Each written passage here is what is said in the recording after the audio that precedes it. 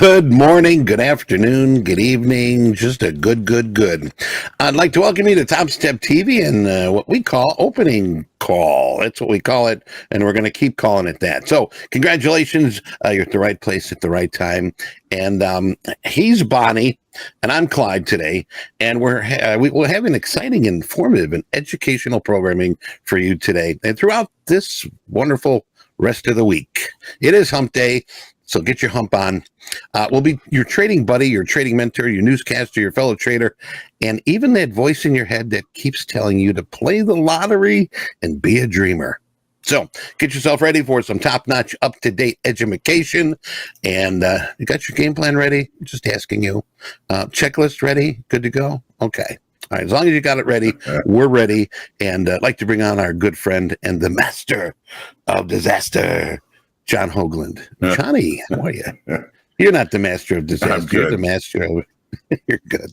How are you doing? You good today? Yeah, doing good. Happy Wednesday, everyone. Yeah, welcome to the opening call. Wednesday, November the 15th, halfway through November already. Hard to believe. Time just flies.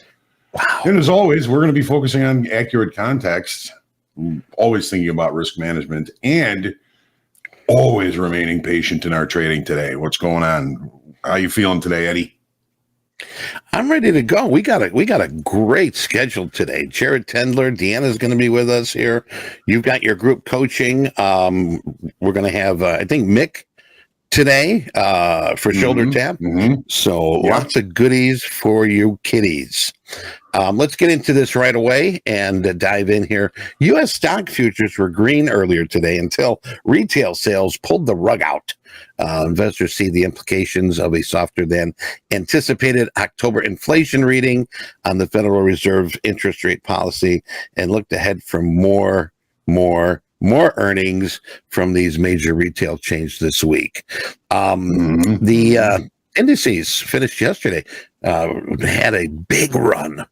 I haven't seen a run like that in a while, Johnny. That was something to witness, because that's all I did. I sat on my hands and witnessed it. But Labor Department figures showed that the price growth in the world's largest economy had slowed more than 3.2%. That was expected on the basis of last month. Now, it's been its best day since April. S&P and the tech-heavy NASDAQ moved up by 1.9 and 2.4% respectively, and the Dow Jones gained 1.4. So markets, talking about the Fed cut rates, this is going to change the game a little bit from what we're seeing. But Johnny, what do you got? Well, as far as economic numbers this morning, of course, on Wednesday at 6 o'clock a.m., they announced the mortgage applications and rates. Applications were up 0.3%, while rates remained steady to the previous week's number at 7.61%. The PPI numbers came out. I don't want to get too deep into the woods with the actual numbers, but all four, the core and the PPI numbers, all came out lower than expected. That is good news for the producers. That means they're paying less for their raw materials, and that kind of follows suit with the CPI numbers yesterday. We had the retail sales, however, come out. First drop in 7 months. They were looking. It wasn't as bad as they thought maybe it was going to be. The previous number was positive 0.7%. They were looking for minus 3%, and we came out minus 0.3%, I should say. Came out minus 1%. So the first drop in 7 months, not as deep as they were thinking, but still, I think that's put a little bit of a chill into the equities here this morning. The New York Fed Manufacturing Index, a whopping plus 9.1. They were looking for a minus 3. Came out, hugely positive. So an increase in business activity in New York. 8:30 today, we have one of the talking Feds. Barr is going to be speaking. 9:30 EIA crude oil inventories. The API announced last night they were looking for they had a 1.3 million barrel boost in inventories. We'll see what the crude oil inventories have for us at 9:30, and then 2:30 on the schedule that I see. We have another talking Fed barking. Will be barking, and that's about it for the economic numbers due out today. As far as earnings. Some of the big retail earnings all coming out this week. This morning, TJ Maxx and Target beat on both earnings per share and revenues. It's gonna be interesting to see what their forecast is for the next 3 months for the quarter 4 of this year, with retail sales dropping a little bit on the number for last month. So the VIX is up slightly at 14.23 dollar index, up slightly also 104.38 last I checked, and the yield on the 10-year pretty much holding steady at 4.5% here this morning. And remember, everybody, anything can happen. ACH, something we say here a lot, and we're always going to remind you to remember to pray for peace. We need all the prayers we can get. Pray for peace. Yes, always, always. Taking a look at our crude, it's sort of moving back to your 75 level, a little under $2 there. But crude futures traded 0.4% lower, and the Brent dropped 0.4% also. U.S. Energy Information Administration will release its first oil report in 2 weeks. So they were in the Caribbean for a vacation, and now they are back. So as systems upgrade last week, that's actually what really happened. Industry data from American Petroleum Institute pointed to a weekly build, just over 1 million barrels in inventory.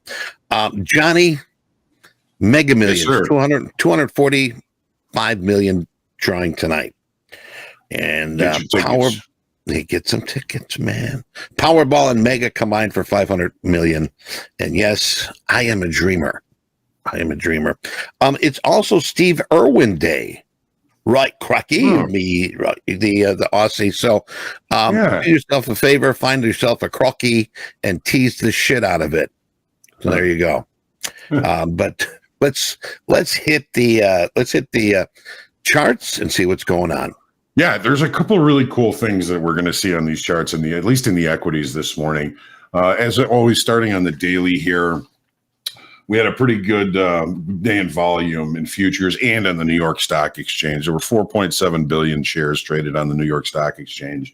It was almost 30% higher than the previous day. So we saw some volume coming in on this up move yesterday.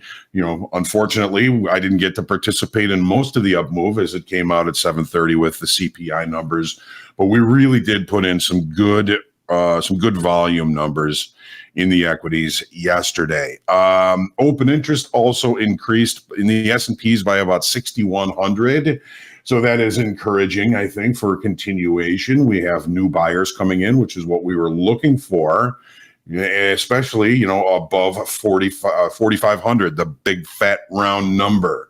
So I've got some targets here for continuation.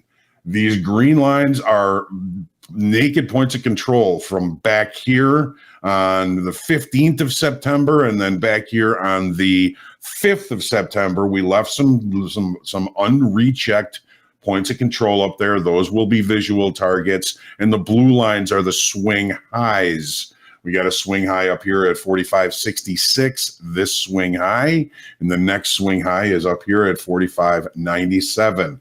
So we've got some good visual targets for continuation to the upside. And we'll see if we can get there with a little bit of a hiccup here this morning. So we've got the 30-minute chart here. Let's take a look at that. And a couple of cool things. Oops, sorry. Let me scale this. There we go. All right, that didn't really scale much. All right, so day session to day session, we left a big gap yesterday. There's that 7:30 bar when the CPI numbers came out. The market really held up nicely all day long. We drove higher pretty much right off the open, and we pretty much consolidated above the 4,500 weekly kickoff, big fat round number that we were looking at yesterday. There were two really nice opportunities once we accepted or showed signs of acceptance through time and volume above that level. That a 9 o'clock bar came right down one tick through that 4,500 weekly kickoff low right there. And then later on in the afternoon, 1 o'clock, the 1 o'clock bar traded right to it again, giving us another opportunity for a potential opportunity for a long. Then we got our little pullback at the end of the day. What has it done since? Well, overnight inventory was a little bit long. The PPI numbers or the retail sale numbers, whichever one of those is casting a shadow on the upside move, has pulled us back probably from being able to open with a gap. So no gap rules. We're going to be seeing if we reaccept inside of value yesterday or if we reject value and continue the move to the upside. So the numbers that came out at 7:30 have taken a little bit of the wind out of this. We're not going to have the benefit of the gap for the open. And so that kind of maybe slows me down a little bit, maybe looking for better trade locations as the day goes on. We'll be watching value from yesterday to see if we reaccept value from yesterday, which might give us another opportunity to take a look at that 4,500 big fat round number weekly kickoff high. We'll see how that plays out. As far as the profile yesterday, I mean, you can see it here. It's a P-shaped profile, but this was the big up move was created by an event. So what we did is we continued the move to the upside. We consolidated and showed times of acceptance of higher pricing through time and through volume. This might be a little bit of a sticky area for us to get back into and back through. There's a pretty deep excess low on the profile from yesterday. Maybe we'll have a chance to look at that in fast markets. But the upside auction picked up another grade. I would say that with the information we have from yesterday, we went from probably a C to a B as far as the auction grade.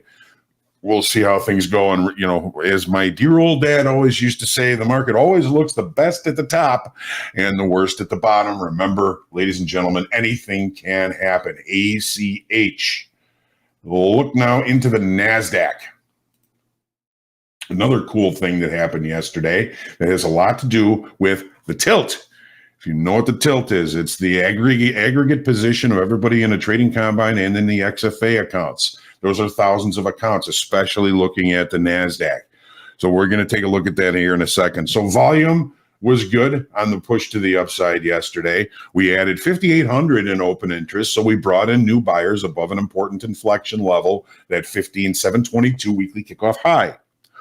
So where are we looking as far as targets are concerned? I'm really focusing on the swing highs that we seem to be reaching out towards. First swing high, 16,155. What is that about? Let's get that back up here. And okay, so 16,115 is that swing high right back here, back in July. And then also back in July, the swing high up here at 16,264.25 visual targets for this market to reach out to if indeed it is going to continue this upside auction.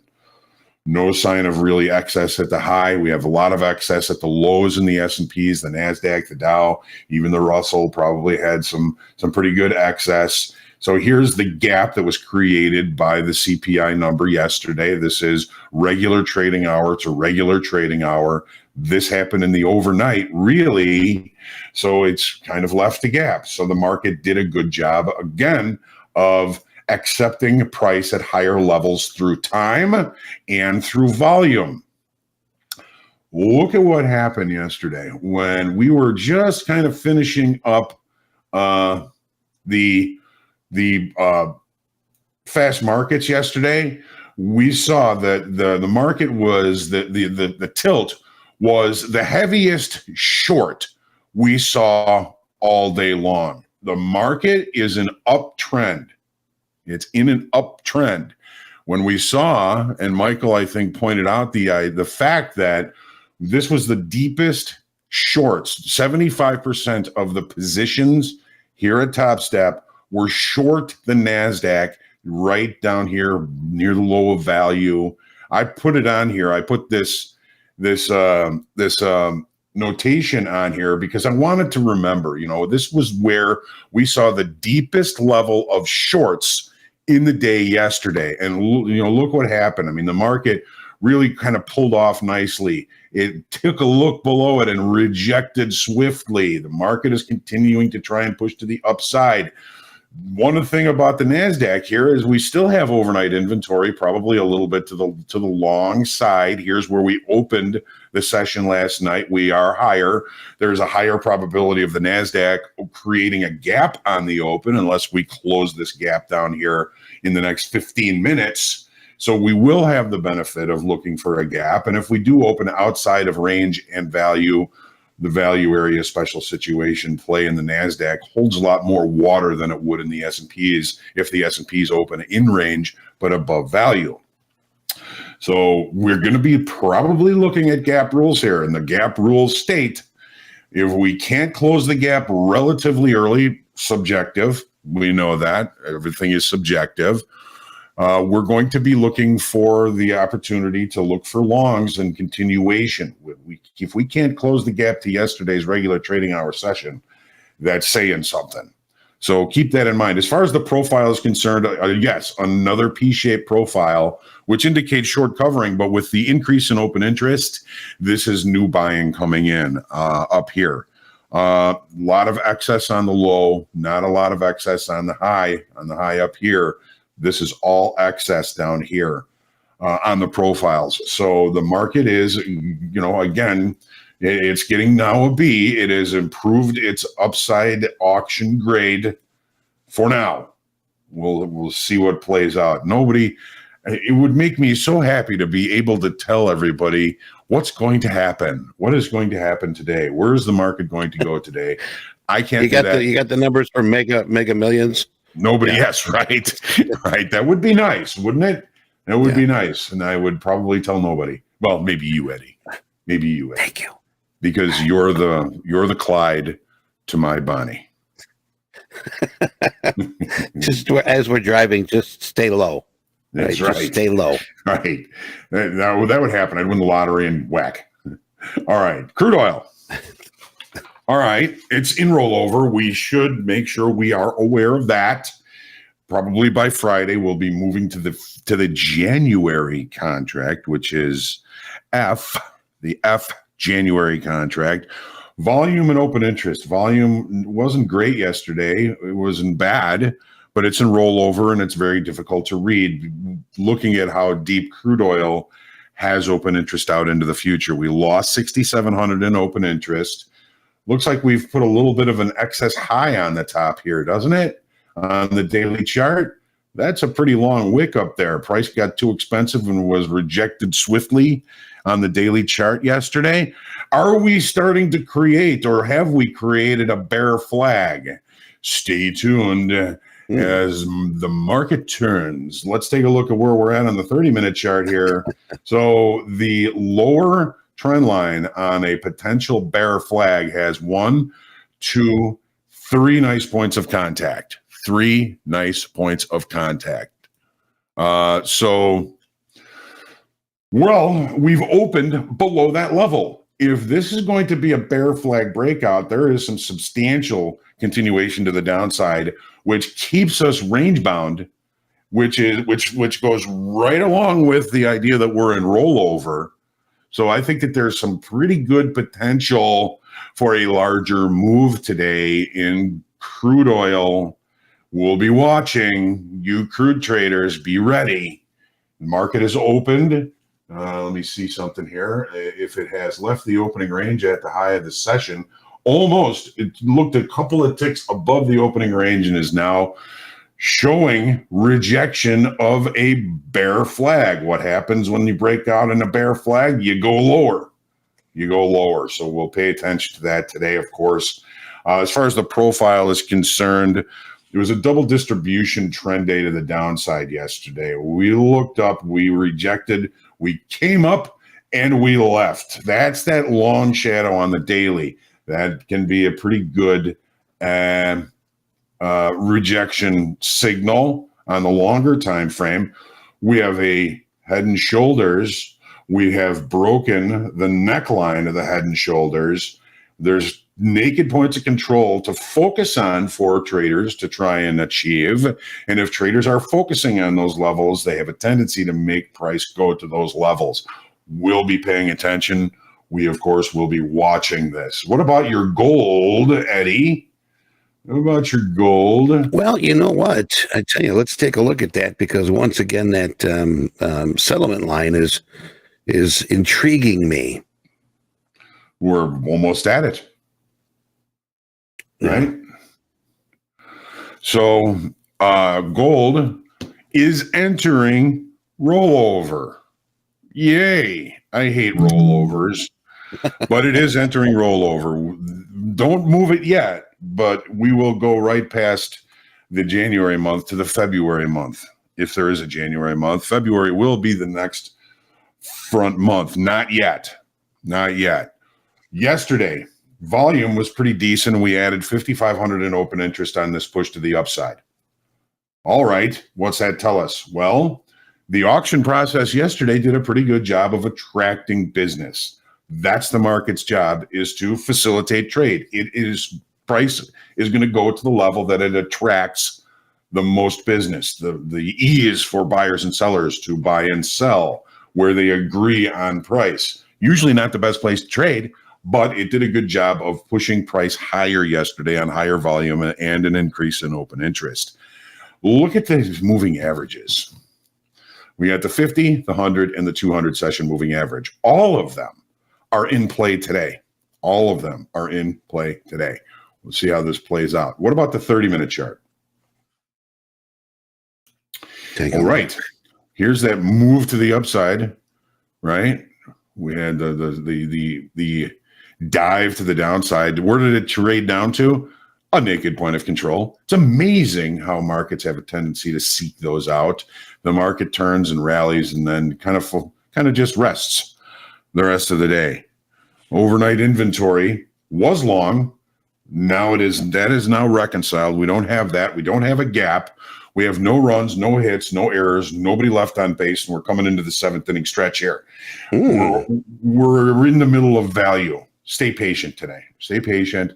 There will probably be better trade locations as the day goes on. However, let me see. Yeah, the opening, the 720 opening range is not the high of the session. The 730 open, yes, it looks like it's the high of the session.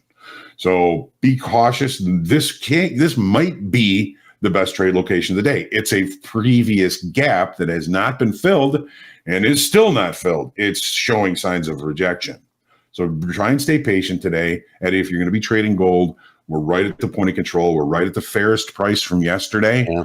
The market is doing a good job of two-sided trade here at this level, and it's probably not the best place to trade. So let the initial balance play out, that first hour of trade, and then take a look at the extremes to see if you're finding any good opportunities. And always look left. Look left. Exactly. What are you up against? What are you up against? Yeah. So take your deep breath, stay humble, grateful, creative, and centered in your trading today. And let's have a good trading day. I'm liking it. I'm liking it here. Hey, don't forget here, we've got Jared Tendler going to join us here at 11 a.m. Central Time. We also got Mick with Shoulder Tap.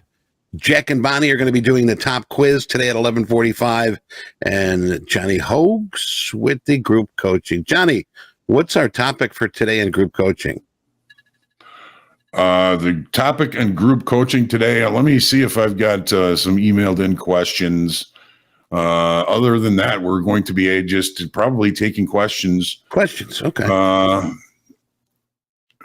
We've got a couple of emailed in questions, so we're gonna have a lot of time to just kind of, see what kind of questions show up. I'm just gonna kind of field things as they come today, and hopefully we'll have some really good, interesting questions. I don't really have a particular theme for it. I mean, everybody will be watching Jared Tendler before that, so that's make sure you're there for that. I mean, be an attentive listener. Jared is great.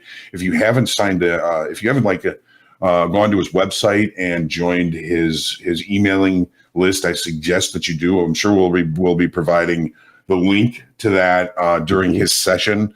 He really puts out a lot of extra stuff. You get an email once a week from him with more cool information. It's really, really good stuff. So I'm looking forward to seeing that. And then we'll see what we can do for group coaching. All right. And don't forget, Tiana's going to be with us here. It is Wednesday. We're going to take a coffee break and we'll be back with the team. So stick around, get yourself situated. We'll be right back.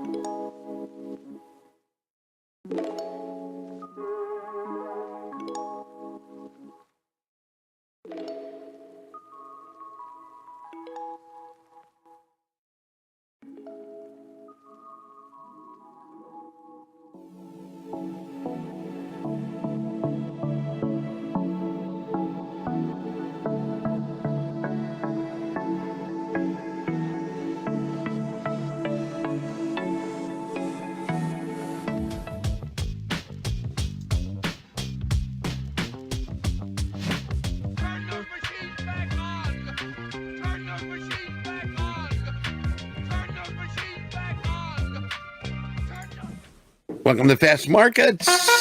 Get your ponies in the gate. Look at who we got the all-star team here right now. And definitely, Hoag's going to be back here. He had some computer issues, but he'll be right back. But, last night I was talking to Snoop, and he had this to say. Welcome to TopstepTV, bound to trade. We got Hogan, Deanna, Michael, and Dre. The guy in the trunk is Eddie Cray. Now listen carefully. If you were here to stay, you'll be learning about these markets the correct way.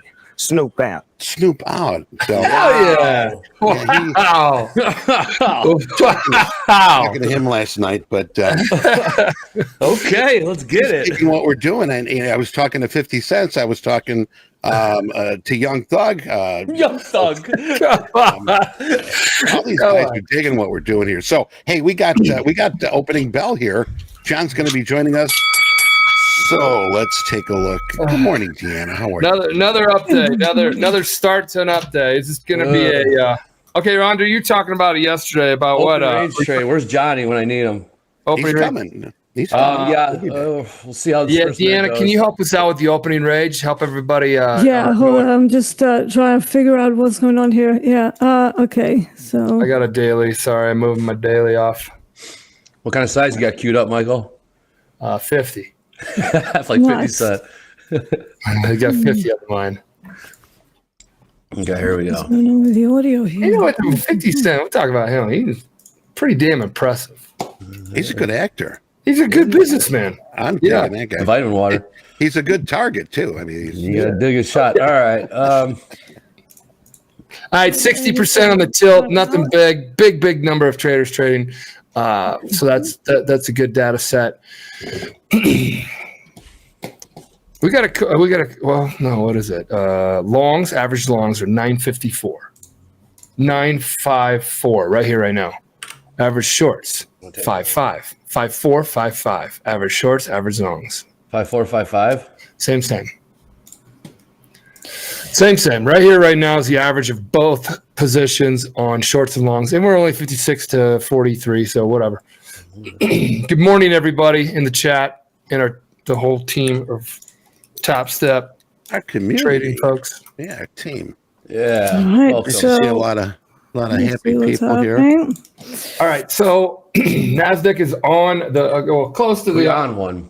We on All right, one. NASDAQ, take a looking higher We have here. NASDAQ opening range low was busted, but for now, we are opening above value area. So let me just switch to a 30-minute quickly here. How far are we from value? I tell So you that we're retail pretty- today really skewed these markets. How did Yeah. retail come out again, Eddie? That retail came out. We get the number here, but that was the talk of the town here earlier today. We had that retail sales sort of because PPI. And that, let's see here. Just we've got in about in about a half an hour, we are going to be having some more numbers here. Retail investors, minor number. Wholesale sales came in at 0.4. They were looking at a 0.0. That was retail sales. I'm sorry here. Negative. It came in 0.1, and they were expecting a 0.3. So that was a bigger number. PPI came in at negative 0.5. And they were looking at 0.1. So these numbers were skewed. Yeah.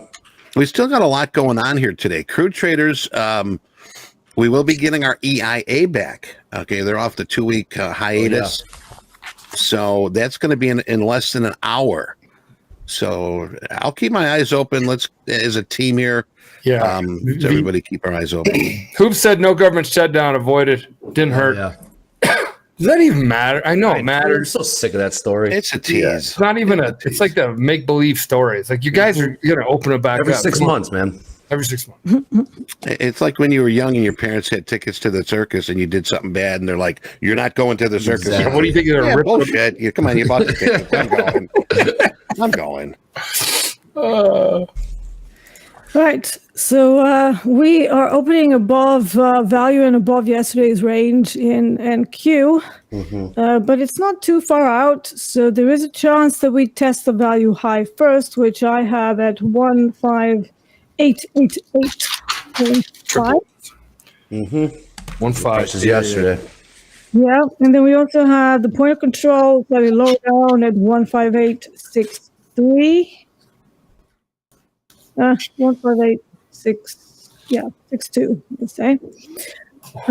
With that, because we're not too far from value, if we manage to hold above that opening range, there is a chance that we just keep going higher. Yeah, that's what I was afraid of. Well, we don't have to be Well, afraid of it. We just have Well, to you have a just- plan of action. Yeah, exactly. Like yesterday. Yeah, exactly. And S&Ps have left the opening range at the low. Say it again, Johnny. Well, S&Ps have left the opening range at the low. The What up, NASDAQ Johnny? looked below and now just took out the high of the opening range. You're on mute, John. I got him. I Can am. you hear him? no, I can hear him. Yeah, I'm having some There you are. issues. We're good. Some gremlins. Yeah. Houston, I have a problem. Because of my issues. All right, so ES is actually opening even closer to that value area high from yesterday and has already bounced pre-market from it. So again, that could mean a further upside. If the value area high on ES breaks down, so if we manage to close below 45.18, then we have a chance for a value acceptance, and then we could see the value low, which is at 45.03. Yep. But yeah, for now, that's not looking very likely. So What was the upside target, Deanna, again? Sorry.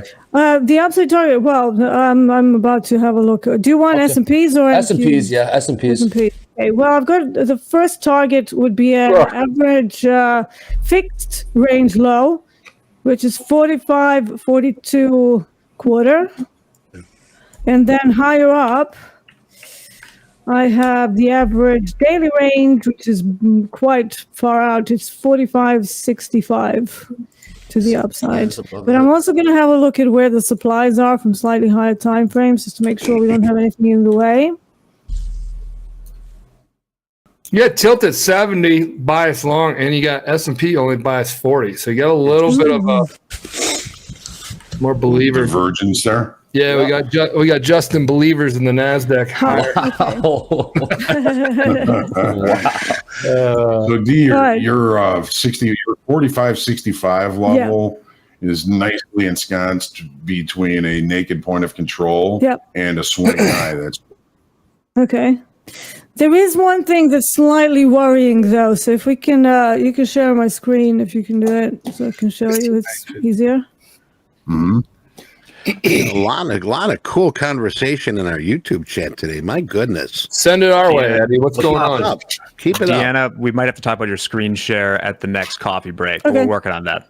For now, All right, so we do have a supply coming into like literally right here where we are now. For now, there's not that much of a reaction from the supply. The supply actually was located at 45.23, and obviously that's always slightly troublesome because it means even if it gets broken through, it might take time to go through it. So that's the only thing that we have to be a little bit wary of.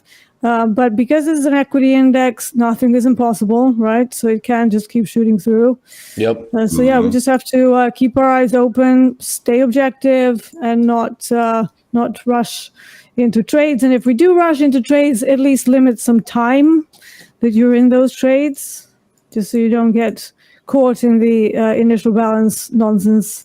Yes. We usually have up and down. Like, make up your bloody mind. Make up your bloody mind. I love it. John, the question of that naked point of control came up again. Sure. Can you break that down again for our lovely listeners and watchers? Of course. So the point of control in any particular session is basically considered the fairest price. In volume point of control, it's single price that has the most volume. In TPO, it's the widest line of TPOs closest to the center of is probably the most popular price where buyers and sellers have been contracting business. Because it's a comfortable level for traders, when it's not revisited in future sessions, because the market will seek them out. Comfort levels that traders, whether they're looking at profile or not, seem to be attracted to. And if they're in a level, they have a tendency to bring price to that level. Take a look at what happened in the gold yesterday. So this was the naked point of control from Tuesday or from Monday. yesterday, the CPI number comes out, knee jerks, takes it out almost to the tick. It revisits this point of control and then turns around and then it heads higher. It actually went to another naked point of control up here at the high. So it took out 2 naked points of control on the knee jerk to the downside, tested down to this one, rejected, and then went almost straight to the other naked point of control up here. These naked points of control, like these in the S&Ps, these go back into September. Naked points of control, naked point of control. These go back again. This is like 15th of September. This one's like from the 5th of December. And they were not revisited in regular trading hours. You gotta be specific on that. So the market to test to those levels in regular trading hours. If it goes to it or through it in the overnight session, it's kind of subjective as to whether you believe that it has been revisited. Okay. But you want all of the participants available to revisit these naked points of control, which means you want to see it during the regular trading hour session. Sound good, D? Hey, so Thank you. no. That open was not anything exciting. No. I caught Not really, $700. right? I caught $700 of it. Nice. Did you? Silent. Yeah, Nice. over here, sniper putting things in crosshairs. Silent but deadly. Look at that. I don't know if tilt is accurate right now. The last price is not accurate. I pinged the engineers, but I'm not saying it's off. But I'm not saying it's on either. Michael, do you finishing up with the fast markets, and you said, all right, look at the tilt. It's the heaviest short it's been all day, and I marked that level. Yeah. With this right Yeah. here. What do you got? Look at what happened. Yep. Oh yeah. And we were heavy shorts here. 75% short was probably the deepest we saw yesterday, and that put in the low. Unreal. It tested back down below it, but that was a really swift rejection, and the better part of the rest of the day. So that's how powerful that tilt can be. It can be. And you can get faced on it too, but just the value that it adds as another thing, as another variable in your game, is pretty powerful in my opinion. Well, when we had a situation like this, the value around here, so that gives you double help. It gives you an opportunity to limit your risk against it. So I love this. On there, I'm like, this is going to be something big. We're going to talk about this tomorrow, and here we are. How many handles did it? Okay, that's 36. What is that? 36s? Sorry, I can't see. Low from the end of the day. It might have been a little bit lower at the time, but 6 basically is value low. And, on this move alone, it took us all the way up to 15,887, 88, 89. So we're looking at 30.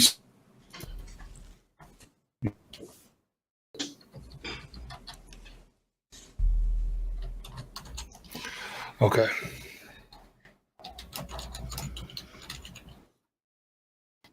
Then it came back down, tested back below it, rejected, and then, if on the way back up after it rejected down there, we're looking close to 80 points. Yeah, it's a good trade, Johnny. 80 points, 80 handles. Points handles, guys, same thing. 942 to 943, whatever. That's a point.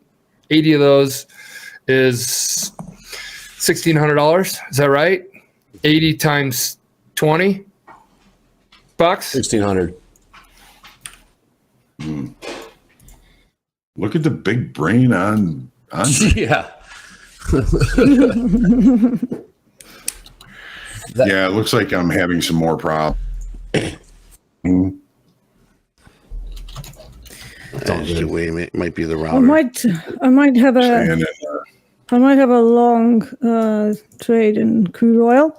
Crude oil is opening. What crude oil? What else would I be trading? Yeah, the audience doesn't know. Yeah. I just need a cowboy hat now. No, you saw that yesterday? I saw that. Guess who tuned in yesterday? Yeah. Yeah, I watch you guys every day when I'm not on. So I'm looking at crude oil opening below value below yesterday's range. Usually when that happens around my fixed daily range level, it has a higher chance of testing value first without really much of a pullback. So I'm going to be looking for an opportunity to get into a long and then try to hold that for about 60 ticks all the way up to 78, which is a nice round number. And also incidentally where the value low is located too. And then Michael, if that one reverses from 78, then I have a short setup. So it looks like it might be a nice day full of opportunities on crude oil. The whole move upside that I'm talking about is supported by a little speed bump that I can see on the daily after that reversal that we had. So yeah, all of the time frames for now match for a little mean reversion trade. Just a heads up, we got business inventories in about 13 minutes. At the end, crude oil inventories, are they today then? I haven't actually Right, looked at the about calendar. 43 minutes. Damn. You're itching for it, I huh? have to wait. I need it. I don't need it, actually. I would like it to be over, but we'll see. Yeah. Hey, Michael, the engineers get back to you about tilt? Working on it. Are you in something right now? What are you in right now? I'm in a euphoric state. Oh, yeah. Wow. Concentrate. Oh, I'm sorry. Did I break your concentration? You did. Leave him alone, Andre. Well, I'm watching gold here, and I guess my look at it was holding above settlement, but it has not. We're 1965 here right now, and like Hogue says, look left. Yeah. Now, what did we do last time?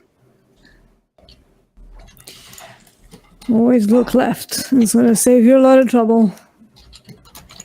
All right, I'm asking them. S&Ps aren't doing anything right now. Patience, say patience. Young No Jedi. positions for you, for anyone here yet? No. Okay. I put on some. Patak had a trade banger. Okay. I'm banging on the keyboard right now. If you guys are hearing, like tap on your shoulder, Mick, if you're paying Nick was attention. just hammering away at that keyboard Yeah, yesterday. How many? He's got a pretty big budget over there in risk department. I think he's been tapped a few times on keyboards. He was hammering that thing.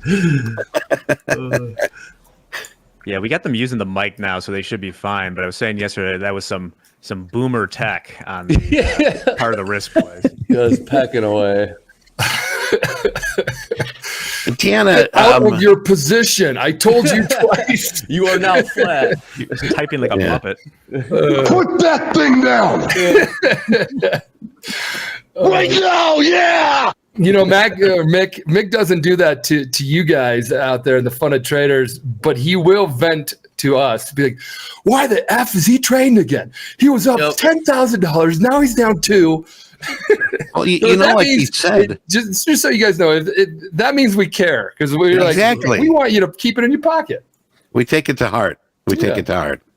Deanna, our very own Dolby time, Nick Dolby's asking, Deanna, would you hold off on the long until EIA? It depends how long I'm planning to hold it. Now that we do have the inventories, I might just limit my target, but I need a better trading location than this. This is like not very good. So then if I do manage to get along, I am going to hold it, if it survives, obviously, up to about 5 minutes before the inventories come out. purely because I just don't like trading into it. It's one of the biggest releases for crude oil, so it's never a good idea to actually go into the inventories with an open position because you will get smacked in the face. Especially since the 2 weeks. We haven't seen it. Prior was 774 million. They were looking at an expectation of 1.793 million, but we still got time on that one. Check out what I got yesterday. Grocery shopping with my kids. Wow, Michael. What flavor? Original. And I'd like to plug David's sunflower seeds. They're the best. Looking for a sponsorship deal? Yeah. Remember on the trading floor, Michael, somebody'd have a bag of those, and there'd be like seeds on the floor, and then security would come around, and like everybody'd be like, "Wasn't me. Yeah. Wasn't me." It's like David Buster's. Do you guys remember X-Files? Oh, yeah. Yeah, Mulder used to munch on sunflower seeds all the time. Mulder. Yeah. During the show?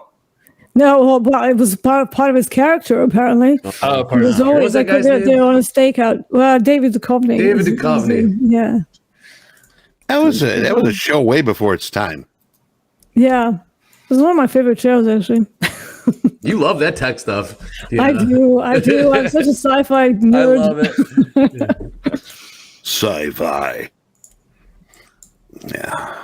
Well, S&Ps do not want to do anything. Patak, what'd you do? What was your trade in that NASDAQ? You get short when they're Got short, got long, got short again, got double long, triple short.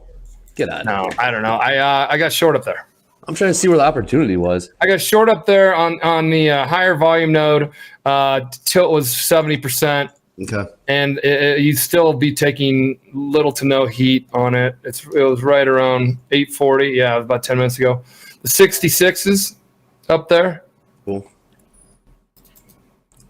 Hoop was saying he's curious about the NASDAQ and ES settlement, and the lows are pretty close together. They are. Keep an eye on that. Mac, if you're listening, maybe it's just the price. If tilt seems like it is okay, maybe it's just the price on our P90X, which is a bigger version of tilt. Yeah, last price. I don't know why. Still says 15,953. I don't know. That's not, yeah. But tilt supposedly, from what we're hearing, is accurate.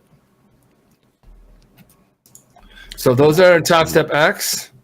That's what you guys get to take a look at. Those that are on Topstep TV, you guys get to watch it scrolling on the top of your screen, which at some point will either be very delayed or not existent on the top of the screen. No. Gold traders. Gold just dropped about 5 points here. We're looking at 1960 now. Any help from gold traders? Here we go. Here's a sell-off bit here in crude. Crude has not caught a bid quite, or since really a few minutes into the open. Mm-hmm. So, I don't. You know what, Deanna? We were talking about this yesterday. It is it's stair-stepped up every day for the last. I don't know. I'm looking. Oh, the last 2 weeks. Yeah. My charts aren't.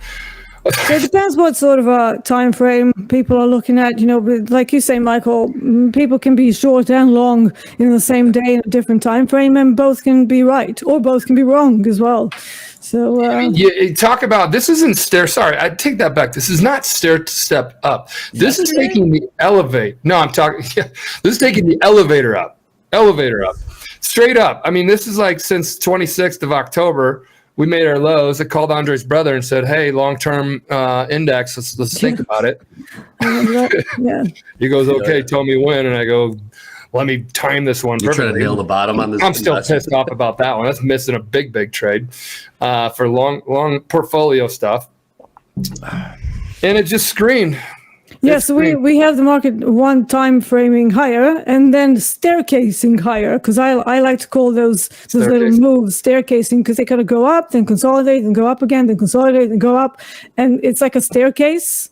So I categorize my moves that way, and it helps because it's still a strong move up, just with some speed bumps on the way. And actually, if it's something on if that's something you see on a 5-minute chart, very frequently those speed bumps can be kind of like the high volume nodes. They can offer an opportunity to get into the trending move. They can be bounce points. Right. So they're very helpful. You know, the ES and the NASDAQ just tagging the 200 SMA simultaneously here. Just bounced right off of it. And it took a nice little bounce there, a little trampoline action. Missed it, mother effer. Patience. You're right. Patience, my tutor. Patience. All right, I might have got caught a little too early on this one. Yeah, I know. Yeah. Well, Good, you know, getting heavy came right down to my. Where is it at?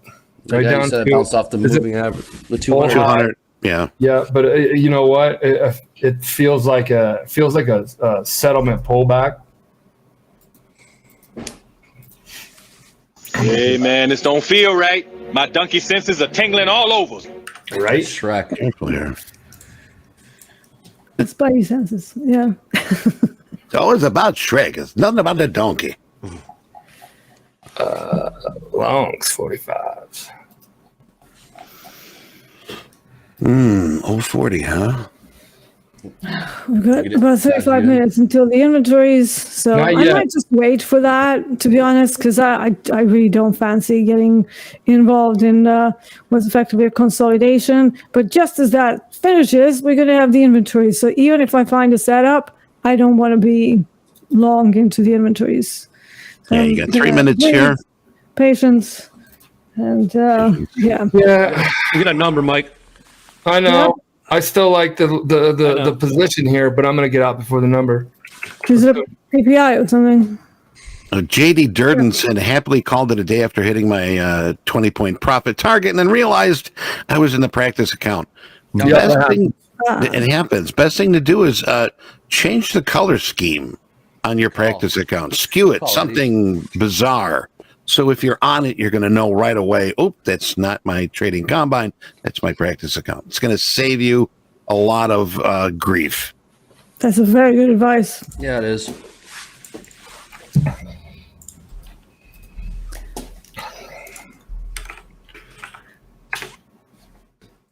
Have a look at what's happening 3 with minutes. current 3 minutes. contracts. Oh man, we have that nonsense between two contracts on crude oil where it's effectively split between December and January because we have the expiry coming up in like 3 days, couple of days. And yeah, that usually means either liquidity spikes that come out of nowhere because there's not much volume. So any position that someone might put on, even if it's only slightly larger, can have a greater effect than it normally would. Or it can bring very weird, spiky, responsive ranging price activity, which, yeah, is nobody's favorite. So what do? You just stay out of it then, Deanna? Or how do you trade around that then? Unless I see something really obvious, Right. I'm going to stay out. So basically, when you see something like that, you need more trading information. So you need the date to develop a little bit more so that you can read it better. Yes. Right now, this just spells a mess to me. Yep. Yeah, you're right. Okay, it's getting pretty heavy short. It's right before a number. Lots of folks are playing this number right now. I don't like playing the numbers unless these guys are big in the money. You know, the average price is 37, so maybe that is why they're holding it. 73%, 75%. It is tilty. Alert. Now ES is tagged value high, and now it's bouncing above it. So whether it's tilty or not, we'll see. Tilty. I would still say further upside, but we'll see. Further upside on the NASDAQ or downside? On both, because I use ES as kind of like a benchmark, and then if Nasdaq wags up and down like a psycho, so yeah, I use ES signals, and then I might kick off a position in Nasdaq, but I usually like to trade them for the last hour and a half of the day. Coach Vincent, good trade there. He was telling me right when we broke through settlement, he goes, he's looking short, and he just covered the short at yesterday's value low. Good job, Coach Vincent. What do we got a countdown, Eddie, on a time on a second? It'd be nice to go seconds here. I got about a minute, but I don't have that premium data. If I could share my screen, I've got a candle timer which can tell you when it's going to be the release. Inside a minute. What do you got right now? Yes, 20 seconds now. 20 seconds. Ooh, I want one of those. Yeah, Well, yeah, it's actually a free indicator that we have on the. Got a hot pocket in the microwave. 10. 9, 8, 7, 6, 5, They're getting out of their shorts 3, 2, 1. Happy New Year. for business inventories. And comes in at 0.4% as expected. And the retail auto also 0.4% with a 0.3% expectation. 30 minutes until the crude number. I see how Bias got back to squared up. Yep. I don't know what that says to me yet, but it's just interesting to know that those heavy shorts either maybe they covered right before that. That would be probably smart of them if they're in the money, which sound like they were. For those wondering, yes, John is okay. The Hogue will be on very shortly. He's wrestling the internet right now, trying to get it to behave. Yeah. Wrestling the internet. Yeah. Welcome to the internet, my friend. How can I help you? Yes. Welcome to the internet. There's an old British TV show called The IT Crowd, and there's an episode where the woman in there, she's talking to the IT support. It's basically two IT support guys and her. So she got put into IT, but she knows nothing about anything. She's a complete tech idiot, basically. And the two guys from IT support convince her that the entire internet is like located in just like a little box. And it's like, you can't break it, otherwise you're going to break the world. and she goes on to do a whole presentation to a whole bunch of other idiots saying, oh no, this is the internet. This is very important. Oh, man. Hey, Deanna, were you a Doctor Who fan? Oh, yeah, absolutely. Tom Baker? To all of them, to be honest. Tom like Baker, all the newer ones as well. Chris Eccleston, David Tennant, like everybody. So absolutely love Doctor Who. Gotta love Doctor Who. All right, Hogue is back. Johnny, how are you? You back? Oh, no, he's on mute. He's on You're mute. Not hear you. There you go. Scare us all again. Put you with the Risk Boys. You're on mute. You're on mute and rendezvous, Hogue. I fought the net and the net won. Yeah. Just the first round, Johnny. There's 9 more rounds to go. Yeah. Oh, man. I'm glad I didn't have any positions on it. Dude, you didn't miss anything. You didn't miss a damn thing. Yeah. Yeah. So I'm good. You could use an IT guy. Because I'm one of those idiots like on that show that you were just talking about. You know what? No one is a greater technological muppet than my former colleague, who's a songwriter, a very famous songwriter in former Yugoslavia. He bought a mobile phone, and this was like 1997, right? So he comes to me, and we knew the owners of the mobile network anyway, like quite closely. So, they used to hang around the studio all the time. So anyways, he comes back and he says, this thing is not working. My mobile is just not working. So he calls up the support, and he was swearing at them. He was like really horrible to them. So I said to him, well, can I have a look? Maybe there's something wrong with the phone. And he hands me a mobile phone and a SIM card that has not been taken out of the box. Oh no. So I went, dude, what the hell? And he's like, what? And I said, what, do you think it works like telepathically? Like you have to put this into this. And he was like, I don't know anything.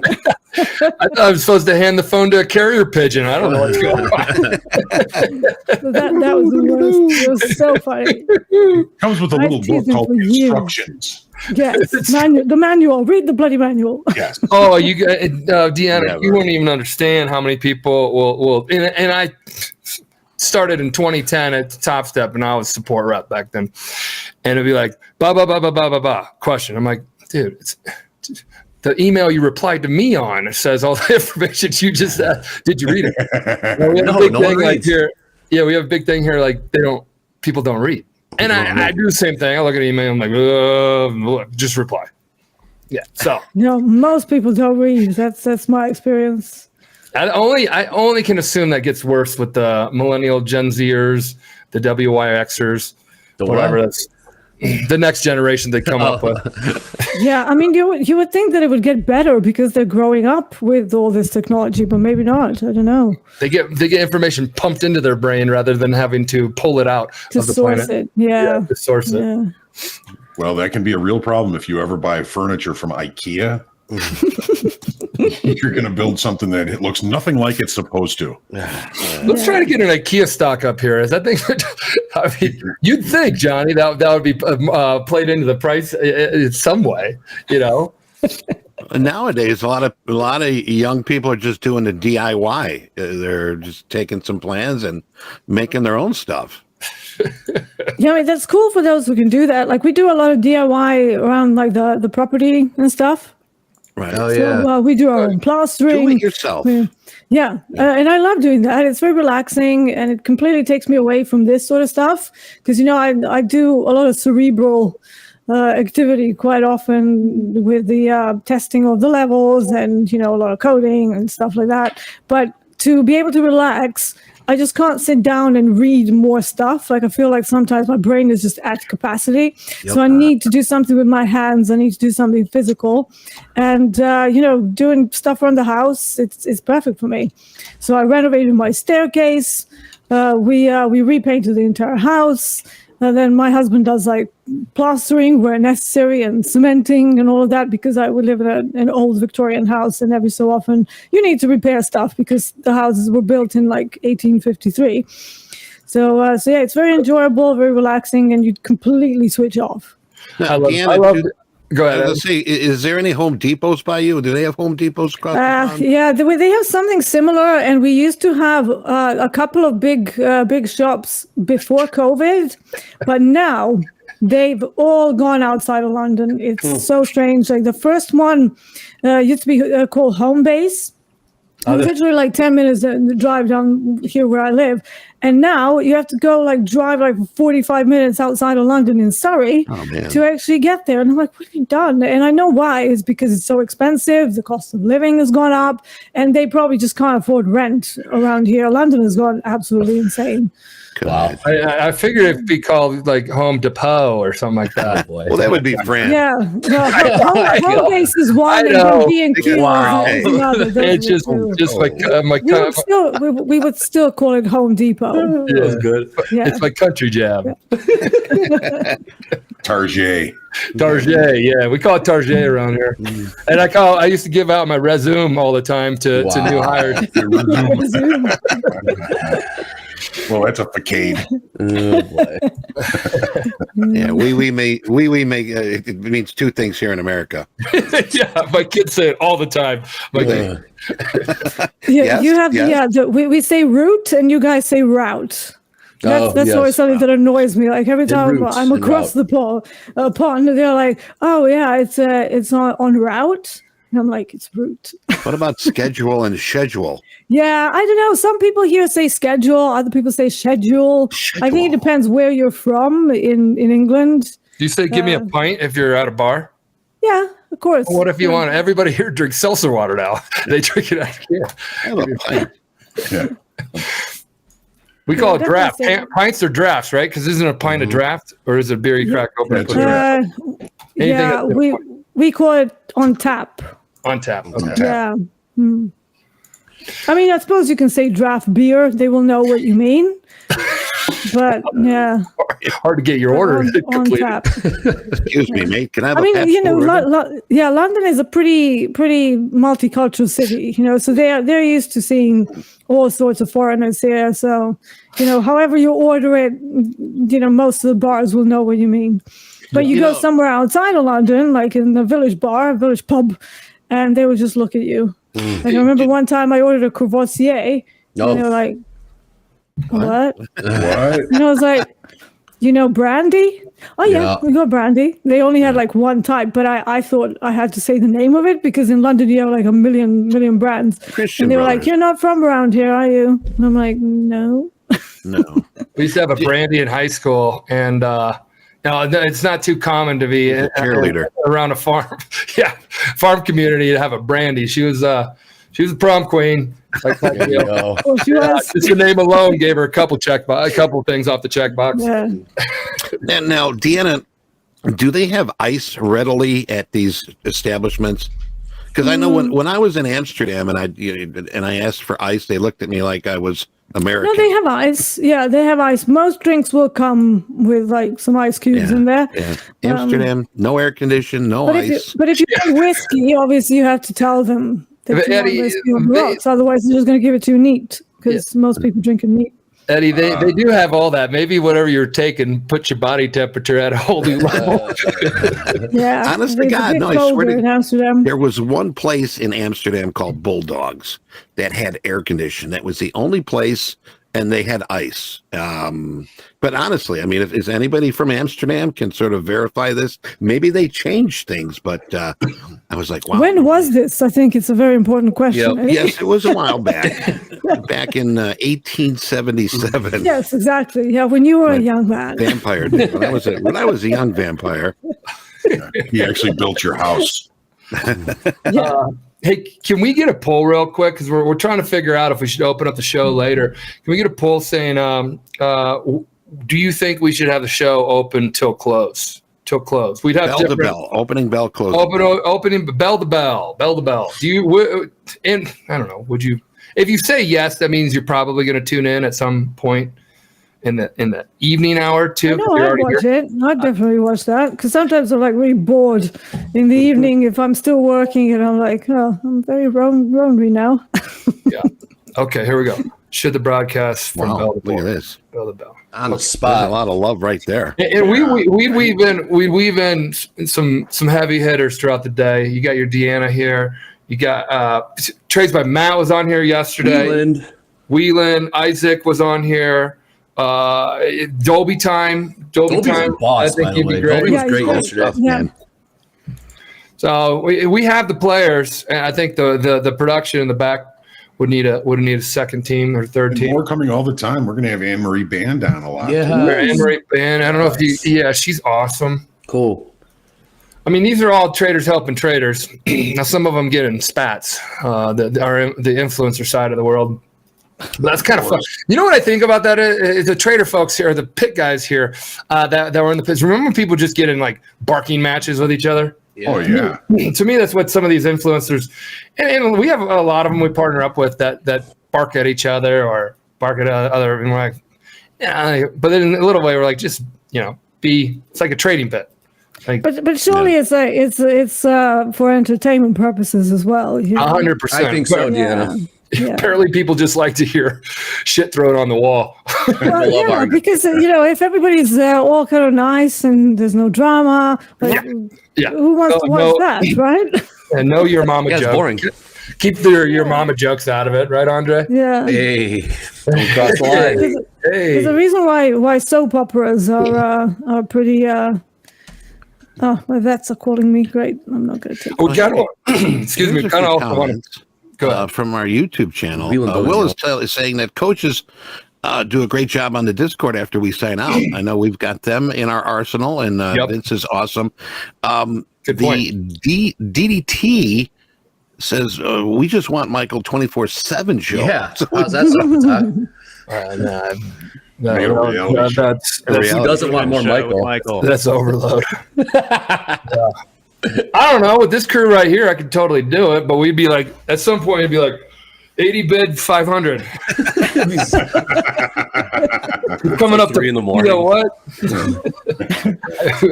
Even offer for 100. Even offer for. I just lay my hand on $75 a day on coffee. 80 minute even. We gotta slow things down, folks. Slow down, you hussy. Yes, we will. We'll slow things down. I'm trying. I would like to stay on longer. I got a scratch in my throat.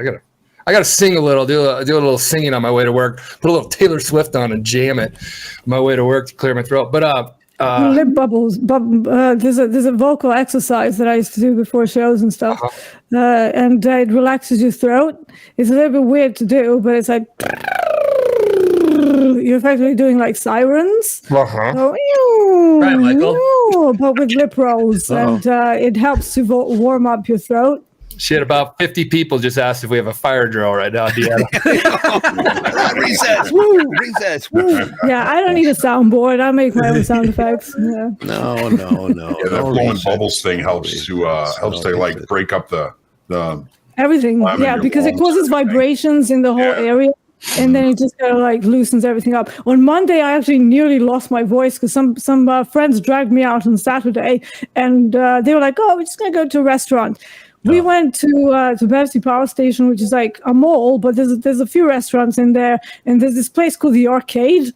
It's massive and very, very loud, and my voice, like I can't really speak for that long at that level before my voice just gives out. So on Monday I was like, I sounded like a chipmunk.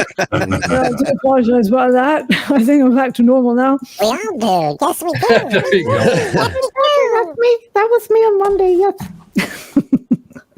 Deanna, John Jones is asking while we got about 15 minutes here before our EIA. Can you recap your thoughts on the oil inventories coming out and what's your position here? On the oil inventories, I have no position, so we're going to wait and see what the number is. Not that matters much, because in my experience, usually the real move comes on Thursday. These fundamental moves, they're usually just an excuse to push the market wherever they want to push it, wherever they've got liquidity. And remember, the crude oil has a lot of commercial hedges around as well, so they will have very different motivations for entering the trades. But when it comes to the technical side, when it comes to just looking at market profile and supply and demand areas, we do have something called the data queue low around this level, even though it is a pretty large area, so not to be used for intraday positions per se on its own, but it could be a good directional indicator if the market starts going higher. From the open sentiment side, we have the open outside of value and outside of range, which usually opens up the possibility for two high probability trades, either a failed auction upside, so they try to go lower and then they fail and come back into value, into the initial balance. And then usually what you might see is a little bit of tug of war. You might end up in a ranging day, so it's not the most exciting position to be in. However, if we stick with the initial balance low, so the initial balance low stays fresh, there is a chance that we go higher from here and then eventually test the value low area, which is at 78, if I can remember correctly, 78.02. And that would be my trade. So if I can get a signal for the upside that is not too spiky and it's not too far from where we are now, I might get involved in a long. If we get to 78 value low, I then want to see whether we go back, so whether it reverses there or whether we go higher into a value acceptance. There's also settlement up there at 78.26 on this chart. I think that's right. Let me just double check that. Failed downside. We got a failed downside. Right. So if we go higher, there is plenty of statistical space. So there's plenty of range to go all the way up to the other side of the value, which is 79.18, with one small area to watch out for, which is 79, where the average session range high exhaustion point lies. But if we get there, it is very likely that it's going to push all the way up to exhaust the entire 24-hour daily range, which is basically at the same price as value high. So those would be my kind of orientation points where I want to see certain things happen. And as always, I'm going to be looking at the TPO profile to see whether the auction is slow, whether it's very strong, whether it's failing or succeeding, or whether we end up in a neutral day. So all of that will play into my decisions to kick off a trade, what sort of trade location, and whether it's going to be a breakout momentum trade or just a ranging day, which means I have to work a little bit harder to find better trade locations. Okay, thanks, Deanna. Speaking of trade locations, we got really, what would you call right now in the ES, guys? What would you call ES and NASDAQ as far as the day sideways or trending? No, I would say right now it's rejecting value high on ES. I would say the same. Yeah. Okay, Exactly. So what's still value up, high? I'm sticking to that. Levels, guys, value high? Value high was at 45.18, 50. Yeah. And we tested that.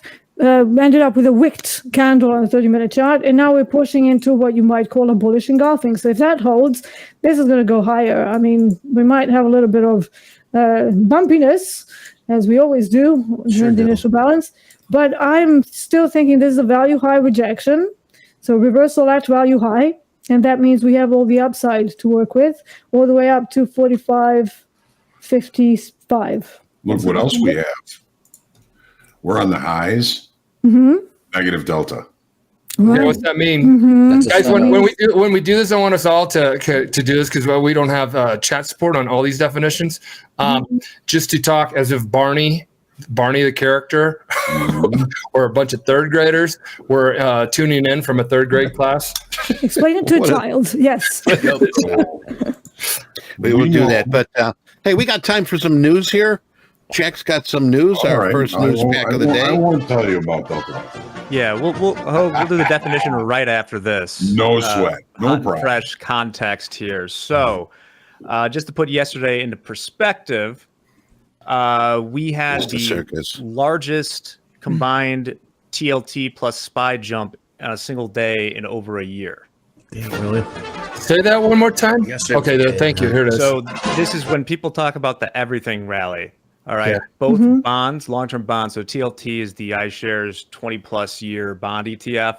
The SPY is the S&P 500 ETF, and this was the biggest combined day they've had in a year. Wow! And everything rally. Close your eyes and buy. Close your eyes and buy. Everything bagel. Next up, 10-year yields also dropped below 4.5% yesterday. Wow. Like we must have made a lot of progress, reducing the deficit around 830. Yeah. And lastly, this could spark an argument in the chat. I saw this the other day. The idea markets always go up versus the market has always gone up since the mainstream adaptation of the 401k in 1981, forcing trillions of U.S. employee dollars into markets benefiting stocks at random. Discuss amongst yourselves. What's the issue? I completely agree. Well, right now, the 401k money has to go somewhere. Right now, today, Topstep payday, 15th of November, like myself included, all that kind of stuff, percentage of or whatever. I don't know if it's percentage or something like that. It is a percentage of your payroll goes into the stock market. There's your natural bid. I haven't think about it. First and 15th. Huh. First and 15th. Get long. Yeah, get long. Exactly. It's like when the Nikes come out and you're not even a trader yet. They're like, oh, the Nikes are coming out next week. I got to buy Nike. You're like, nah, dude, that's already factored in. Yeah, it's the Reddit bros. Yeah, the Reddit bros. I got some Reddit bros today. The idea is, as a concept, is that the 401k really aligned average Americans with the shareholders, which it really wasn't before. So now you see people talking about, oh, the stock market's going up. That's good because we all have 401ks. So interesting. Good thing, bad thing, who knows?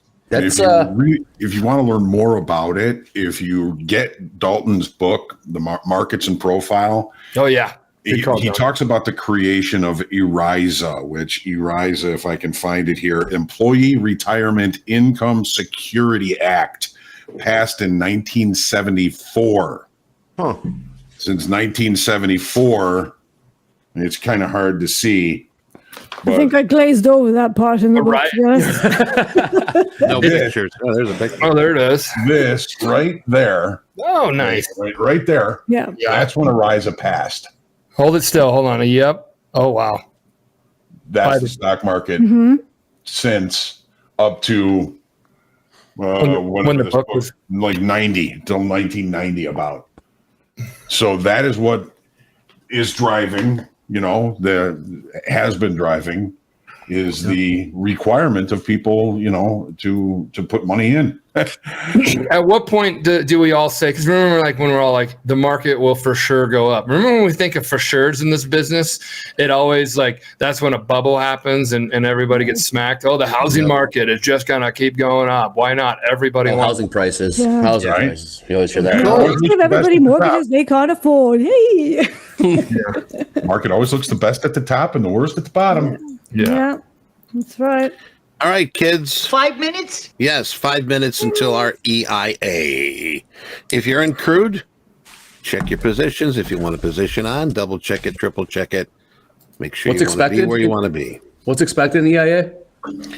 We are, let me see here. Economic drawdown. EIA, actually, since it's been a 2-week that's right.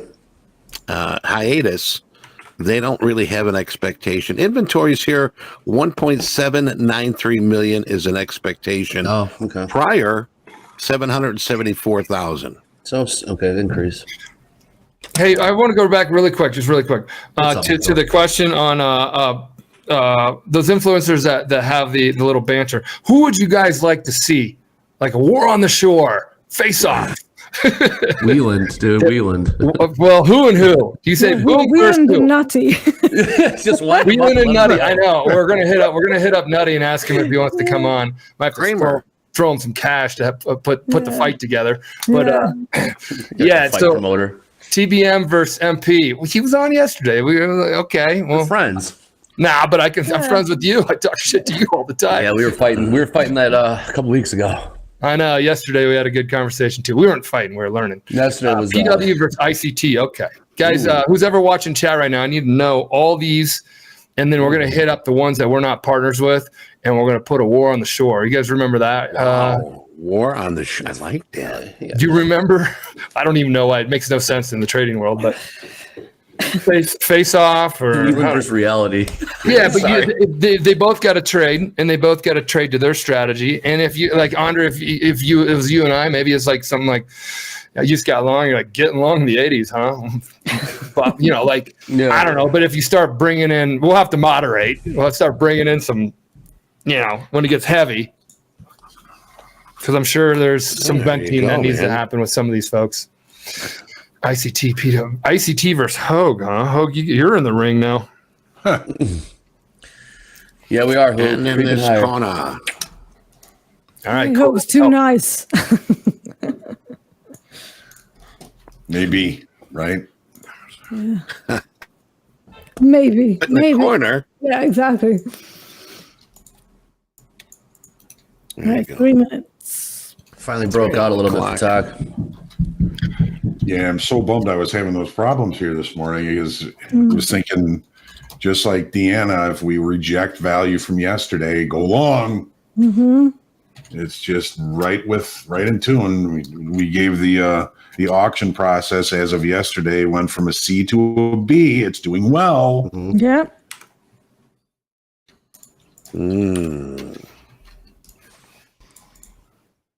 I tell you, the 200 SMA and that NASDAQ and S&P bounced right off that, baby. It's moving in the opposite direction. Tagged them and moving there. And same thing with crude. Crude, we had that 50 SMA, and now it seems like we got some buyers back in play. Got it. 2 minutes till the EIA. Got a deuce. Do you guys remember when it was just biased with pretty heavy short down there, Andre? Yeah, that was before the number, though. That was before the 9 o'clock number. Yeah, but then look at it now. Yeah. Well, I'm not saying you should have held it into the number, but it was right here. What's this right here? I know. That's not my 5 minute. Let me go my 5 minute. We're going to get this EIA number out, and then we're going to see who is on our list for hot streak. Buy every freaking pullback. That's what I'm doing. Here it is. Here's right here, the old high. That's what this line is. I just put old highs in here because we're coming up to no man's land yesterday and every day.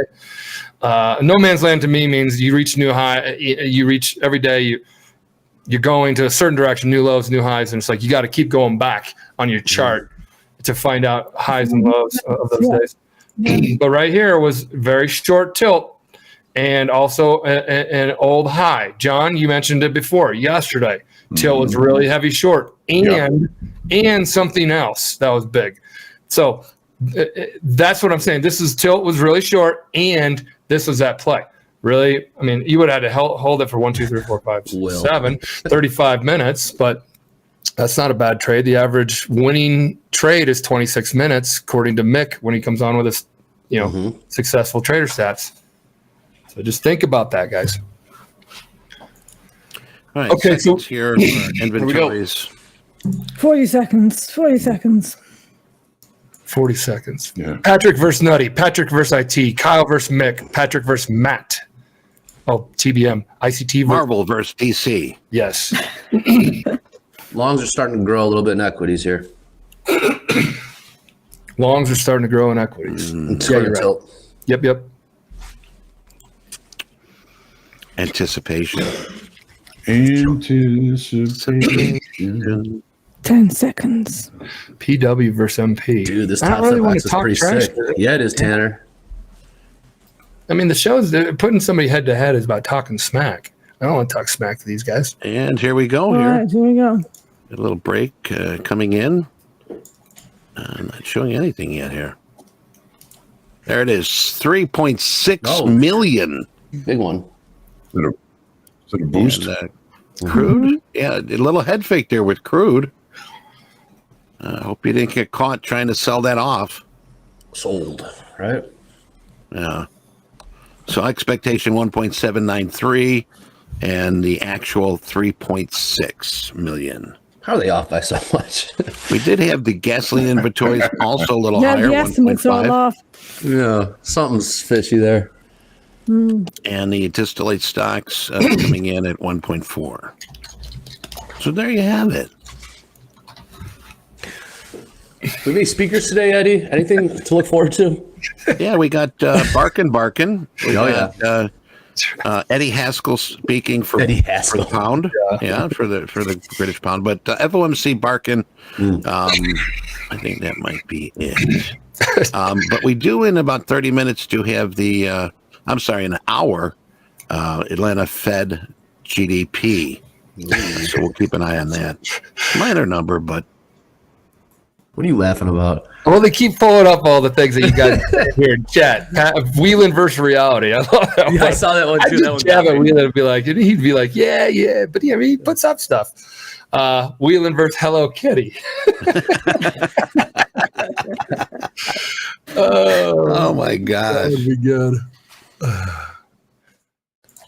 MP versus Daryl Martin. No problem. Let's do it. Oh. I've been calling out the CEOs of other funding companies for a while. They're all great marketing agencies. I can be like that, guys. I can be like that. Get the macho man in there. Very competitive person, but I want to tell you something right now. I play to win, and this is not entitled. There you go. He wants in.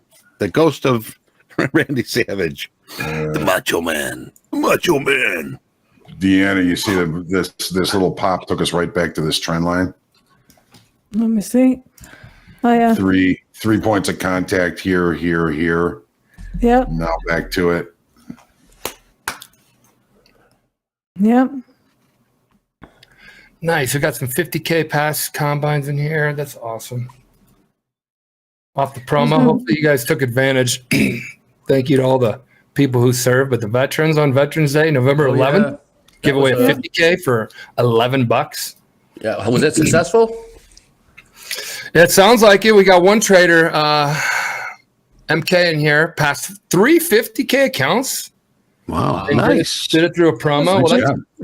That's pretty fast. Promo. Awesome. That's awesome to hear.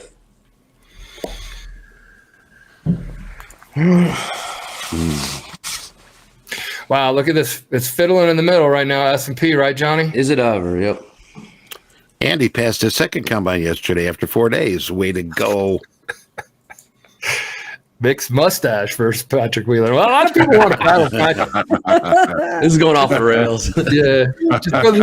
Just goes to show Patrick knows how to stir it up. I mean, yeah. He's good. We should go in the promotion business, be a bunch of promoters. Just call me Don King. Yeah, who's the Don King here? That's probably you, Eddie. You'd be great at it.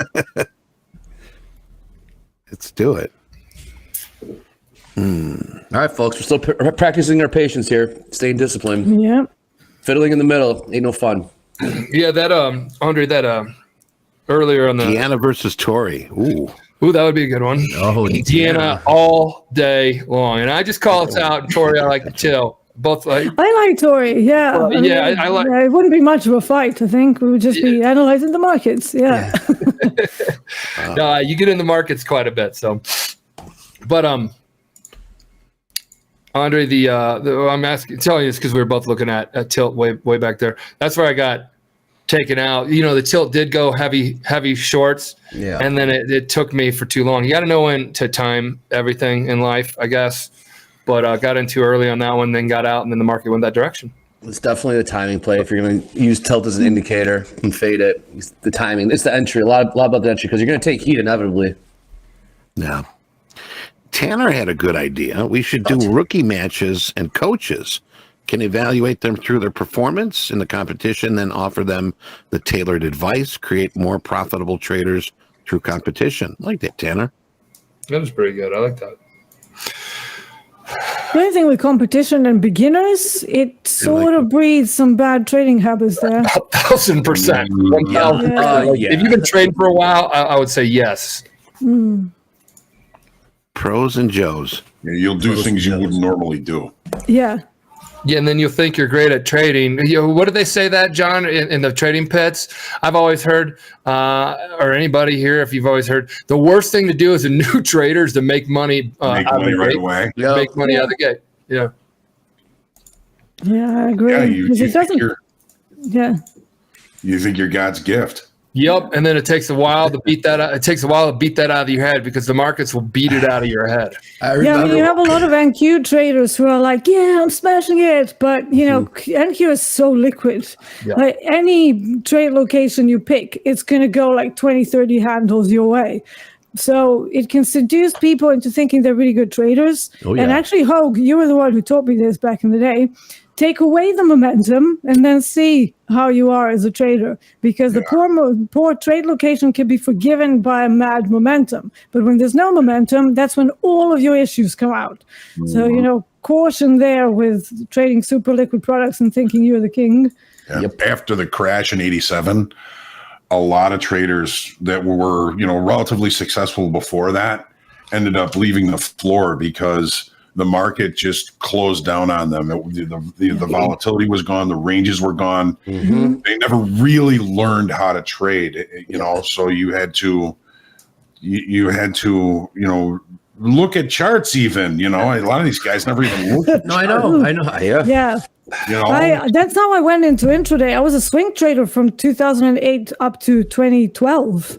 And then the markets just dried up. Like I traded Forex and it was amazing. Like you would hold one position in euro dollar for like 2 weeks and you would get like 600 ticks, like easy pips. And then 2012, we had the European austerity issues and measures and countries going bust left, right, and center. And suddenly the ranges just dwindled and I couldn't make money. I was like, sat in a trade for 2 months only to make like 10 pips. I'm like, woohoo. Yeah. This is not good. Right. And and then I basically decided to go into prop to learn how to properly intraday trade. And obviously it took a while. It took me probably another couple of years before I really nailed prop trading. But yeah, it was like I didn't know where to go. And I was like, well, obviously your dollar is not moving, so now what? And it wasn't until I got to a prop firm where I learned about other products like, hey, you have ES and CL and, you know, GC and all these other things. And I obviously found myself as a crude oil trader, and it's like that until this day. But, you know, if the markets hadn't dried up on me, I would be thinking that, you know, I turned 2K into like 250,000 pounds, which back then was just under like $500,000 with the exchange rate. And I was thinking I'm invincible. And then 2012, I'm like, okay, this is interesting. You get the S&Ps. Eat some humble pie, it's bad. The S&Ps, there were periods of time when 10 points was a big range in the S&P. Yeah. I remember. Yes. If you're always going for momentum, you're going to get killed. Get killed, yeah. Hey, so guys, I'm getting an update that tilt is accurate. Mac and team, thank you guys. It's all accurate. Last price now. Everything. You guys are awesome. It was accurate before, but not with everything. But it wasn't off. I'll tell you that because we just saw where it was heavy that one time of the day so far. Right. Tilty. Tilty's been pretty flat. Yeah, it's flat right now. But it's getting a little heavy on the bias side to longs. Tilty. That's going to end up being an industry term. Yeah. Trademark that shit. Getting tilty. So speaking of trademark, I think we're getting Chicago Chi-City locals. That team is going to be standard for us. Trace by Matt was on here yesterday, and I think like having a team, him getting a team, or having a team at Austin. I don't know what we name that. I think there's enough words that there's one word I said quite a bit yesterday, but I would. But we don't want that one. No, as the name of your team, no. But I think that could be fun. His community. He could put a team of 5 together. Chi-City locals. Let's give it up for the Chi-City locals. Yes. Oh, I know. I know. Yeah. Start with an L. Yes. Yeah. I got it. Skip the 2 other ones and an A. Buy an I, Pat. Yes. I'd like to buy an A, Pat. Yes. Yeah. And then they do it. There's like one letter left. They do it wrong. Have you ever seen that? Wheel of Fortune? All right. Vanna White, man. Imagine that job, just walking left and right your whole life. $8 million a year for like 50 years. Yeah, 50 years. You didn't go to jail stuff. She just goes there back to boom, walks left and right. Yep. Well. Hey, don't forget, boys and girls, we got power players with Jared Tendler today. Woo. Yeah. I'm looking forward to that. And shoulder tap with Mick coming up inside about an hour or so. And Jack and Bonnie, 11:45, so you don't have to ask in chat. Yes, we will have Top Quiz at 11:45 with Jack and Bonnie. And then Hogue, make sure you got your questions in. I'm going to post the link.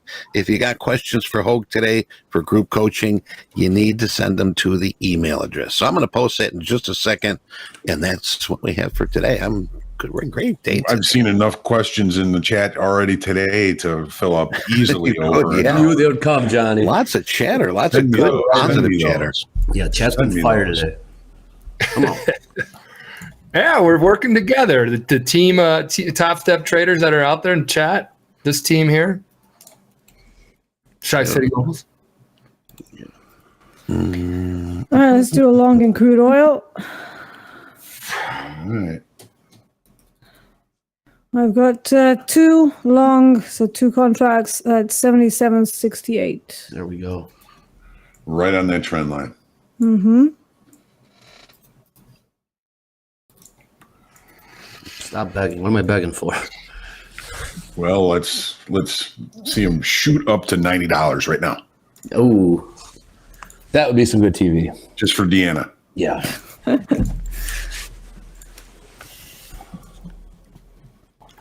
Just gonna grind higher, maybe. All right, we just pinned in the community questions for Jared also. Well, if you got a lot of questions, by all means, we're taking them today. All right. MP, you short? I'm short 48. I like the 50s up here just because you had a lower volume node on the shoulder on a 5-minute, and then it's slightly getting long. So yeah, you got a position on there. Yeah. I like that, Michael. I like that you saw that low volume node. That's high value. I got taught by the guy, and you know him. You look in the mirror every day. Yeah. The best part about it is you can limit risk. You can limit risk, yeah. So the only one's got a position on is Michael? Yep. Okay. I'm short 2 from 48, but 48 quarter or 3/4, 48 at the orders, 48.75. Let's take a look at our hot streaks today and see what we've got going on. Jack, you got those ready? Masamilli. Let's hear Yeah, right. Hot Where's streaks. Masamilli? Sure do. There it is. Hot streaks. Yeah. Massimiliano. 27. There I he is guess again. didn't trade it yesterday. I guess so. Yeah, he's killing me with the not trading. I'll leave him up and I'll take him off if he doesn't for a few days and bring him back when he does. It's positive. I'll keep track. All right. Eric with the Express Funded account 20 added a day. 3,055. Thomas E 22 days knocking on the door. And of course, we've got Carlos and Kyle 19 and 18 days. So good stuff. I mean, this is. Did we lose anybody, Jack? Well, we had someone just knocked off briefly because there's another person with 18, but Kyle had a higher total profit on the streak. Okay. I think Blake B is still around, but I'll have to check on him. Okay. Jim Carl, thank you. I probably did have the wrong link. If we could post the link, I don't have that link for Hoag's questions. Yeah, it's an email address. Yeah, I guess I posted the wrong one. Group coaching at topstep.com. Group coaching at topstep.com. Okay. Hey, can you guys also let me know what segments that you'd like to hear at the end of the day, or if you just like to have it be called, slow markets? Because always here. Or in the afternoon, what type of segment would you like to hear? So pretty much we got overwhelming that you should extend bell to bell. That helps. Throw us some ideas in here of like what they should be. We have group coaching. Hoag just mentioned that. That's kind of really during the lunch hour, so things really slow down then. But the last hour of the day could be, I got power hour in here. Thanks, Ryan. But is it just same stuff we're talking about here? Is what I'm thinking. Maybe we weave in different folks throughout the day that are good. Do you guys see we have Mo Haddad here? Vulgar 99. Remember Vulgar 99? Yeah, what's up, Mo? He's here, man. I just saw him. Remember we saw him when we went to, where did we go? We went to Texas, Houston? Dallas. Dallas? Was it Dallas? We went to Dallas. We met Mo down there. It was great. Good to see you, Mo. Yeah, good to see you, Mo. What's up? Hope all is well. Hoop. See you guys. Some of these folks in here have been trading. I don't know if they've because we went kind of quiet and not having a broadcast or anything like that for years. I got bad advice and shutting that down. But I'm transparent. And if you're listening, you know who you are. Because I guarantee you're not listening if you didn't want to do it. But Mo, you were on. Dolby Time was on here yesterday. He's a key player here at Topstep.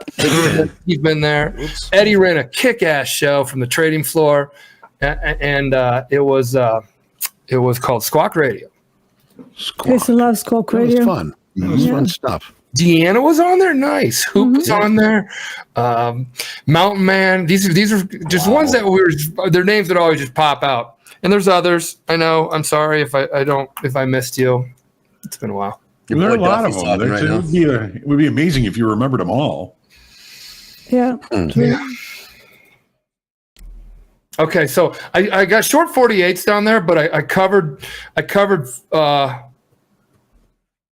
41. So that's an 8 handle, just on a one lot, and the other one I put up here. I'm gonna move it down for like 8 handles. So this is actually trading for scratch, because I took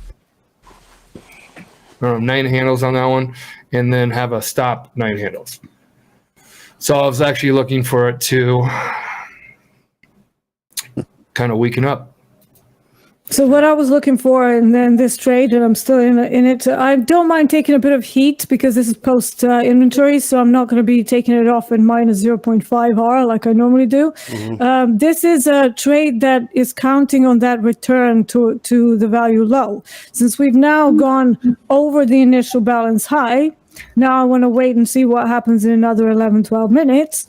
and whether we can get an auction to hold above the initial balance. And if it does, then my trade is still valid. And then the next orientation point would be around the value low, but really I'm looking at the settlement and POC from yesterday, which is 78.21. That would be my target. Villain Frog, you need a little help, please contact Wendy, topstep.com, and indicate that you need somebody to give you a buzz and help you get that platform set up. Just so everybody knows, Wendy is a very, very, very smart bot that we use. And you're like, I don't want to talk to a bot. First, give it a shot. Give it a shot, because we're using ChatGPT, blah, blah, blah, 1, 2, 3, for every question we've ever been asked at Topstep, every reply we've ever sent, everything on the help center, everything on the internet, all that kind of stuff. They'll take all that, and then it will spit it back to you. And if you think it's stupid or something like that, then you can move on to the best support rep, which is all of our support team. Oh, yeah. So our good friend JP Rivas is $300 shy of passing the 100K combine. Now's the time to slow things down. Don't try to hit that home run and get to 300. Right now is when you're walking on eggshells. You got this. So take your time. You're there. Don't rush it.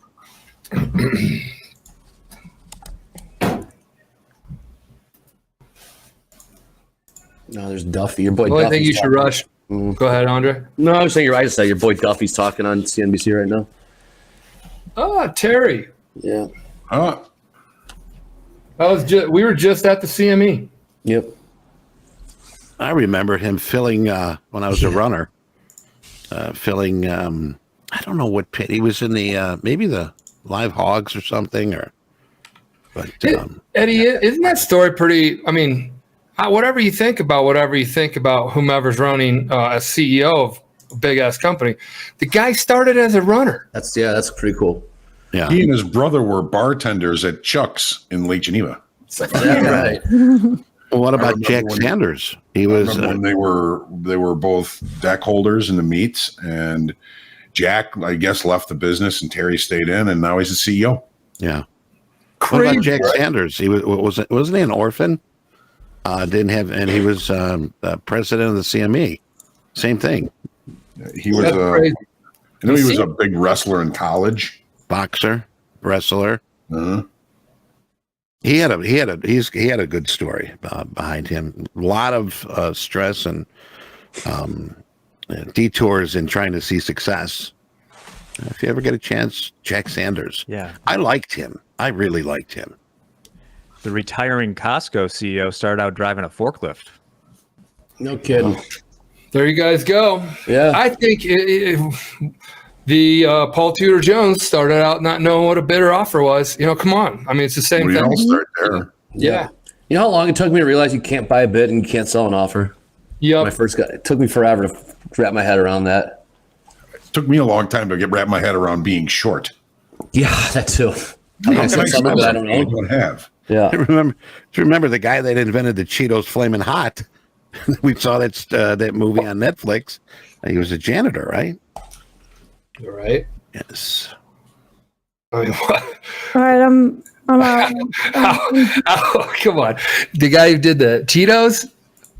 Yeah, you didn't see that Flamin' Hot? It's on Netflix. No. He's the one that invented the Flamin' Hot.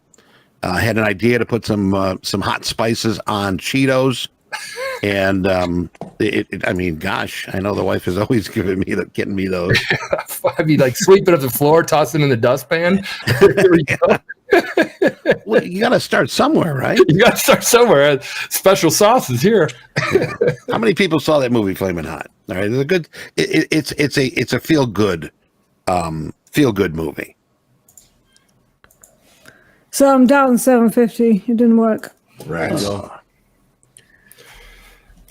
I'm still short. Well, I got back short, I should say. I got out after I got stopped out.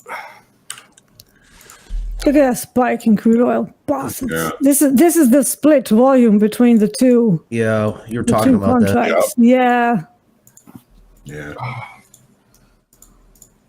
Boo.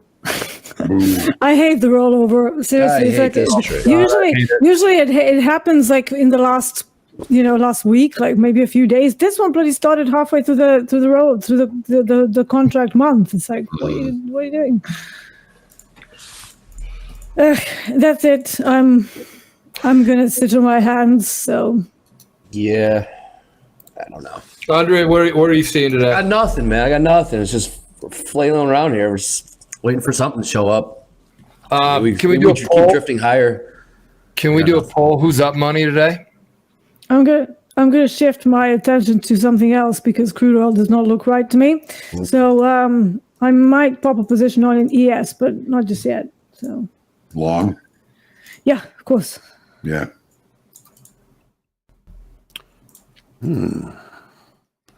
I've been trying to look for the right pullback and just haven't seen it yet.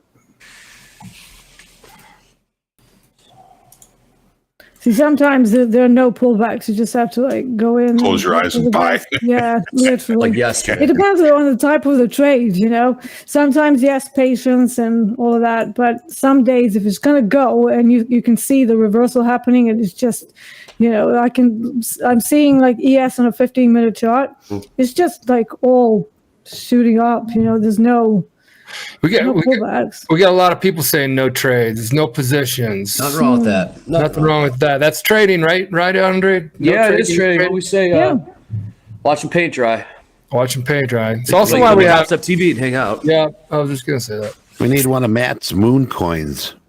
Yeah. Okay. Mountain Rock says he's done for the day. Who was up there said they just passed the 50K after struggling for a bit. Awesome. Dave's up. Barrett's up. Dave's here. Market's squeezing on this position. Yeah, here comes the drift. Yeah, here comes the drift. Anybody that wants to know what a drift is, where the market just drifts higher. Hard to get in on longs, and shorts start picking tops. That feeds, Johnny talked about it yesterday, that feeds the, I'm going to get it out. That feeds the drift. And then it becomes a slow creep higher. Another word for drift. Well, Brian Overcash was down 450, now only 90. All right, it's a good comeback. Don't call it a comeback. What do we call it then? What do we call it, Jay? The song. It's a song. It's Jeez, Eddie. NWA. Yeah, been here for years. Don't call it a comeback. I am sorry, man. All good. We were rapping with Snoop Dogg earlier today. Yeah, we were. You know, I was talking to Young Thug earlier last night, and I said, hey, I'd like to share some of our conversation with the community. And here, let me just hit play here. You crack me up, Eddie. Hello, my bad. Hello. This community is cold, mofo. I'm digging what's going on here with the education, all the love that I see, and of course, the knowledge that you Topstep TV people are sharing with everybody. Yeah, that was a good conversation you had. Yeah, it was part of it. I got to make a delivery a little later. So we didn't have that recorded, but got some good kush for the man. All right, now we're sitting up here. Starting to see some longs growing here in ES. Starting to see a bit. Yeah, you're right. Delta even more negative now. Interesting. Short squeeze then, Johnny? Yeah, I mean that's saying that the retail traders have been selling it all the way up, and they're going to get squeezed. Yeah. Well, Zach Perkins, patience. I think that's what we're really going to focus on right now. Patience. Yeah, I agree. Patience. Yes. How come right when I get out of a position, I think I'm one of these weak hands. Every now and then, like, like I can't get in when it's the right timing, and then I get into a position, and then I get shooken out of it. This is what I'm dealing with. I think I've been dealing with it for quite a few weeks. I got to overcome this. I need you guys' help. I don't know how to help me yet, but it's an intervention for me right now. I put on it. You guys should have done it a while ago. Well, I mean, I would always suggest to look at your previous performance and see where you had an edge. Time of day, what sort of target you achieved, over what time period as well. So what was the duration of the trade? It can provide you with like some more solid clues, I suppose, rather than just you trying to recall every single trade that you've done. I always find it easier. I mean, I've got photographic memory, but even I don't try to memorize every single trade that I had. And when it's displayed really well in a trade or journaling platform, you can just pick out stuff that you wouldn't normally see as a pattern. Yeah, and I got a lot of people in here that probably have been tuning in doing this, saying patience, longer time frames, patience. Yeah, I agree. That's one thing I struggle on. Hey, let's do this real quick. What is, out of all you guys, what is the one thing that you struggle with the greatest in your trading? Over trading sometimes. Michael, what? No, I'm trying to get your attention. What? If you have a couple of shots of whiskey, it'll probably loosen you up on your weak hands. Let me see. I'm going to dig down in here. I got some mouthwash. Does that work? and by no means am I serious about that suggestion. Yeah. No, I know. Yeah. Drinking while trading, slippery slope. Yeah. While we're doing this, we got a bunch of people in chat saying the same thing. So what's our greatest weakness? I guess just your greatest weakness. Tom FX wants me to mention that the 8:30 news driver took NASDAQ to fill an opening gap from August 1st before moving lower. Downside. Okay, Hogue, you've seen thousands of traders. I'm gonna read off some of these, and do they sound like any of the folks that you've talked to? I mean, you've talked to thousands. Over trading, patience, how to scale up, cutting losses short, pulling your stop limit. Entries and over trading, not holding winners, greed, patience, cutting losers, over trading. There's repeats, holding winners. Yep. Oh yeah, that's your weakness. Holding winners. Yep. Okay. Revenge Not trade. only do I hear them, I am them. In the mall. Yep. I guarantee you collect all these together and they go to a few themes. Patience. Yep. People don't have patience. People go on their own tilt, revenge trading. Been there. Can't hold winners. Been there. Been there. I mean, it's everything's over trading. Yeah, it's the usual suspects. Three basic threes. You know what? I'm just going to plow into ES. So very there we go. And too long to 45.35. People do like something, right? That was the pull. Tilt is getting tilty on the S&P to the long side. That's what I'm seeing. Average price 31s. So the 30, the longs are in the money. Pretty. 5 handles. Yeah. 62% up money today, 37 down. Thank you, Eddie. Awesome. 816 we're pulled. Thank you for participating. Speaking of participating, Great response, man. We got 2,454 watching us here right now and listening. We only got 696 as far as likes. If you can, it helps us. Hit that like button. Smash that like button. Kick it. Punch it. Make it your friend. The lucky light, as Hogue says, like button. And subscribe. Don't forget to subscribe. We're looking for our number at 50K. We've put up from yesterday, I'm going to say a couple thousand, maybe. I think we were 41.8 yesterday. We're 42.1 right now. Smashed. Get it in there. Let's get this number up here. Remember, hey, if you're if you're here for the education, cool. Hopefully that you are in one of our trading combines. And Aye, so you don't have a combine. Oh. Well, get one and stop mooching our education. There you go. How late were you up last night? Dude, crushing it today. Get yourself a combine and be part of Topstep. Yes. Yeah, mooch. Right. Hey, Hoop, let us know what you think. You've been trading for quite a while on that Topstep X. Glad you're on it now. And there we had some people asking, hey, where do I leave feedback? You should be able to have a direct contact or some click it inside your platform and you could talk to somebody, something like that. And if I'm saying it wrong, somebody in chat at Topstep, fill it in. Yes. We need feedback. That's why you're doing it. So have at it. Eddie, can I go one more ask on a feedback to the community? You guys said you wanted a full show all day. We just said we need or we want more likes. We have 2,400 watching. There's hell of a lot more traders out there that we want to help slow down, put the patience on, make sure it's not overtrading, all that kind of stuff. If you guys toss it in here, whatever as you go, what would make you? What ideas do you have? Do you think people would come over and what choose? can we bring you guys? Yeah, to choose TopstepTV as their go-to for CNBC's right here, Bloomberg's on. Look, I've been watching that shit for years. So we're trying to make the show better, and then you guys are going to help us make it better. But what would get your friends to come over? What would get more traders, do you think, tuning in? We want to pack the house. I mean, that was a goal that we have.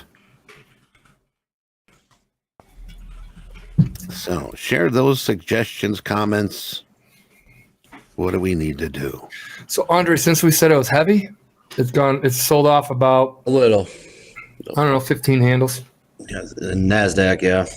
NASDAQ, sorry. You know who's been really hustling today is Danielle. Yes, yeah, Danielle. Danielle, you are doing a great job here in the chat. Boss. D-Time also jumping in chat a little earlier. Those are a lot of people that are behind the curtain making this machine run smooth. Yeah, and don't forget about the rest. I mean, Jack, James, John, JD, Robert, Dolby Time. You guys all do such a great job at this. It's just.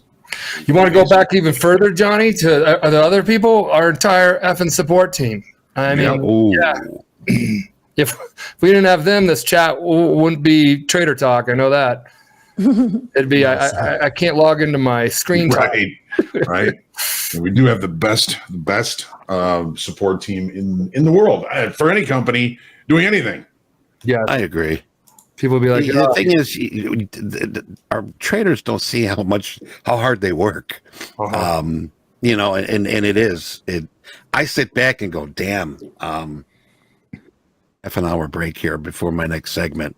And they are just pedal to the metal.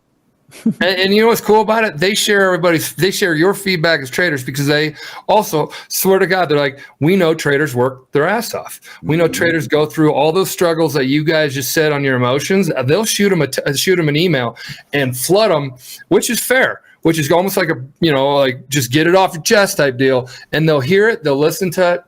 We've heard good stories, we've heard bad stories, and we're always here to. And then they'll reply with, well, here's a link. Maybe this is a video we did. Now there's like, hey, go to our Discord, go to our TopstepTV. So we're all working hard. Team trading here. If we're team trading this, what would we be doing right now? I'm grabbing a beer right now. I don't know. Mark, I'd be going for donuts. Yeah, I'd be getting some donuts here. Go golfing. Well, yes. Yeah, sold off a little bit. Yeah, and this is it for me. I'm done. Oh, yeah, sorry. Andre, the guy heavy up there. Yeah, got heavy up there. There's a myth. Wait it out. There's a. See, when you have a day like this, just stop. Yeah.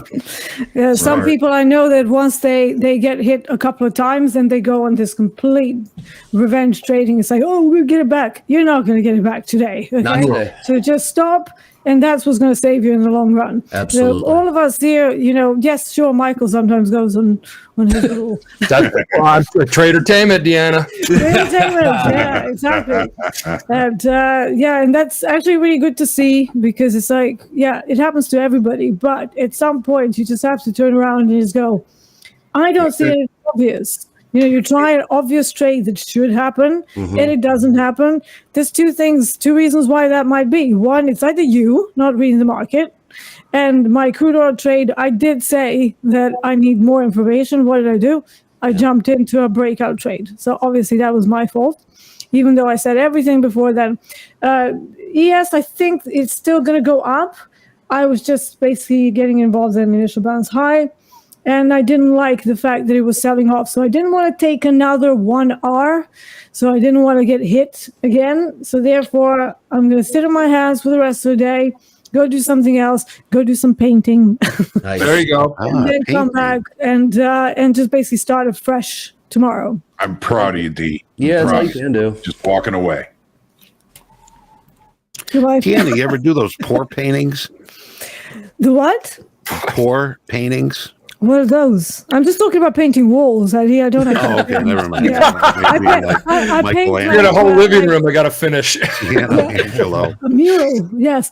No, so I just paint walls and stuff. I when it comes to actual drawing and painting, I just draw stick figures. It's really terrible. Like That's what I'm doing this weekend, D. I'm cleaning. Yeah? I'm painting the dining room and the Nice. hallway. I like I'm that. with you. I mean, yeah, exactly. It's you've got to have, like Jared calls it, a design distraction. It's like such a good name for it. Yep. So when the day is not going well, you do need something to take you away from the charts. And I don't think that ever ends, because we all love what we do. Like, one of the reasons why we're all here is because we love to trade. But at some point, you do need to say, okay, that's not working. Now I'm going to go and spend my time doing something else, because the secret of patience is doing something else in between, not sitting there and going, I'm patient. Yeah, I know. I'm patient. Right. Hey, Brooksy, good to see you. Just wanted to say hi to Brooksy. Hey, Brooksy. Okay, so I'm reading through this stuff, and I just want to go through it. Okay, what would you like to see? You guys have said you'd like to see more quick fire questions. Somebody said in here you'd like to see us take it more seriously. I don't know how more serious you can take trading than us, and I'm dead serious. I mean, it's true, because we're talking trading all the time, but again, trading. This is exactly what we did in the pit. This is exactly what we did in the prop firm. It's exactly how trading is. That's why we're coming to you guys and doing this. So that's another one is newbies and beginners. This show's pretty advanced. They need tips, techniques, and psychology. All right, Jared Tendler's coming on with psychology. This is like where this stuff, this question right here, I'm going to have to, some of these is like, it is like a Where's Waldo? Like, this is it. This is here. You just got to look for it. You got to hear it. Like, tips and techniques is what you asked for in psychology. We try to bring those tip of the day. We try to talk about levels and all that. And then we try to Barney style it and bring it down the best we can. Great feedback, though, guys. Excellent feedback. And I got more of these. But also, having a super dry financial show, I think you got Bloomberg for that. Absolutely. If you've ever worked in a prop firm, none of us are super serious individuals. You always have a ton of jokes kicking around and very interesting people. So that's, we're trying to bring the spirit of prop trading online here. Absolutely. So saying that we're not serious, do consider what sort of backgrounds we're all coming from. We've all been doing this, like Michael, John, Andre, myself, we've all been doing this for a very, very long time, precisely because we are good at it. And yes, we do some things for tradertainment, right? Absolutely. But that's to show the other side of trading, not just to glamorize, oh yeah, look at us, we're just making a killing, every single day, because that's not the reality. And it's not going to be the reality for most people. Hey, Andre, you knew in your prop firm, Burdell, great, hopefully Burdell's listening, great trader. He'd lean back like this and probably start talking to you over there at your desk, and then you guys would bullshit and all that. That's part of the deal. I don't know. Part of the deal. Exactly. Yeah. You build a camaraderie. Like we have a camaraderie here. We have camaraderie with our community. It's kind of how it goes. We're not boring people. Sorry. I mean, we're not Bloomberg TV. We're not the talking heads. Come to the wrong place. Deep. I mean, you have the opportunity to hang with us. There's and others that we bring and others. Yeah, I mean, there's power players. There's coaching, group coaching. There's all of that stuff. That's all part of the call. Hey, what do they say in trading? You get what you put into it, or something like that. Because you have to go out there and you have to seek. You have to understand. You have to be a sponge. Eddie say it all the time. How many traders have you talked to on group coaching or not one-on-one coaching? And you said be a sponge. I used to hear him like, damn, he's speaking the truth. Like how you work with traders. I don't even know if he's on here right now because I think he's taking a break, but. Yeah, I'm back. All employees must wash hands before returning to work. I'm back. Okay. Hey, you know what? We've got Jack is just waiting. We got some more news to share. This market's brutal, Jack. Come on in. Yeah, I got you. Come on in. Yeah. More Get us circus out. news. What am I, a clown or something? I got the What do circus. we got? So speaking of like, if we really weren't taking things seriously, Uh-oh. the Wall Street Bets crowd seems to be picking up a little bit because the markets are approaching all-time highs. Saw this yesterday. The green candles out for Julius Caesar. What is it? The victors go, yeah, I mean, that is what the last 2 weeks have been. Sure have. I think that this is an important, I always keep an eye on what those folks are doing because it's kind of a sentiment of Retail. well, Yes. a certain type. A certain type of retail. God Whoa. bless them all. I have one individual though that does not agree with this sentiment, and that is Michael Burry, who closed out his short yesterday in the S&P 500 and NASDAQ. But guess what? He's back at it. He is shorting semiconductors hard now. So, Man, this guy's still Picking living off that tops. big short. This guy's still living off that big short bet he made, man. yeah, he's I really mean, predicted He's 50 milked the hell out of that thing, huh? of the last Well, two recessions. It was a face-off or rip your face off rally yesterday. Maybe that was him getting stuff. Hey, John, there I go. I said this to you yesterday. Couldn't that be Barry? Couldn't that be these type of traders that were holding positions and then they closed out their shorts, which means you had to cover. If you're covering, you're driving exactly what we said, drifting higher. There wasn't a drift yesterday. Yeah. It was a rocket ship. What do you think? Yeah, off that number, it certainly was. But the S&P and the NASDAQ, once they've established a range, they kind of stuck into it. But it's 100%, your large speculators like that guy can certainly, if they're accumulating or liquidating, they can certainly affect price. Yeah. Yes. So one trivia question before we show that my final picture here is what company in the S&P 500 has had the best performance over the past 20 years? Coca-Cola. I don't know. I'll guess Microsoft. Coca-Cola. 20 years. Oh, 20 years. I'm thinking since Warren Buffett, Microsoft's not even S&P. Oracle of Omaha. The S&Ps? Kind of company? Yeah, What kind of it could be like the Facebook, Netflix. There's a lot of companies that have done super well besides Coca-Cola. Okay, Apple. Yeah. Payless Apple's shoes. Got to be Apple. Yeah, Apple would be my close. Payless shoes is number 2. It is actually, James, if you want to show that, let's see who guessed here. guess. Does anyone in this chat get it? We got a lot of Amazon. James. Slam it. It's Monster Energy. Wow. Is it Really? We're right next to jet fuel. Come on. Wow. Apple, NVIDIA, Intuitive Surgical. Monster, huh? You X got Games, man. I mean, I tell you, you see the young generation. That's Monster logo on everything. Tiger Woods. And tattoos in Nebraska. Really? Yeah. The guy I used to trade with would drink 2 of those monsters every day, and I think he eventually, excellent trader, but He eventually exploded. Did it catch up to him? He blew up. Man, that's incredible. Andre, what was the whole thing where you guys had the Red Bull contest or something? Yeah, back it was a different time, but yes, the haze. A clerk was offered $1,000 to see if they can drink 8 Red Bulls in an hour, and by golly, he did it, and it got scary for a second. Wow. It was a different time. Oh my goodness. I'm sure traders have done much worse than just some Red Bull. Yes, they have. But this is the bottom one. Yeah. All the offices that I went to. It was It was They have a lot of those contests on the trading floor. Yeah, cheeseburger, McDonald's, Eddie, right? The Big Mac. We had like about 50 people at the local McDonald's for somebody to I don't know how many, but sadly enough, the kid didn't make it and sort of upset all of us right in front of us. So Hold on, you gotta say, explain what didn't make it mean. His last words were, "I'm full." and then we all split like we broke somebody's window. Before it hit the ground, people were running out the door.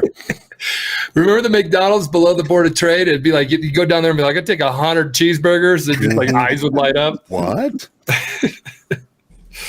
Yeah, there was some crazy stuff. And they do it. There you go. They do it during dead hours, guys. They do it during the markets open. And that you don't think those guys took it serious? They'll be like, "Hey, markets suck right now. Hey, tell Johnny that if he wants to make $1,500, he's got to eat 1,000. Something stupid like that. Yeah, yeah. Eat a locust. I remember that. White Castles were popular. White Castles. Even the guys at the Deutsche Bank desk used to do crazy stuff. I'd call them up and say, "How you guys doing? Just want to go over and check our trades today," and be like, "Let me call you back, man. John's doing.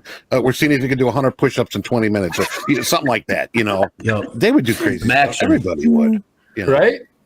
Yeah, my friend Matt Hoyt was talking about. So they paid somebody $2,500 to jump off their bridge into the river. We all watched it from the Merc Club.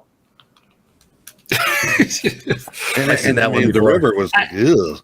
I mean, that's what makes being a trader fun. Like you go be go into investment banking. I mean, you wear a going to whatever. Yeah. We need to maybe make a movie or something. There was one time you remember the burrito buggy? It was like burritos.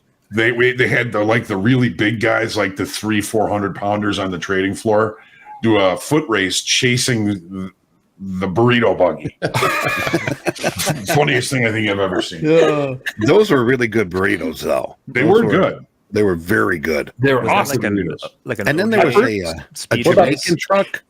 They used to have these trucks, and you'd look for them. Damn, the burrito buggy's nowhere around. What about Peppers? Remember Peppers? Oh yeah, the husband and wife team. Best cheeseburgers in the world. He'd be flipping burgers with no spatula. Yeah. He had no hair on no hair on his arm. You'd walk in and you couldn't order anything. They just give you your food. Yeah, this is what you're having. Here you go.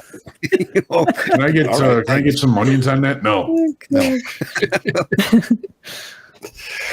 I don't drink tab.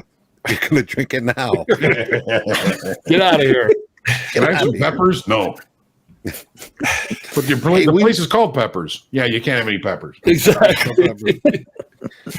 You go now. You've been here for hours. Oh God. They were good. They were cool. I mean, they were cool in a direct way. Like I'm making money here, just like you're making money here. Mine's about volume. Yeah. Then they had that barbecue place that opened up. That was pretty good. Scrine shops. There was some Scrine, yes. And he was a trader on the trading floor, right? Yeah. But anyway, hey, we've got yesterday's best. Can we yesterday's best here and see what we've got cooking? What do we got here today for yesterday's best? Let's see. Thanks for watching, Stu. My bongos aren't working today. I got to plug them in. There we go. Wow. Yeah. Yesterday was the day to do it. Oh, gosh. Daniel. Oh, my goodness. Wow. These are kick-ass days, man. You know what, though? We had that big run. And I think if you were in a position when the shit hit the fan, I mean, you just rode that. You just rode that trade. True. 33K. Jung 28K, Michael R. That's big risk. 19K. All right. Piran Avan 16K and Wasu 16,000. That's a pronunciation is pretty good. Piranavan. Yeah, Piranavan. Yeah, that's what I was looking at. I'm not going to swim with that person. I'll tell you that right now. Right. Man.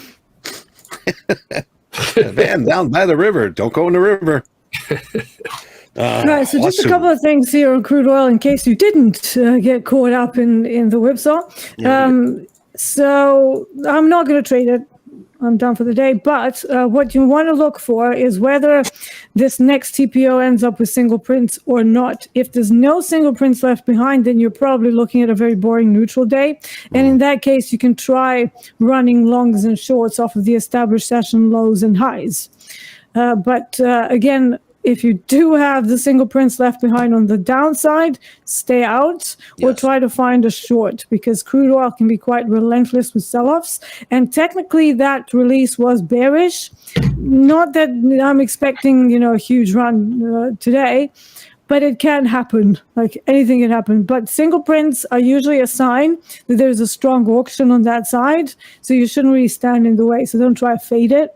But if it starts to build structure around the established session low, then it's safer to take another long back to the middle of the range. Having said that, the range today is absolutely atrocious. We're not even making a dent in 100 ticks, like we're 94 ticks for the entire session. That's, again, another sign that the volume is split between the two contracts. This is very unusual for crude oil. Usually you're expecting 200 to 250 ticks on crude oil. Anything less than that, it's a quiet day, and it becomes very frustrating to trade it. Very frustrating. Well, I Great mean, review. That's had a decent amount of people having a bad day, and If you're having a bad day trading, stop trading and go hunt yourself a rabbit. there you go. I mean, there's things to do besides trading. Kevin, you want to know what a single print is? Come to group coaching today. Nice. Yeah. There you go. Thank Nice, you. What's Johnny. the topic? Wow, cool. What's the That's a topic? tease. Single Single print? prints. Perfect. You need more techniques. You need more tips. You need more education here at Topstep. What time is that? What time is that? 12 o'clock noon. There you go. That's where Trading like 1999. I was also asked by somebody, a few people actually on my channel, to make a video, an engaging video on the use of TPOs. So that's going to happen this week as well. So, Cool. yeah. So you're doing some painting and making videos. Yes, that's exactly Very what I'm productive. doing. Awesome. Creativity. All right. You got Do you anything play going, much Michael? anymore, D? Do you play instruments anymore much? Not in the last few years. I had some slight health issues because of the back injury. So yeah, but when I get better, I'm kind of expecting to get back on it. I did try playing my flute a few days ago, so that was all right. But I think the bleeding from the guitar is not really on my. Because I haven't played in so long. I have like my calluses are completely Yeah, I gone. know mine are gone yeah. too. I'm going to try and build those up again, though. I want to get back into it. I enjoyed it so much, and for some reason, I just dropped it, and Yeah. now I'm feeling a loss. I'm not feeling a loss just yet. I think I'm still okay not being a part of the music industry because there was a lot of stuff that went on after the credit crunch and stuff. So we kind of went through a bit of a weird period. The standard of gigs, even though they were really high profile gigs, they started to fall off slowly. And I'm still kind of remembering that. So until those memories fade, I'm okay not being a part of that. But I do miss the performance side of it. I don't miss the politics. But yeah, I think give it another few years and, I'm probably going to get back into it. Politics ruin everything. It sure does. There's politics in music too, huh? Oh man. Egotistical morons. Yeah, exactly. I thought it was about the arts. I was just being gullible. No, everything's about money. Naive. Everything's about money. And then the less money there is to go, everybody becomes a backstabbing bastard. We had agents skimming from our fees and then giving us like a lot less than what we used to earn. And I'm like, well, what is this? And they're like, there's no money. And I'm like, this is nonsense. I was like, I know how it works, man. And he was like, no, it's just what we're offering for this gig. I'm like, right, of course it is. Yeah. And then, they would send you on these flights halfway around the world. Like you're only going to Europe, which would be like 2.5 hours on a plane. You go to Turkey for like 7 hours and then you have a layover for another set. And I'm like, are you guys crazy? Like you're just torturing people for no apparent reason. And they're like, yeah, it's cheaper. And I'm like, yeah, but, we're quite tired and some of us are not 18 anymore. So, Right. No, nothing. They just It's didn't Turkish care. Airlines. Anything to skip. Yeah, exactly. It's always super Turkish cheap. It's always Turkish Airlines, yeah. Yeah. But even we were on Ryanair, I know Ryan. EasyJet, like all of those budget airlines. Yep. We stopped going to like normal airlines. It was all budget airlines. And it goes an ungodly hour. The plane leaves at like 3:55 a.m. Musicians don't sleep anyways. We have very late gigs. So already by the time you reach your destination, you haven't slept for about 36 hours. And I just got sick and tired of it. And I was like, guys, I can't do this anymore. Like, seriously. Have you guys ever seen? I mean, all those viral videos. They're from my history. They're from the budget airline ones. You know, like somebody going off. Yeah. I've never seen anybody at Emirates Airline in business class going off on anybody. Yeah, right. Well, if you're not real, crazy woman. Yeah. We got a lot of people in the chat that are in the music business. Yeah. And I think those people can relate to what's going on. I know that, you know, I did my term. I did about 13 years. And it was enough. It got to a point where it's like, you know what, this isn't fun anymore. You know? I did about 20. So yeah, again, it's same. It wasn't fun anymore. So it was like, I don't see myself doing this for another couple of decades. I want out. Yeah. I mean, I used to look forward to getting those butterflies right before you go on stage. Yeah. Just got a text from TBM, trades by Matt.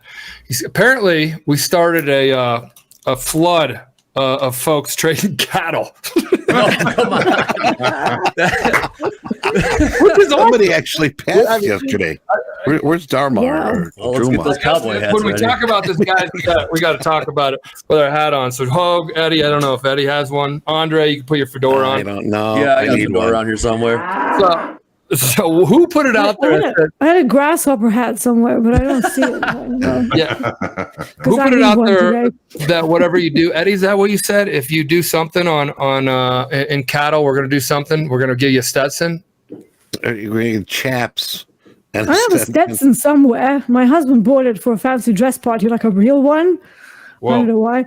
Yeah, so I do have that somewhere in the house. It's probably up in the. All right, so this will hold true. The first person that passes a trading combine with trading cattle, you know, as your primary, you can't just go, I put a one lot on. Your primary, where you made all your money, we will send you a Stetson hat. Stetson hat. You got to give us your hat size and all that. Yeah. It's right down the street from here. It's cost me like $500, but I'll do it. Yeah. So let's do it. And Trades by Matt, or your community, if you're listening, I guess there's a whole entire group, he says, of traders trading cattle. That's so trading cattle. These old men trading cattle going, what the fuck's going on here? What's going on? Who's trading all this volume? What is the cattle ticker? Oh God, Freddie's jumping in. He wants to do a hat. LE. Live. It's a Stetson hat, guys. So pretty much, it's really, this is a Kimosabi hat made by Grit. That's a cool hat.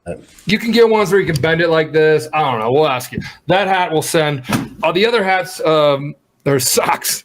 I know I've said this before. We're going to send you guys socks. Like $40 to send people one, a sock in socks. So it's like logistics. I overshot that one, but I'll send one hat. So we're saving the all these socks. I got a couple thousand pairs for our probably our Vegas trip. We'll bring them all down there. So if you're at an event, you'll get you get socks. How about that? Yeah. All right, hey, we've got half past here. 10:30, and we've got Mick in the wing waiting for us. But Deanna, thank you very much. Yeah, Deanna. Thank you, D. Here today. Yep. And very welcome. Same equals money. Hey, that's losses are ordinary. I was gonna say that's few and far between. Yeah, losses happen, Deanna. Awesome having you on. Exactly. As long as we learn from our losses, and I know you do. Yeah, and we stop for the day. That's the most important thing. You show the rabbit. Yeah, time to go hunt a rabbit. Time to hunt rabbits. You boy. All right, we're going to take a coffee break, a little break here. We're going to bring Mick on for shoulder tap. And Deanna, have a very enjoyable rest of your week. And we'll catch you back on Monday. Yes. Thank you for having me. Always a pleasure, guys. I'll be thinking about you when I'm paid this weekend. Yes, I'll be thinking about you too. Wow. All right, we'll be right back.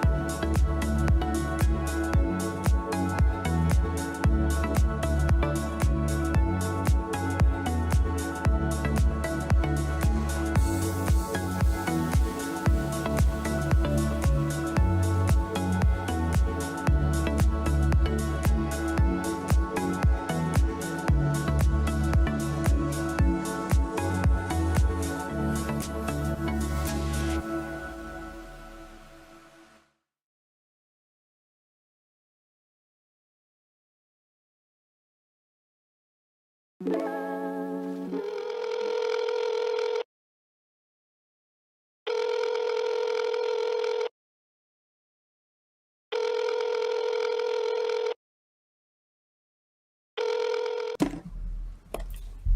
There he is. Nick, tap on the shoulder. There he is. What's happening? There he is. God, with the wall. Start calling him the walrus.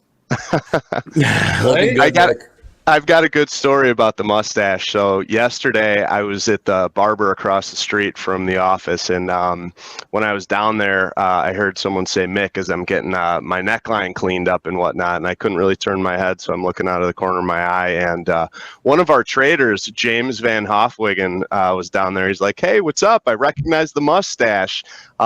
This was a trader of ours that he's been with us since I think February of this year, and I met him at the meetup we had, the trader meetup in Chicago in Old Town, where we had trades by Matt in town. So that was kind of fun seeing him yesterday.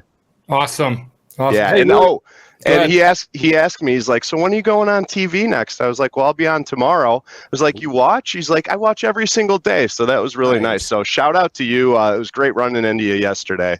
If you're in here, please chime in and chat. Patrick, you're here. Somebody just said I called you out on a trade-off. I did not, but we know what we did do is we found out a lot of people said here who they want to see do a face-off. I would love to know who you would love to face-off in a trade-off or a face-off or a war on the shore or a battle or whatever it is for the first hour and a half of the trading day here on Fast Markets. So we got a bunch of people saying Patrick and Matt, Patrick and ICT, Patrick and Nutty, Patrick and MP. I didn't call that one out because I don't like to trade against folks, but I like to moderate. I'll moderate. So let's hear what you have to say, and hopefully you're feeling better. Mick, go ahead, buddy. Yeah. I think the trade-off sounds like a lot of fun, a lot of egos getting in there. Really quickly to go back, I always hear you guys talking because I keep TopstepTV on in the background, and I wish to be a part of some of these conversations that are prior to my segment. I like the challenge for anybody that can pass a combine trading cattle to get the Stetson hat. That's a nice reward in addition to earning a funded account. I never made any money trading those meats, be it the hogs or the cattle. It's a big challenge, so I like that one. Challenge you to get that Stetson hat and get funded. Got a lot of shout outs today. I want to start with some of the P&Ls from today. Huge shout out to Daniel M. trading in his Express funded account. He's trade copying in 2 accounts, but he's up $40,000 today total, bringing the account balance on those 2 accounts. So total between the 2 of them, he's at $70,000. So big days today, up 20 grand in each one of those accounts. Hold on. So we got a guy up 70. Is that a new record? No, it's not. He's got 35,000 in each one of his Express funded accounts. I so see. 70 total, and that's after putting up 20,000 in each one of those accounts today. 40,000 total on the day today. So grand slam. What's the verdict out on live being called up to live now or earlier? What was the decision there so everybody knows? Well, we've got to look at that today a little bit because not all the trading activities, he's got a big account balance, but each one of those Express funded accounts had a balance of $15,000 coming into today. He made 20 grand, so now he's at 35 in each one of those. We love seeing the big winning days. It's fun to talk about. With big risk comes big reward. And so obviously some big risk here out of Daniel, but actually speaking of big risk, big reward, someone I want to do not so much a shout out to, but a shoulder tap for on the trading cards. Before we get to that first trading card, I want to talk about also shout out to Chung L, up 12,000 in his XFA, Ramez S up 5,000 in their live account, and then Rafat up 4,500 in their live account today. So really good trading out of the group, but definitely Daniel's at the top of the board behind me with the $20,000 in each one of his Express funded accounts. Yeah, really exciting. So let's pull up the trading card for Jordan if we can do that. This is a shoulder tap. Jordan is someone I want to kind of make an example of. Jordan has been trading in their Express funded account, trading out of Sydney, Australia, and there's a little bit of a story here. Jordan did lose their express funded account today. They hit their max loss limit. Not before building up a massive account balance, though, and then taking a massive payout. So Jordan had quickly brought his account balance up to $30,000 in his express funded account. When he got his account balance up pretty large, he's a big swinger, and he had reached out and requested a expansion on the daily loss limit. So we expanded that, gave him 9,000, then gave him 10,000.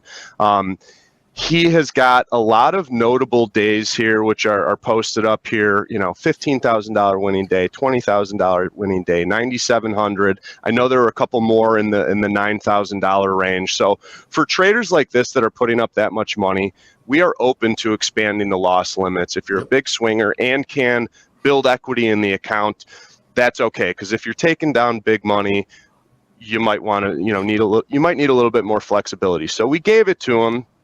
And so Mick, really quick, so people know. Yeah. Why can't I get that while I'm being evaluated? And I'll answer that. Because you're being evaluated and you're showing us you can manage risk. Mick is talking about folks that have shown they can. Yes. Yes. So that's how Topstep will work with you at the funded level. So you're like, hold on. That's not fair. Yes, not right out of the gates. Not right out of the gate. Yeah, and even also like equally important on those trading combines with the daily loss limit too. I mean, there's a lot of new traders that we have coming here. Some might not understand the concept of having, limitations on how much you should risk during a day. So we've got that for people that are new to trading, but then also people that have been trading for a while. You should have a personal loss limit if it's lower than the standard daily loss limit that we have on those accounts, but you've got to really limit what you should be risking on a daily basis. So the story here with Jordan, with big risk I want to say it backwards. With big reward comes big risk. And, he risked a lot in a couple of these trading days. Like I said, today he lost his express funded account. So coming in, I want to go back to yesterday morning with Jordan. Jordan had $30,000 in his trading account. He requested a $15,000 payout from that express funded account. We paid him out. After the payout, he started trading. He was up $20,000 on the day yesterday, trading 15 lots. This is a trader who's max leverage in and out every single time. Only 15 lots. I know where you're going here. 20. Yeah, you do. He was up to 20 grand on the day yesterday after taking that payout. Ended his day down $10,000 yesterday. Yeah, that's a $30,000 swing on the day. Yeah. We get it, guys. Like trading, you can go on tilt, but man, 30 grand, that's a lot of makeup, like to do on your growth, on your account growth. It's a lot of makeup. I think it's a rookie mistake, and not saying that he's a rookie, but that's not the greatest money management to say, to put it nicely. Really happy though that he did get some fruits of his labor. We're sending him the $15,000 that he requested in that XFA. But after, being at 30, going up 20, and then finishing the day down 10,000 with that $15,000 payout, he came into today with a $5,000 account balance, which, he lost because he was trading larger than he should have and wasn't thinking about trading for tomorrow. So I'm happy for you, Jordan, that you got the payout. I think there's some learning lessons here, definitely on the money management side. I do know he's a young guy, and for young ambitious traders, this isn't really out of the ordinary. This situation. So something for him to learn from here, something for all you traders to learn from here. And that's kind of my story with Jordan. He's got a good eye for the markets, but he's taking big risks. He took money out of the market, right? And put it and paid himself. Which that's goal number one when you start doing well. And doing well means get past $5,000 or something like that. Take money out.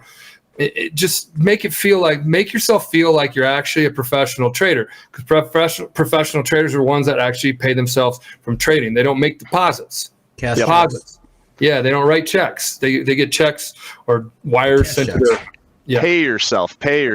So speaking of paying yourself, and the next two cards I want to feature are traders. These are two people that did get called up from the express funded account to the live account.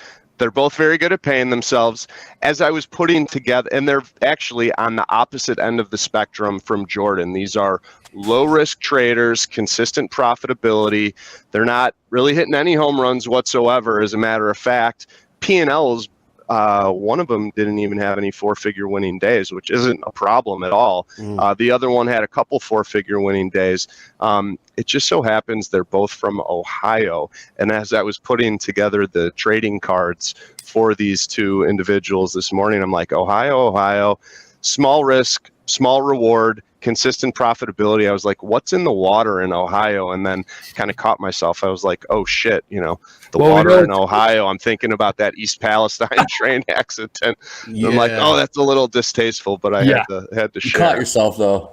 Yeah, and I still talked about it on live TV. So innocent mistake. We're breaking. Yeah, intentional innocence. Let's pull. Yeah, we broke, as Andre said, a bit. I don't think we made new lows, did we? No, we did not. No. I got long 07s, a 2-lot on that pullback. Stayed patient with it. So yeah. Michael going long. Wow. Down here, because it was back to old high. It was back to where they were all long a while ago. Tilt didn't tell me anything, but it was back to the same where we bounced off really hard of a while ago. I see the range. If you're long, and it could be a total range day. Yeah. Did you get some good levels from Hogue today, guys? Yeah, they didn't really come into play. The market's been tight today, so it's been super tight. I bought 08's got out at 25. So boy, little bounce. Oh yeah, nice. All right, Mick. Sorry, quick little scalp. No, it's all good. It's all good. We can't not talk. I was already in the trade. I didn't get it on. Yeah, so I had while you were talking. So 2-minute scalp. And what'd you make on that? What? I was up $100 now, $800. Oh, nice. Not bad for 2 minutes worth of work. Yeah, I don't know if it's going to still hold, guys, but it came right back down to where it firmed up last time. Yeah, and we talked about what day is today, and some people were talking about range bound day, and then when we trade range bound days, we will look for those extensions. If you want to look at the 30-minute chart, we've had some. We've just been in a range all day, so there's a range play here. Not to say textbook range trade right there. Nice job. Textbook, yeah. Would you guys say that having when I think of range trading after a big move like yesterday, I've heard a lot of traders say it's like the market's kind of having a bit of a hangover. Would you guys kind of agree with that? Yeah, I would. I think everyone's trying to recalculate their positions and try to figure out what we're moving forward. Yep. Mm-hmm. Yeah, that's where we're at. Yeah, nice trade. Yeah. Keep in mind, I feel like the odds, statistically speaking, after a big move like that, we do kind of settle down a little bit, but there's obviously plenty of examples when that isn't the case. But back to my traders, the guys that we called up to from XFA to live. Can we showcase Victor, please? So while we talk about exciting big P&Ls and everything, I get almost even equally or more excited when I see small P&Ls consistently, because this is the kind of trading activity that if these guys can maintain this, guys and gals, we have 2 guys today, but if you can maintain small consistent activity, that is when you can scale your position sizing over time within your comfort zone and really take big payouts, big chunks out of the market from a monetary standpoint. So Victor here out of Ohio, I want to mention all these statistics here are replicated in another XFA. He was trade copying, so average daily P&L of 417. It was really 834 average because he was doing the same thing in another one of his XFAs. He got called up to live. I love that he trades small.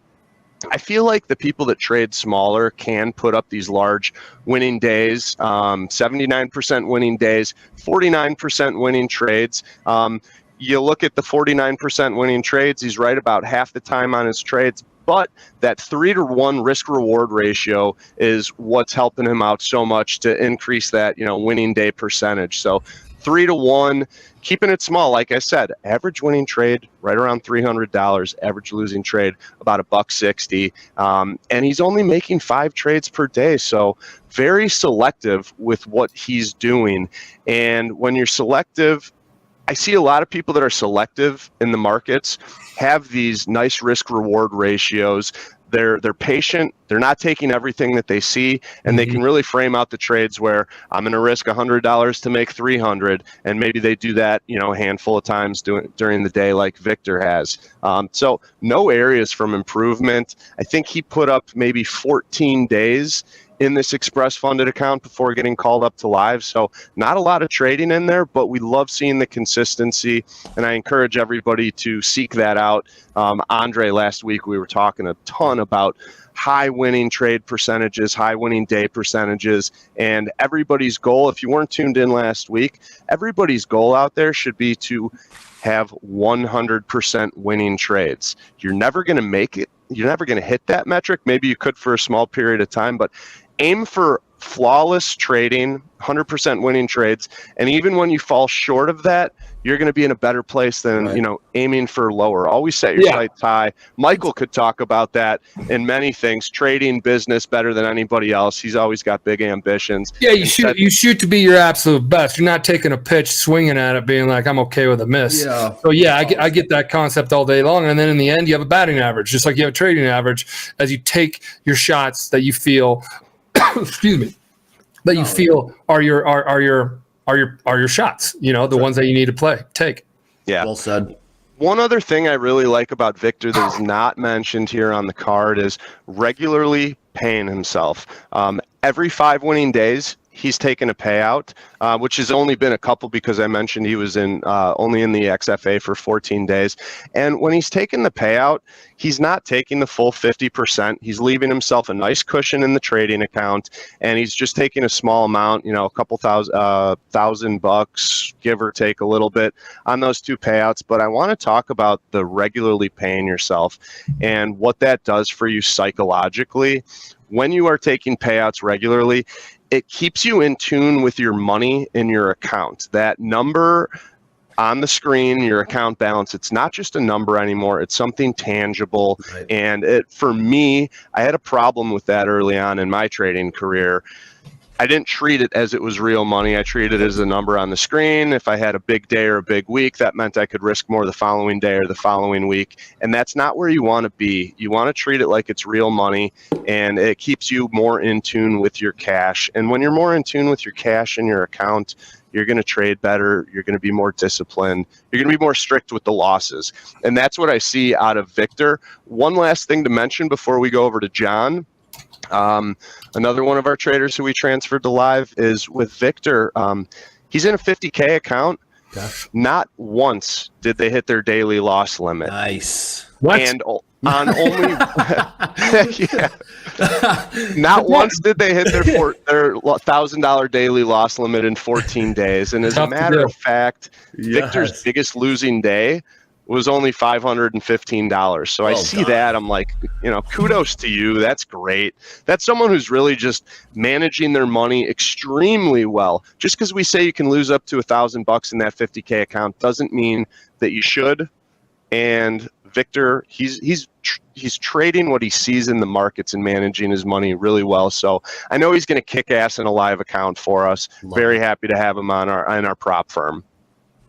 With that, let's pull up John. And with John, I've got similar things to talk about here. Like I said, they're both from Ohio, and they're both smaller traders. Now, John's average daily P&L is about $400. Doesn't have the 3-to-1 risk reward that Victor had, but he's at a 2-to-1 risk reward. Again, also making 400 on his winning trades, risking about 200 on the losing trades, and selective trading again. Only 5 trades per winning day. It's only coincidental that, on Shoulder Tap today, we're talking about 2 traders that for a second there, I was like, are these guys trading out of the same office together? Right. They aren't. Their days were different, but their metrics from getting called up are very, very identical.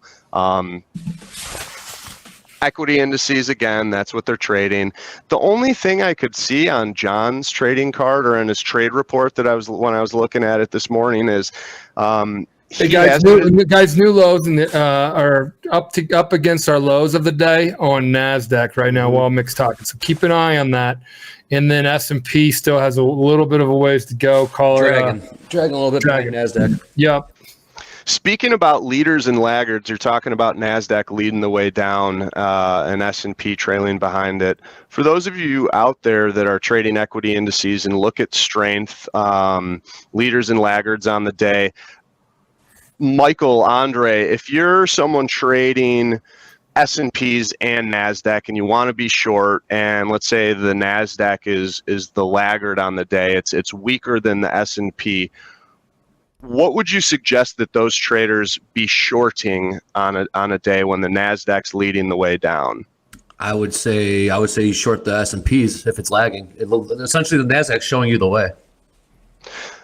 I feel a little bit differently, actually. How do you feel? Hold on. The S&P's leading. Well, maybe I didn't frame it out well. If you have the S&Ps down 1% and the NASDAQ down 1.5%, NASDAQ is the weaker of the two indices. My stance is, short the weakest one if you have a short bias, as opposed to the one that might not be as weak. Yeah, what you're saying. Okay. Yeah. I didn't set that up well at all. I'm sorry, guys. Yeah. That makes sense. 100%. Because it's weaker of the two. 100%. Yeah. That makes sense. General consensus: if you're going to short and you've got one that's the weaker of the two, pick the weaker of the two to short it. I know some people think, maybe I'll short the S&P because it'll catch up to where the NASDAQ is. Short the weakest one, and same thing goes on the inverse flip side. If one's leading on the relative strength for the day, go long the stronger of the two. Or three or four if you're looking at Dow, Russell, S&P, and NASDAQ. I mean, you're seeing that play out right now as we speak. So yeah, good call. Nice, thanks. Well done. I'm watching you guys trade today. Yeah. So could we go back to John? John only hit his daily loss limit once in 23 trading days in his Express funded account. So, and that's $1,000 daily loss limit. So someone getting called up to the live account from XFA only one time hit the $1,000 daily loss limit. That was the one day I saw them overtrade. Other than that, no overtrading. They averaged 5 trades per day, and pretty happy to share some of these trading cards today. That's what I've got for you guys. Awesome stuff. That's good awesome stuff. Hopefully, something is in the water in Ohio, man. Something's going out in the Buckeye State. Yeah. Before you get off, Mick, guys, another big thing that you asked for that you want to start hearing is quick fire questions. Here's your opportunity to do it right now, Mick. I'll help you out. Fire off questions. We'll quick fire before we get off here in a few minutes. Cool. Right now. So bring it on. We got 4 more minutes left in the segment. What you got? Fire off. Mick and I will answer what we can. If we can't, we'll say, hey, either we'll get that answer for you or we don't share that. But go ahead. Yeah. What are you going to do? Rock, paper, scissors? What's the worst thing you've ever done in your life? Yeah. I'm going to ask you that question. What's the worst thing you've ever done in your life? Absolutely not. Let's see what we've got in the chat here. Shoot, I can't answer that on live TV. That's a joke. We're not asking that. No, that's a great thing to say. That's an answer. Yeah. Some people don't say anything. You're like, dude, just. I stole a lollipop when I was a kid from the store, and my mom made me return it. It's very embarrassing. Okay, Topstep ETA for the public. We'll let you know, hopefully first of the year, but we're adding people, hundreds by the day, which is great. Yeah. Live versus Express, please explain. So the Express fund, let's do it. So after you pass the trading combine, you move to the Express funded account. You're a funded trader of ours. It's a simulated trading account that you can take profits from. So all the while you're in that, you're trading, you can take payouts as long as you meet the 5 winning days of $200 or more. During that time in the trading, in the Express funded account, the risk team is monitoring your trading activity. We're looking for the people that are the best of the best, the cream rise to the top, and we're determining and calling out who's going to move from that Express funded account to a live funded account and actually trade in the real markets. Is there any difference between the payouts of an Express funded account and a live funded account as far as payout policy? Not at all. They're Got it. identical. They're the same. And actually, while you can take up to half of your account balance in the express funded account when you request a payout, during that transition period to a live account, you also get another opportunity, payout policy aside, to take up to 50% of your account. Yeah, if you get called up, Mick's saying if you get called up, even if you've already taken a payout and it's like 2 days later, we'll bypass that because you're playing pro ball, which pro ball means trading really well. We want you at the prop firm and we want you to put more money in your pocket. So then your confidence stays very strong and you feel like what it's like, because you are what it's like to be a good trader at that moment in time where we're trying to get you in the sweet spot of your confidence. Yeah, 100%. Even if you requested a payout in your XFA on a Monday and you get transferred to live on a Tuesday, there's another opportunity on Tuesday to take up to half of your account balance. But I did have a good example last week of someone that got transferred. Actually, it was 2 weeks ago. Someone that we transferred from XFA to live that took a little bit too large of a payout, did not give themselves much of a fighting chance in the live account, and then they lost that live account in a couple trading days because they didn't plan ahead and make sure they maintain enough cushion. So you can do it, but be smart about it. We want to see you stand on your own 2 legs in the live account and always trade for tomorrow. If the payout is electronic, or do you mail a check? Electronic. Electronic. How many XFAs do you have? We'll never tell you guys the number on how many traders we have. Sorry, private company. Yep. Just dug myself out of the hole. Here we go. Andre, if you see me. All right, hey, let's wrap. Well, real quick, they want to know where the term combine came from. Trading combine. I'll answer that one. Trading combine Last one. is from a NFL combine where you see the talent out on the playing field and you got the scouts in the bleachers and they look who to pull up to the professional league. So that's where it is. So it's about evaluating talent out on the playing field. That's the trading combine. There's an NBA combine. I don't know. There's not in MLB. There's the minor leagues. So call it the minor leagues, so to speak. Football is the most famous. Yeah. Football combine. Michael, share a cool little tidbit of information about our old office space on Jefferson and what they used to build in the building that our office was in. They used to build. Oh yeah, we used to have an office that actually built farm combines. Now people are like, well, combines are the ones they use for farming. Well, yeah, but a trading combine is an evaluation of the trader out in the markets, the athlete of the marketplace, and seeing how they're trading. So yeah, that was ironic that was built in there. Yes, it was. Yes. Okay, so hey, Michael, you ever do most lifetime payouts, or how much is it? We don't talk about most lifetime payouts. I don't think we do, but we do put a number out there every now and then. But I don't have that answer. Can you have 3 XFAs when you go live? You can have 3 XFAs while you simultaneously have 1 live account. Yes. Got it. So 4 total funded level accounts.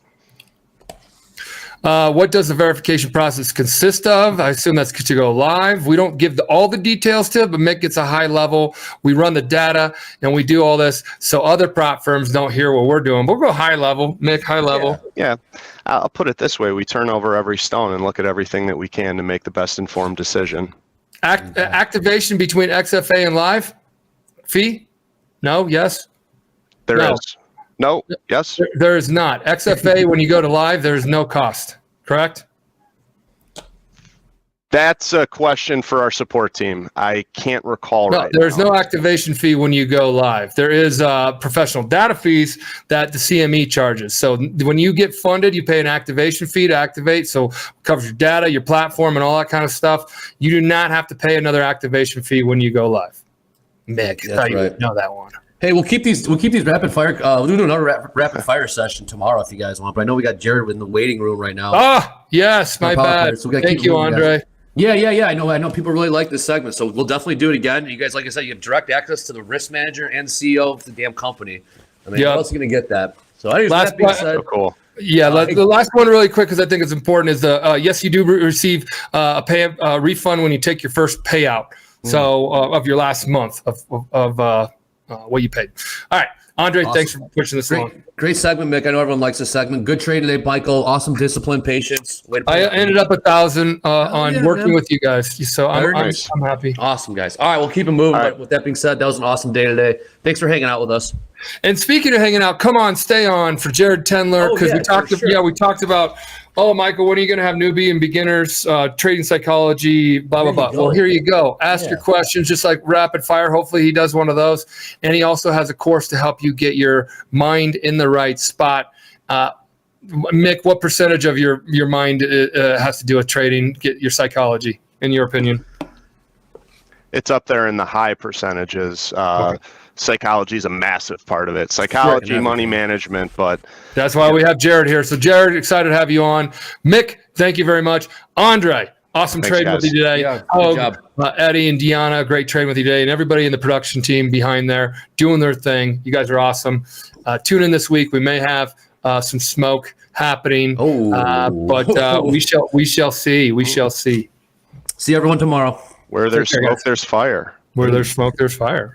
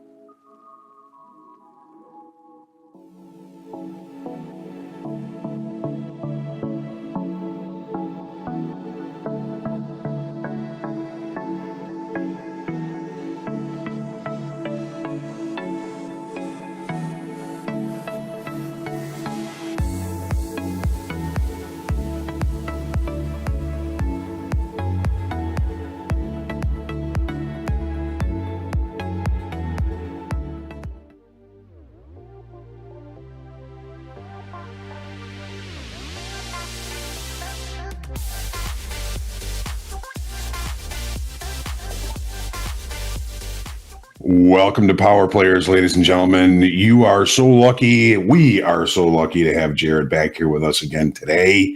If you don't know Jared, Jared is an author and a great guy.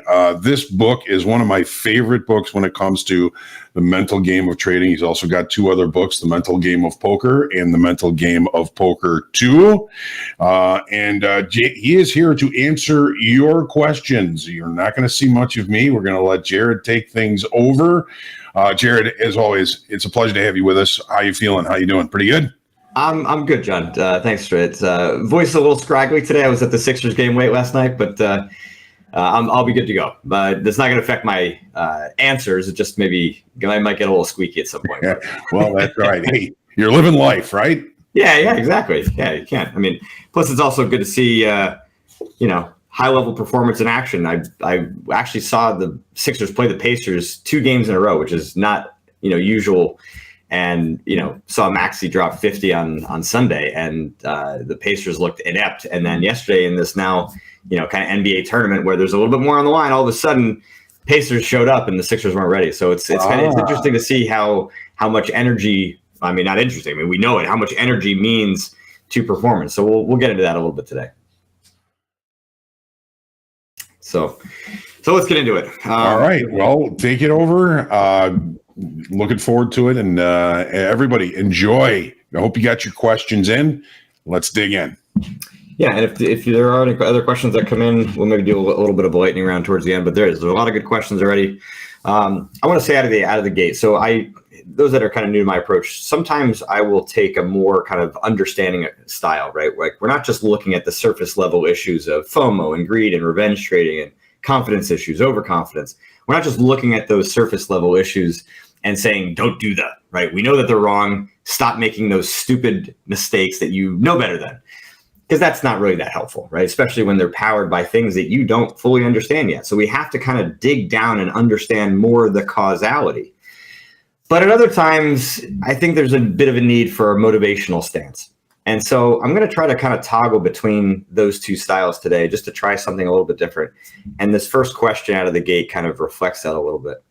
The question is, what recommendations do you give to traders who struggle with motivation to track or log their trades? So going from the more motivational style, look, I mean, talking about the NBA, there's not a single NBA team that would allow them to be at a competitive disadvantage, right? So for example, let's say they were no longer, let's take the Sixers, right? The Sixers were no longer ever able to watch video replay of their games. They couldn't watch video replay of their practices individually as players or collectively as a team.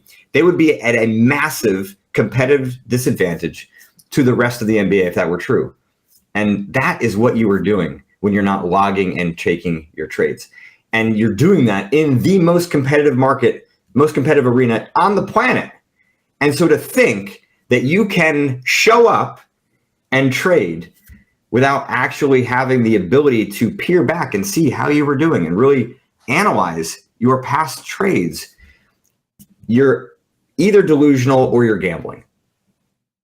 Okay, hard stop. That's the motivational side. Now, the other side of me will say, well, maybe there are some hidden reasons for why you're not really buying into this, right? There could be some procrastination and laziness and maybe some hidden wishes that, you wish that trading could be easy and that you didn't have to do all this extra work to, be successful. You just want to show up and trade, and that's the fun part. Doing all this extra work is just not fun. And I get all that, right? But if we're going to kind of solve those weaknesses, then you've got to work towards developing more like a robust approach.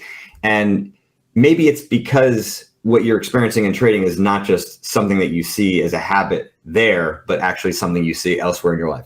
So maybe there's laziness and procrastination and a little bit of wishing, lack of work ethic in other places that are affecting you. So this isn't really a trading issue. This is a personal one that you've got to now maybe use trading as an opportunity to better yourself, which again is one of the things I love about trading, right? It can kind of force us to see weaknesses that we have within ourselves and take a cold, hard look, because either you're going to rise to the occasion or you're not, and you're better off somewhere else. And I think all of you have gone far enough along to say, all right, I'm willing to rise to the occasion. And here you are being able to use trading as a chance to better your financial standing, make some good money and progress on that spectrum. But then also on the personal side, you can develop more personal discipline, better work ethic, right? More consistency in how you're approaching things. And if you do that, well, then not only are you making more money, but you're, a better human being and a more functional and capable one as well. All right. Next question. How can I control over trading? Well, the reality is that to think that you can control over trading. Oh, yeah. Sorry. Sorry. Okay, no worries. how can I control overtrading? Well, control is not really what we're after here. I know a lot of you think that control is a solution, but control is a band-aid, especially when we're dealing with problems as intense and as severe as overtrading or many of the other, kind of issues that you face that are seemingly kind of out of control, right? And so let's say the revenge trading, or even, the risk aversion that causes you to close trades prematurely, right? Whether it's overtrading or other emotional issues, right?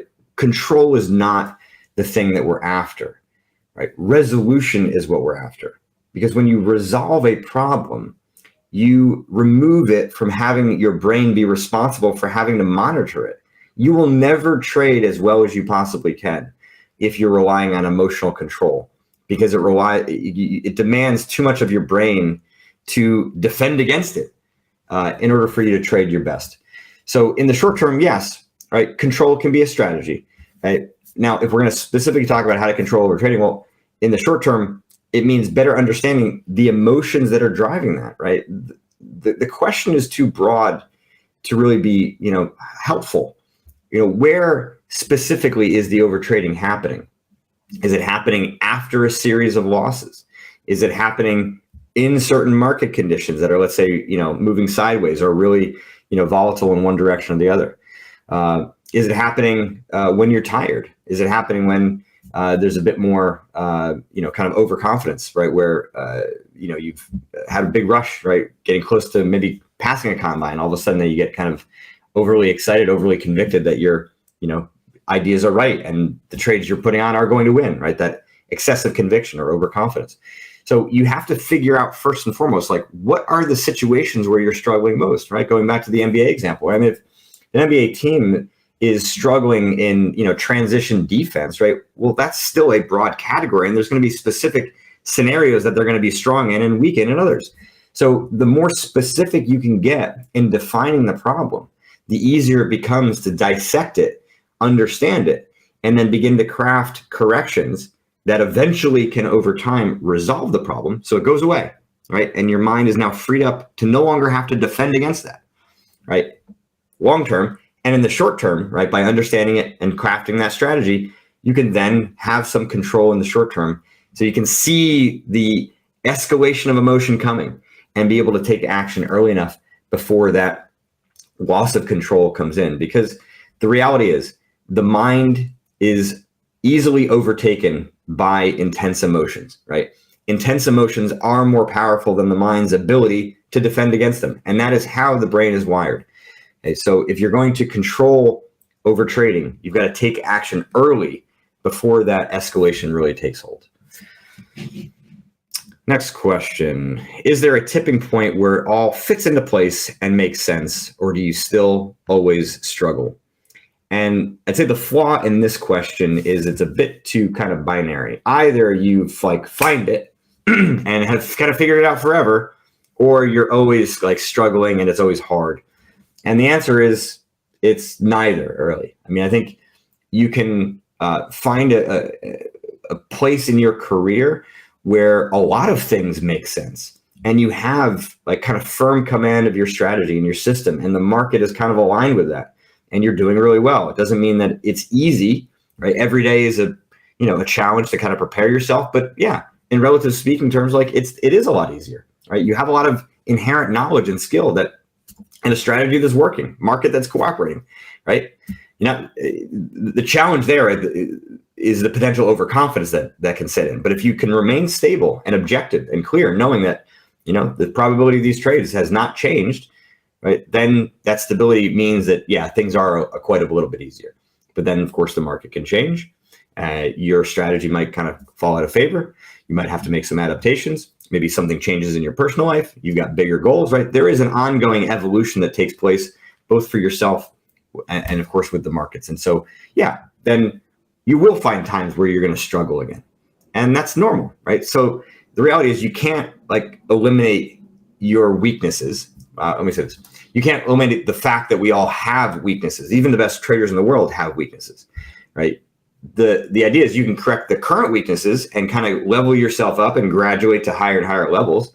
But at each stage, right, there are challenges that you're going to face. So maybe it's in scaling up and taking on, bigger positions. Maybe it's in changing to different instruments or different markets. There's an evolution that takes place. And so, it's neither that you're gonna kind of find it and figure it out and kind of permanently have this strategy that's going to make you money like a printing press, but you're also not always going to be struggling either. Next question. I struggle to accept losses in the financial markets. Even when I do, it's often too late and the market turns in my favor after my large position have already been closed. This takes a toll on my morale, leading to emotional distress for the rest of the day. The account limit with the DLL adds extra pressure. Losing 2 or 3, losing 2,000 or 1,500 out of 3,000 is a psychological red flag. Okay, so the question is, how do I accept losses in the financial markets? And so, the motivational side of me says, well, losses are an inherent part of this game. And so by not accepting them, you're basically believing that the laws of gravity don't exist. Believing that you can fly, right? And I know you don't inherently believe that, but there's a reason why you don't inherently believe that in the markets. And maybe it's because you're wishing that you could never lose. Maybe it's because the pain of losing is severe. Maybe you've heard of prospect theory. Okay, prospect theory is the relationship between losses and wins in terms of how they emotionally affect us. And losing for a lot of people hurts way more than winning feels good, right? The ratio isn't really balanced. And so, the pain of losing is so severe that many of you won't accept it. And for good reason, because what happens when you feel that deep emotional pain? You'll overreact and you'll do a bunch of dumb things, or it'll hurt your confidence. And maybe you're not going to be able to trade as well for days and weeks after. Okay, so there's a lot of reasons why the lack of acceptance of losses may be there, right? Maybe the taking losses feels like mistakes. Maybe you've got some perfectionism or high expectations of yourself, and so then anytime you take a loss, it feels like you did something wrong, when of course, objectively, we know that that's not true. So if you're going to truly accept losses, right, you need to understand why it is that you were unable to, right? It's not for random reasons. It just takes a little bit of foresight, or it takes a little bit of reflection to step back and ask yourself, right, why actually is it reasonable, right, that I'm avoiding this? I mean, if I was to sit next to you with a cattle prod, and every time you took a loss, like I was going to shock you with that thing or burn you with it, I mean, fair enough. You would very quickly want to be avoiding those losses. Okay? But what if you did nothing wrong? Okay, and it was more just the inherent nature of the market. And sometimes lacking that vision can be tricky. And I'm going to get to a tool that you can use in response to another question here shortly as well. Next question. I'm reading your book and you speak about finding resolution, which I just talked about, when identifying one's emotional flaws in relation to trading. I find I overtrade and am impatient. I read too much into the market. How would you advise resolving these problems? So I've actually kind of, I guess, talked about this a little bit already, right? That the resolution is going to come from better understanding the why, right? Better understanding and identifying the underlying flaws and biases and wishes and illusions that are kind of really driving that emotionality. And so my guess is you probably have gotten into the beginning part of the book, but not really the meat, where we're going to kind of dive into the, the greed and the fear and the anger and the confidence that oftentimes is like driving the overtrading and driving the impatience. Okay. Impatience, I would define purely as a discipline problem. And it's very, very important that you distinguish between impatience that is a discipline problem from impatience that is actually more of an emotional problem. And you're impatient because you're fearful and you're angry and you're greedy and you're overconfident or you're lacking confidence. And those are two very different things. Because if you're lacking discipline from a pure motivational standpoint, right, from a pure discipline standpoint, it's usually because you're lacking the energy, right, to adhere to your strategy. And so you're a little bored, you're a little distracted, you're a little disinterested, right? You're lacking motivation. So boosting your energy, getting yourself in a higher, emotional state, energy state is actually the answer to that type of impatience. But if there's emotion driving it, you don't want to boost your energy or your emotions even further. You're already redlining. So that would actually do the opposite. So it's important to distinguish between those two. And by and large, the vast majority of traders that I talk to and have worked with, what feels like impatience, right, is much more emotionally driven. And so I would stop using that term for a little while, and I would start asking yourself, am I feeling greedy? Am I having, fear or FOMO? Is there some anger, revenge trading at play? Am I overconfident? Am I lacking confidence? Right? If you ask yourself those questions in those scenarios, you're going to start to find what is really driving the impatience and the over trading. Next question. And Jack, we're going to pull up the share screen here in a second.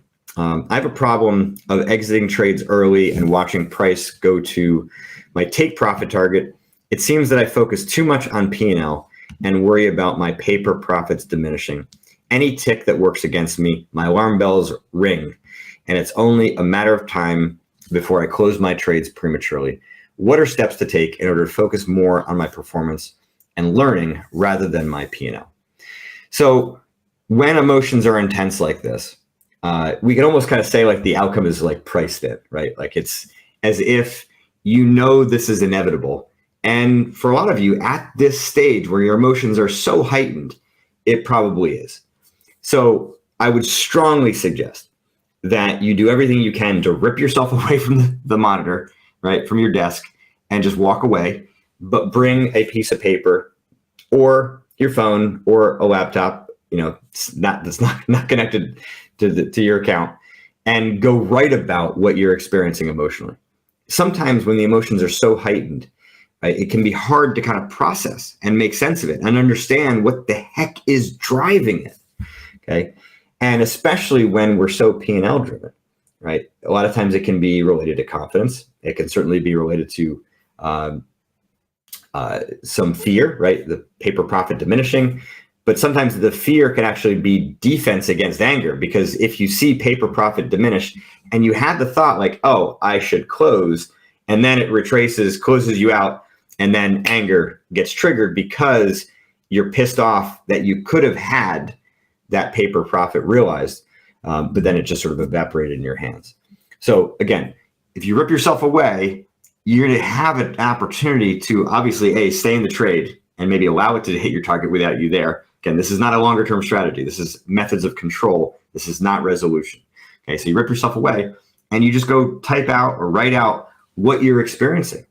It's going to help you to better understand kind of like what is happening, because right now, allowing it to just get closed takes you right off the hot seat and diminishes the emotion entirely.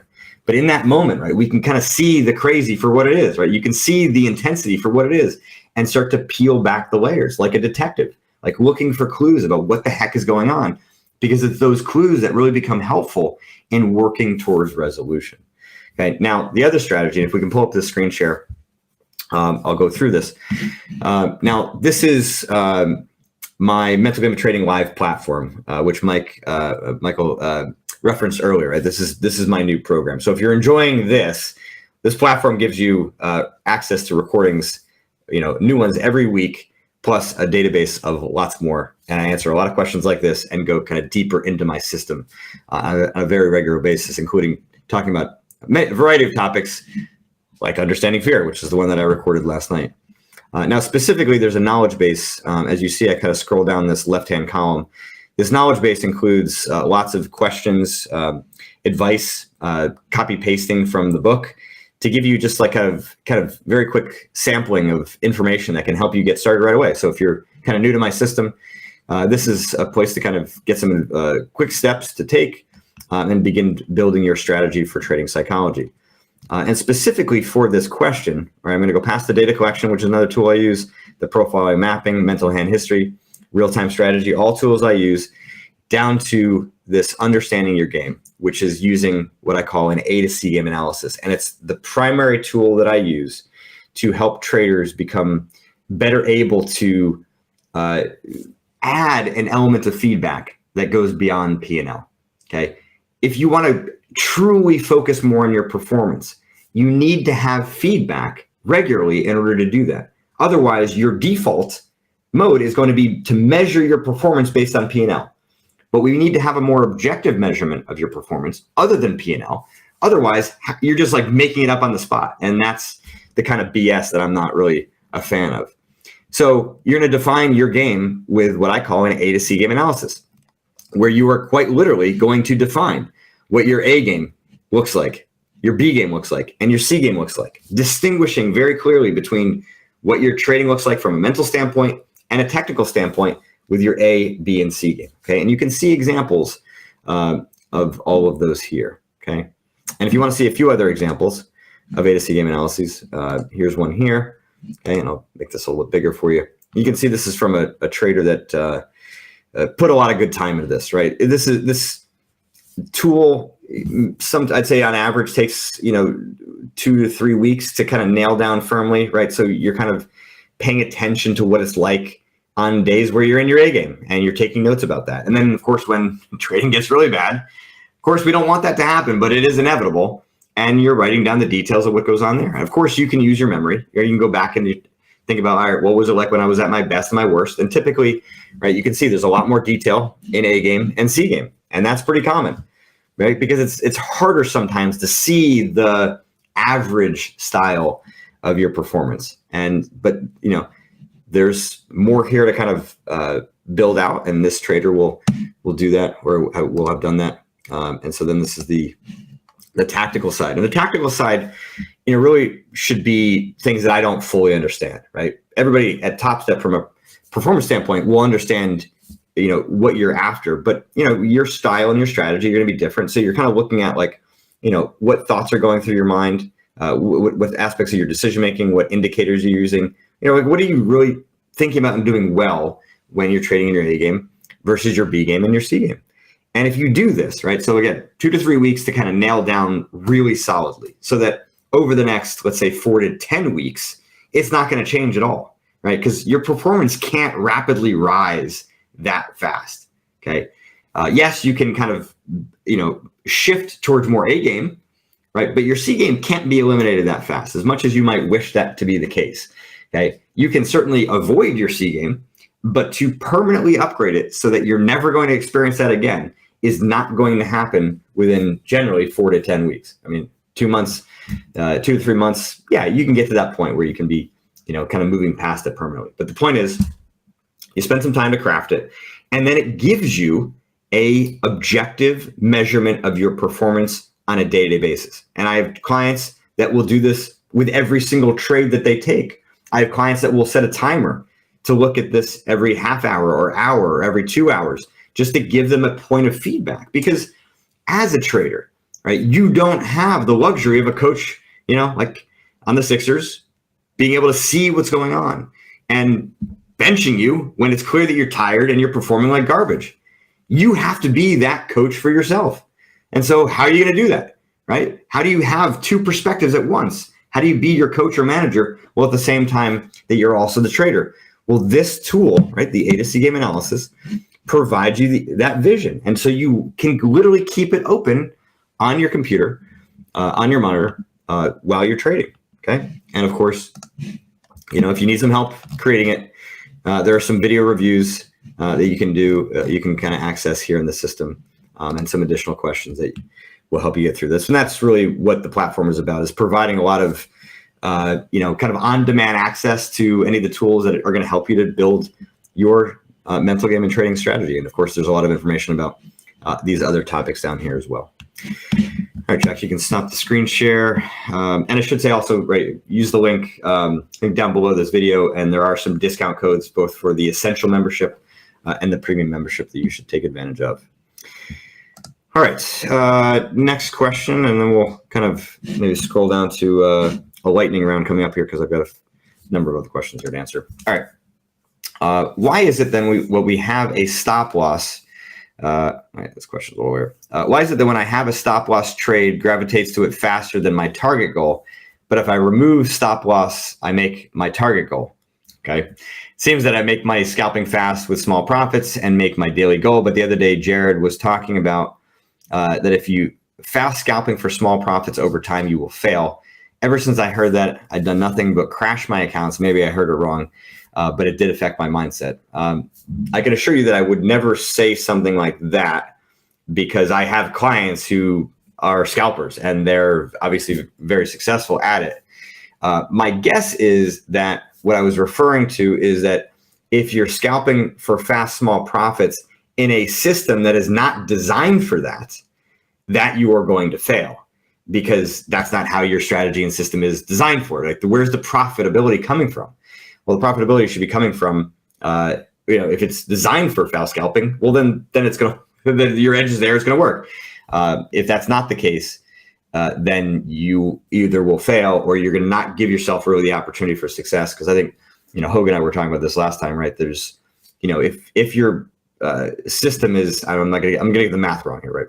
But if your system is, winning at a rate of, let's say, 40%, and you have, an R multiple of like 1.2, like, you're not going to make money.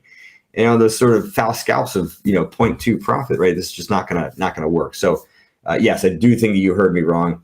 And in general, I'm kind of guaranteeing that somebody's going to hear anything that I've said here incorrectly. I've wrote my Mental Game of Poker book in 2010, and I've heard misinterpretations of it for years. And why is that, right? Because you all are kind of hearing what I'm saying from a lens that includes a lot of the flaws that are affecting you. So some of you are hearing what you want to hear.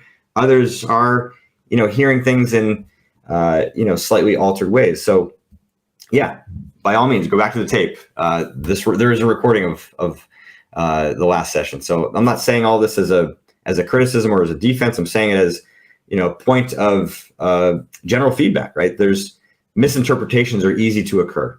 But the good thing about these sessions are they are recorded, so you can always go back on Topstep's YouTube channel to find them. Next question: when price action gets dull and sits in a tight range or melts up or down in a slow manner, I think I get bored and make up trades that aren't there. This then spirals into revenge trading and blaming the slow markets for my losses. It takes me out of my A game and straight to C game. I guess I need more patience for my setups. Okay, so given what you've heard so far today, do we think that patience is really what this is about? Right? I would say first and foremost, no. And I'll repeat something you said. I blame the slow markets for my losses. Okay, I commend you for being honest about that. Okay, one of the things that is most difficult for a lot of you is truly being honest about what's going on in your mind, what you're fearful of, what you're struggling with. Like, it's not fun. Like, nobody wants to be here talking about this crap, truthfully, myself included, right? I wanted to be a professional golfer. I didn't want to be here talking to all of you about, trading psychology, but here we are, and I'm happy for it. Like, I love my work because I'm able to bring a perspective that is different, that is impactful. Okay. And so the ability to be honest about your shortcomings is a hard thing for people to do. It's certainly a hard thing for guys to do. Okay. And so I commend you for doing that. Right. And the next person that is able to do that, I commend you as well. Because I know that some of you are sitting here kind of thinking, right, that you're being a bit disingenuous with yourself. You're being a bit dishonest with yourself and kind of hiding the truth. And yeah, it can be painful, but you're strong enough to be able to handle it, in part because you're not alone, right? I'm going to come back here again. I'll answer your questions next time if I don't get to it today, right? You already come on my platform and I'll help you there. Okay. There's help, right? These are not insurmountable problems, right? When I first started out working in 2003, I was working in the social service system in Boston. Okay. We're talking about kids and families with massive mental and emotional illness and issues across the board, both economically, socially, and from a mental health standpoint. All the stuff we talk about within trading psychology is minor in comparison to that, right? There are solutions to very deep, hard problems out there, and I'm not diminishing, right, the importance of the issues that you all face. Okay, they're all real and they're important, and we're going to get to them. But I'm saying that as a way to just free you up from anything that is blocking you from being honest with yourself about what you're struggling with. Okay, so let me get back to this question now. blaming the slow markets for my loss. I mean, damn, like if you're going to solve this problem, you have to take full responsibility for your actions. There's nothing that the market is doing to force your hand.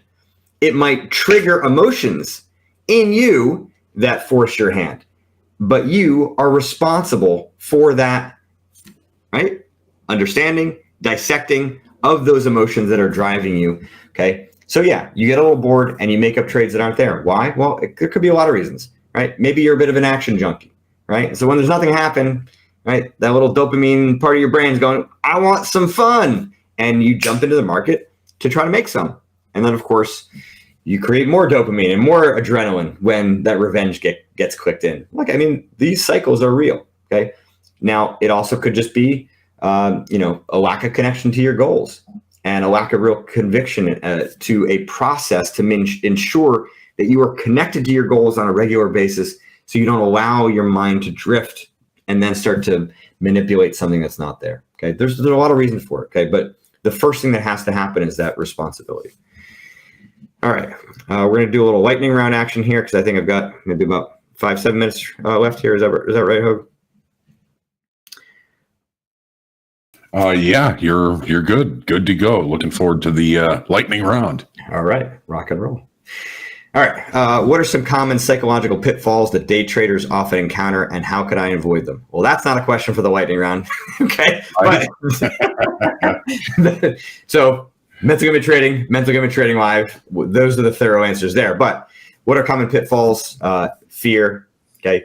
FOMO is probably the biggest one. But the thing about FOMO is that it's oftentimes code for other problems, right? It's rare. It's truly rare that traders really have a fear that there's going to be, not another opportunity out there, right? So I fear missing out on this opportunity because deep down, I don't think I'm going to get another one, okay? And yeah, that can absolutely happen for those of you that are under very kind of tight rules and maybe you only get 1 or 2 trades a day, or you're only trading for a short period of time. And if you miss that one opportunity, it's gone.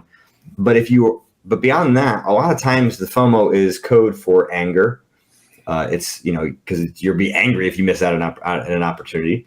It's code for overconfidence, right? You're kind of like manipulating your mind to believe that you're going to, see this massive, that this trade is going to be massive, and you certainly don't want to miss out on it. Or it's code for lack of confidence, because if you see other traders making money and you're not, well, then what does that say about you? So it actually just said a bunch of different common pitfalls that are all kind of sometimes code for FOMO. I'm a terrible revenge trader. The worst thing is I fully recognize that I'm revenge trading. I tell myself I'm revenge trading. Sometimes I say it out loud. In my head, I know it's going to end badly, but I do it over and over. Jack, if you can pull up the screen again, I want to share this chart here. Okay, so what you're talking about here fits very cleanly in this description. I've kind of alluded to this a lot today already, but now it's time to kind of bring it home with a little bit of theory. Okay, Yerkes Dodson law describes the relationship between performance and your emotional state, right? Stress, arousal, like your intensity, right? Arousal is just a psychological term for all the same stuff, right? Okay. But when your energy, your emotions are too low, you suck. When your energy, your emotions too high, you equally suck, right? We're looking to get you at the top of that curve where you have enough energy and enough emotional stability to sustain high level performance. Okay. Where you are is the worst place to be. It's like figure like around 80 out of 100 down that left side of that, or that right side of the curve, kind of halfway down. This is where you retain enough awareness of what's happening, but the emotional drivers are so intense that you're basically just becoming witness to your own demise, right? And seeing something out loud. So the point is, in order for you to stop revenge trading and stop seeing yourself go through that, you gotta decrease the emotional drivers that are going to get you back on the top of that curve. All right, you can stop the screen share. How do I become more disciplined, and how do I adhere to my risk management strategies? Okay, so again, point I made earlier, you got to make sure first and foremost that it truly is a discipline problem, which I would call, more on the left side of that curve where you're actually lacking too much energy versus being on the right side of the curve where your energy is too high. So that's the first thing you want to do. Now, let's assume that's an emotional issue. Well, then you got to deal with the individual emotions that are forcing your discipline to break down and you to violate your risk management rules. And then on the flip side, if it is a lack of true energy, well, then getting more connected to your goals is the number one way to improve that. And maybe that means actually writing them down and being more explicit about what you were trying to accomplish, and more importantly, why. Okay, the why is critical. The more that you understand what is driving you, the more you can use that at times when your discipline and risk management is likely to break down, so that you have conviction around what you're doing. And a lot of times that conviction is around not just trading properly, but correcting the bad habits that oftentimes have been ingrained and kind of force your hand. What do I do, or what do I do to get rid of all thinking before taking a trade? Sometimes I see that the move is bearish on a daily, but in my mind comes the question, it's not too late to be short if the market will bounce, and I go long. So I don't think the answer you're looking for is to get rid of all thinking. I think if you got rid of all thinking in trading, then you might as well just create an algo and pull yourself completely out of it. What you're looking to do is get rid of the thoughts that are manipulating you. And those thoughts are not the problem. I understand why you would think that they are, but those thoughts are being driven by underlying emotions that are seducing you. Okay. And so maybe it's fear that's driving this. Maybe it's a little bit of FOMO that's driving this. Maybe it's anger. Like, again, figure out what the emotion is. And if you correct the emotion, then that specific thought will stop coming to your mind, because that's what's, that's what's causing it to spring to your mind. Secondly, in the short term, because it's going to take a little while to get there, in the short term, you can at least define all of the BS logic that comes to mind, right? Line item by line item that compels you or manipulates you into bad behavior, into making bad trades. And then when you see those thoughts, well, then you know that they're not intuitive, right? They're not intuition guiding you to make very, very high level decisions. They're actually emotional, guiding you to make some pretty bad ones. How to grow up as a trader. I've been at this a while and can't seem to take the next step to get out of the gambler state. Well, it's a hard one, because if you're so consumed by that gambler state, my guess is you're trying to gamble your way to results or like progress mentally, right? You're trying to like gamble your way out of gambling, which will never work. So the poison pill that you got to take here, which is actually good for you, is one that requires sequencing, right? One that requires the small baby steps to progress rather than looking for the big victories, right? So how do I grow up as a trader is kind of the same kind of question, like versus how can I take the small steps that are required to steadily get myself more skilled and better? And if it's more emotional than it is technical, well, then it's the same thing, right? How can I progressively get better? And, one of the ways you can do that is to get rid of the efforts. It's so easy when you're down, let's say, in a combine and you've got 20, 30% left of your account before you have to reset and start again, to just say, F it, gamble the whole thing as a way of pulling yourself out. And actually I have a client who's going through this right now, and I have forced him to take the slow road, to not reset the account prematurely or by forcing it in that way, but to actually graduate the right way. Because if you force yourself to stay in there and dig through and grind trading the right way, then it's not just about passing the combine and getting a funded account. It's what skills are you bringing when you get there? If you gamble your way to that point, you're likely to end up gambling with a funded account and probably lose it. So it's really about hardening the skill set that's required, not just to get you there, but that is required to sustain you there. How do you resolve the issue with executing trades to match the trade plan? I should make 1 to 2 trades a day, not dozens. Major disconnect between the idea versus the execution. Okay, this is emotions driving you, like without a doubt. Okay, because you know that if you weren't driven by them, like you would easily be able to adhere to that strategy of taking 1 to 2 trades. Okay, but it's a variety of situations that then compel you to, and it could be as simple as losing 1 trade. It could be as simple as sitting on the sidelines and seeing a trade go without you. So you didn't actually lose money. You just missed out on an opportunity. And so then that triggers you, right? So you got to start defining like what are the things that are triggering you, triggering your emotions, and then those emotions then compel the bad behavior. If you can't figure that out, then just start taking some notes day to day, right? About what's going on, where those mistakes start to occur. And that over time will help to give you a bit more guidance and vision there. All right. Looking at the list here, Hogue, I think we're spent. All right. We are good to go then. Jared, I can't thank you enough. I mean, all of these sessions that you do with us are so good and so helpful for everybody. I think we're all really lucky to have you here, and I'm very happy that you love what you do.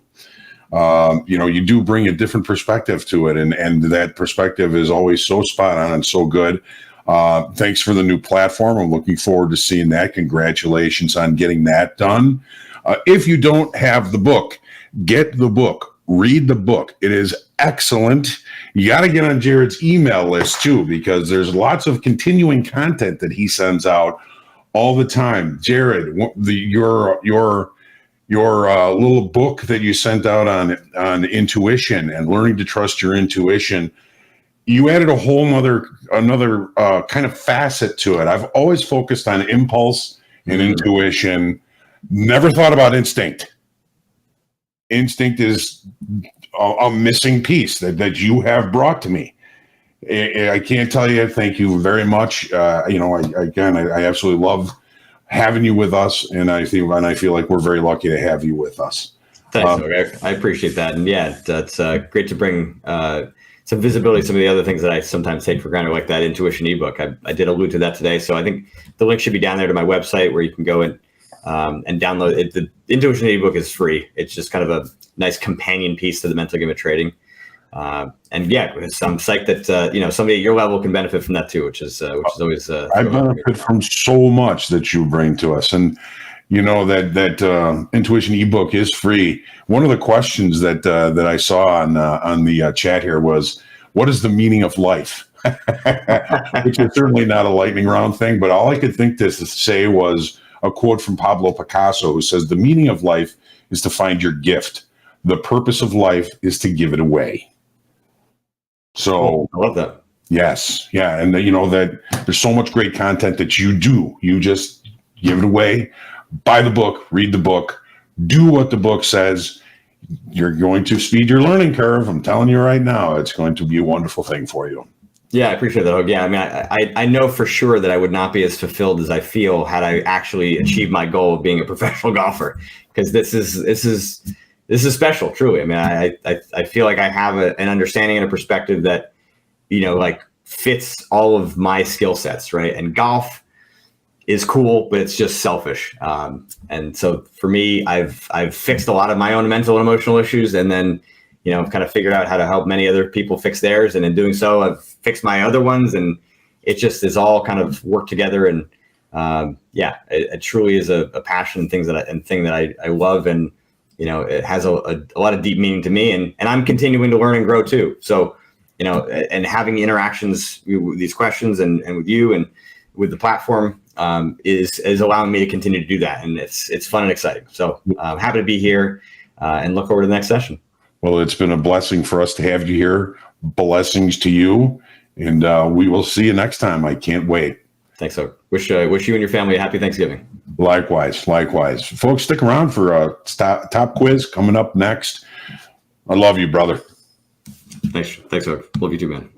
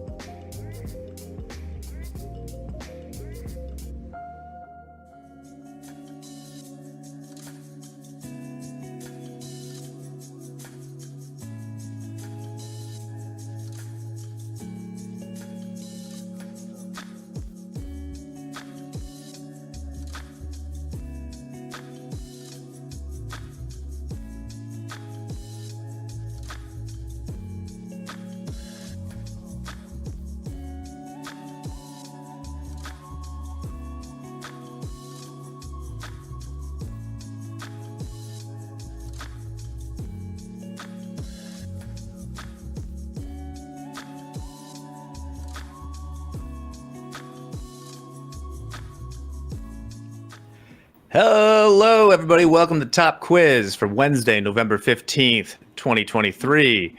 I am in day 2 of not having my virtual background. Bonnie, how are you doing? Good. How are you, Jack? Nice. I'm doing pretty well. Dolby said yesterday that I've reached full streamer status with crazy hair and a green screen and a mic in front of me. So we'll see how it affects the performance. If this is your first time playing Top Quiz, sign up with that link or go to kahoot.it and enter the game pin. You'll get 4 multiple choice questions. And if you get 3 or 4 right, you're entered into a random drawing. I'll announce those winners towards the end of group coaching. Nice background. I agree. I think this is kind of great. You know, lo-fi, see behind the scenes.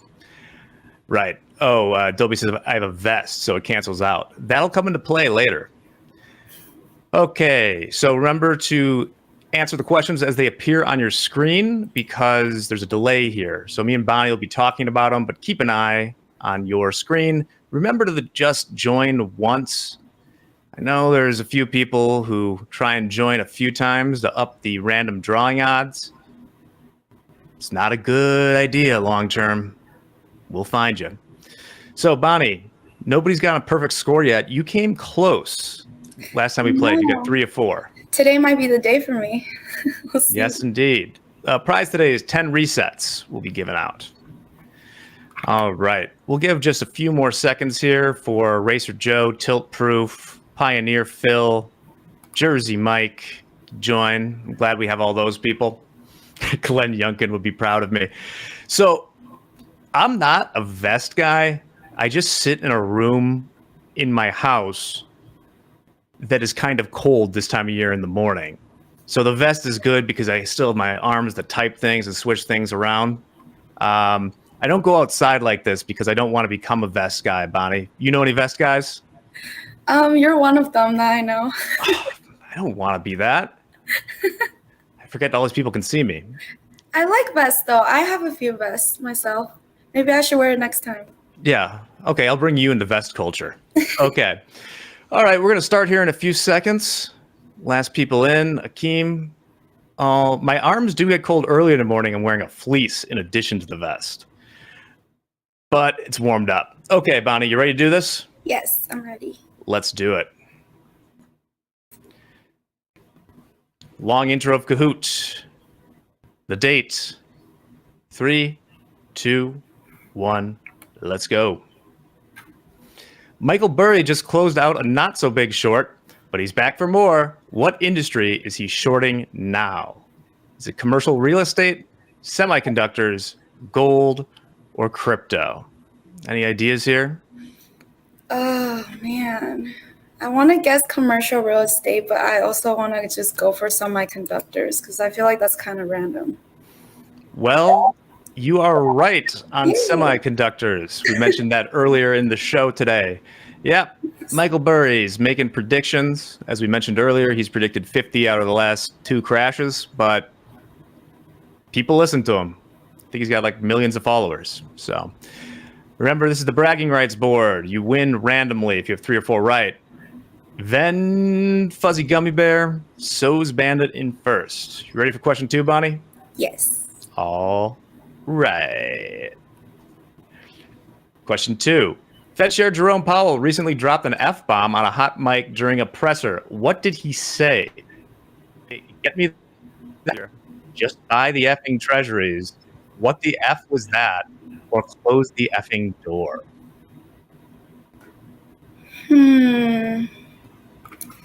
Get me the F out of here. I'm sure that's what you're thinking, but it was close the effing door. The quote that launched 1,000 memes from our boy Jerry Powell, J. Powell. Okay, well, 1 for 2 is not bad, and that was a goofy question, Bonnie. Still time to get 3. Dow sucks. A man after my own heart or woman? Danny Boy. The Ligma crew. Fuzzy Gummy Bears and all your base. All right. Question number 3. What prize will the first person to pass a trading combine while trading only live cattle futures win? something we've announced. Is it a live steer, a trip to Austin, Texas, a Stetson cowboy hat, or a Cadillac with bull horns attached to the front grille? Would it be a cowboy hat? Well, as a matter of fact, Yay! it is a cowboy hat. Nice. Modeling my version. This is a Resitol, not a Stetson, but still a very nice hat. That's a good look on you. It is. Especially with the vest. I was going to say, I have embraced my role as the Patagonia cowboy. I dig it. Not a cowboy from Patagonia, but Glenn Youngkin, J.B. Pritzker-esque guy in a cowboy hat. I'd love to keep it on, but my headphones sound super friggin' weird around my head like this. So I'm going to take it off, see if I can do the trick. Oh, yeah, like a pro. All right, put that aside until I'm in Wyoming. That's where I got that. My grandfather lived there. Love Wyoming. All right, Bonnie, you're 2 for 3. You ready? Yes. For the last one? Yep. Well, first we got to see the scoreboard.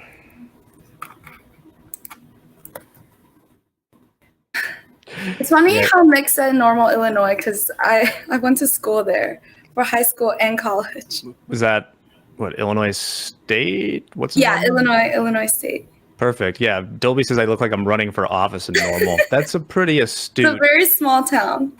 It's a pretty small town. I could be the cat in the hat mayor of Normal, Illinois. All right, last question. You ready for this? Yes. Final question. The VIX is derived from options premiums based on what index? Is it the S&P 500, the Nasdaq Daddy, the Wilshire 5000, or the CBOE Surprise Index? I have no idea what any of these mean. Yeah, they want trading questions. I try and throw in the accounting, but then they get angry. SBOE. Well, it is from the CBOE, but it is based on the S&P 500. 2 for 4 is a passing grade on this, Bonnie. Let's see the final bragging rights leaderboard, and I will announce the winners of the resets towards the end of group coaching once I get to my Excel sheets and do all that jazz. All right. Third highest score was Zeb. In second was Kyle 1. It's depressing in these podiums when the names aren't super fun. And in first,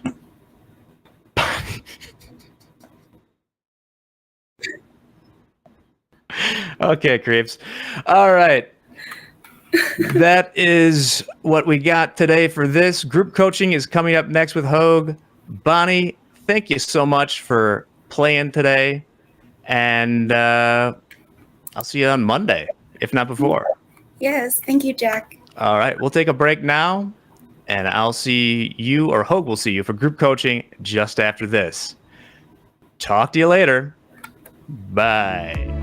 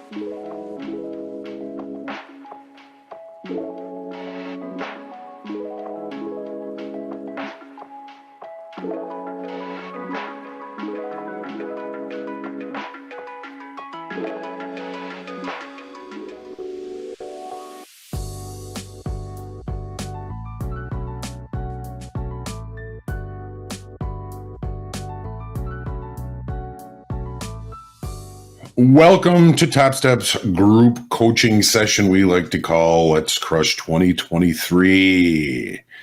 It's going to be a hopefully informative and fun session today. Right after Jared, he is a tough act to follow. I will do my best. I did get 3 emailed in questions. We're going to go through those first, and then I will try and work my way through the chat here and on YouTube to find any additional questions. Of course, you know, there's nobody that knows everything. I certainly don't. If there's something that I'm not familiar with or that I don't know, you're going to get an honest answer. It gives us a good opportunity to learn and grow together. My name is John Hoagland, Senior Performance Coach here at Topstep. I've got 40 plus years industry experience, more like 31 years as an active trader. Traded on the floor of the Chicago Mercantile Exchange for about 20 years, migrated to screen trading in 2009, and since about 2011, I have been fortunate enough to be here at Topstep and hopefully being able to help as many traders as I can. I've had the opportunity to talk to thousands of you from all over the world, and much like Jared, I mean, this is a true passion of mine. I can't imagine doing anything else, and we're going to see what we can figure out here for us all today. This is the CFTC disclaimer. I should know it by heart by now. It basically states that there's a lot of risk in trading futures. These are leveraged products. You could lose more than your initial investment because of that. Risk capital is the only money we should be using to trade with, and risk capital to me is money that I can afford to lose. We're not going to be suggesting the purchase or sale of any particular product during this session today. Remember, this is for educational purposes only. It also states here that hypothetical and simulated performance results have certain limitations. To me, the biggest limitation is the idea that you have no rules, no consequences, and no accountability in some random sim account.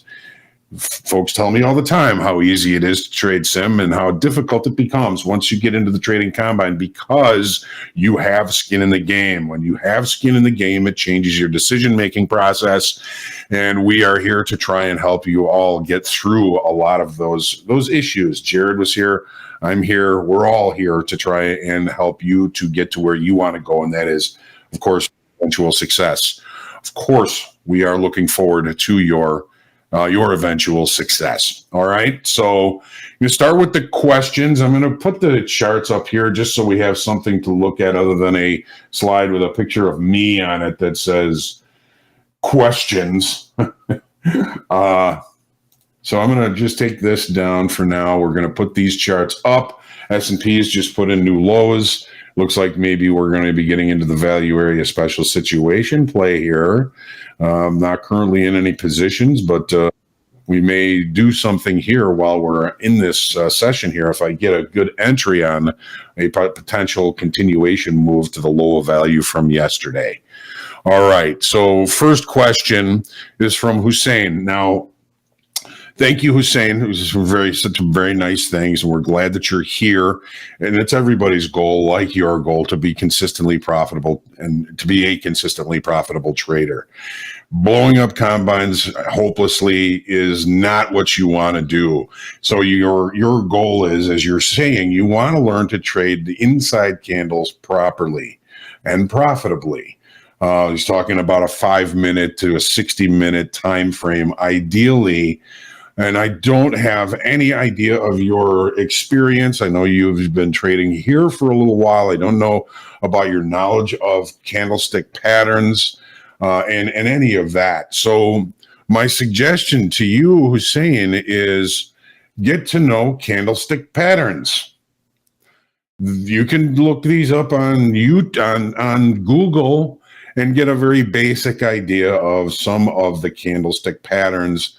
Candlestick patterns, multiple bearish candlesticks, bullish candlestick patterns, the basics of candlestick. What is a rising candle? What is a falling candle? And just remember, Hussein, that any time frame that you're focusing on there's going to be a direct correlation to your time frame as a trader, to the ability for you to find opportunities in your time frame. But it is also important to look at longer time frames. So you mentioned the 5 and the 60 minute. Don't forget to give a look at the daily, because the bigger context will help you overall in your quest to become more able to assess the current context of the marketplace. And we always talk about context. There's two basic contexts in the marketplace. Some people put a lot of different names and numbers on different types of market states, but the market is either range bound or it's continuing. There is a rally or a directional break, or the market is range bound. So Hussein, there are a lot of books that are written specifically for candlestick trading. Steve Nissen is one of the authors of one of the books that I read when I started learning about candlesticks. And it's really, getting to know the candlesticks, getting to understand the candlesticks, and or technical analysis is only part of it, Hussein. The other part of it is the mindset. The other part of it is, what is your mind doing to you while you are trying to get in, looking for trades, in trades. And that's what we had Jared here for today, and somewhat why I'm here is to try and help you find your way as a trader. So again, without knowing your experience level or knowledge level, go back to the basics. If you're blowing up accounts, obviously something is not right. Size down. Try and maintain that account. That's goal number one, is just to be able to maintain an account over a long period of time. Because if you're doing things right, you are journaling, you are reviewing your trades, being consistent in your performance, so you have consistent information to review at the end of the day. I mean, if you're just in there taking pot shots, there's really nothing that's going to be of any value to review at the end of the day. So look at these candlestick sheets. People, there are like posters that you can buy, that you can put on your wall, so you can kind of keep an eye on with some of these things that you might be seeing in your candlesticks on any time frame, and hopefully finding opportunities to see to get into some decent trades. So Hussein, I really appreciate you sending me your question. It is such a broad question. It's very difficult to really give any really precise answers. Look at the S&Ps, man.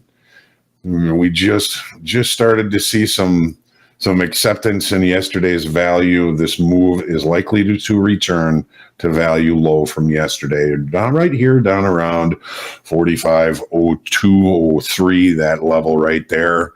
And again, thank you, Hussein. I'm not sure how much that answer is going to help you, but step away a little bit to learn a little bit more about candlestick patterns and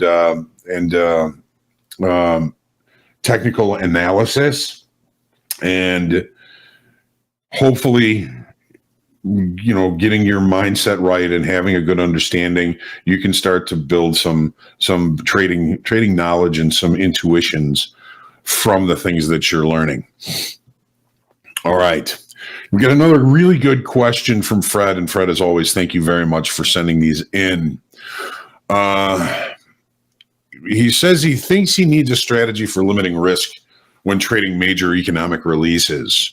Of course, we all do. Major economic releases can be very, very difficult to navigate. I've traded into and through a lot of economic releases. I've had some fantastic days.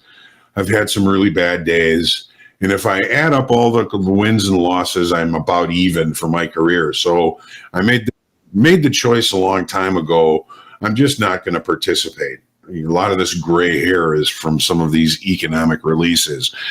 So, it's a choice as to whether you want to participate in them or not. I choose not to. And Fred, I know you're aware of that. So let me see if I can kind of get through your questions here and see if I can help at all. The big economic release yesterday was the CPI number, which came out at 7:30.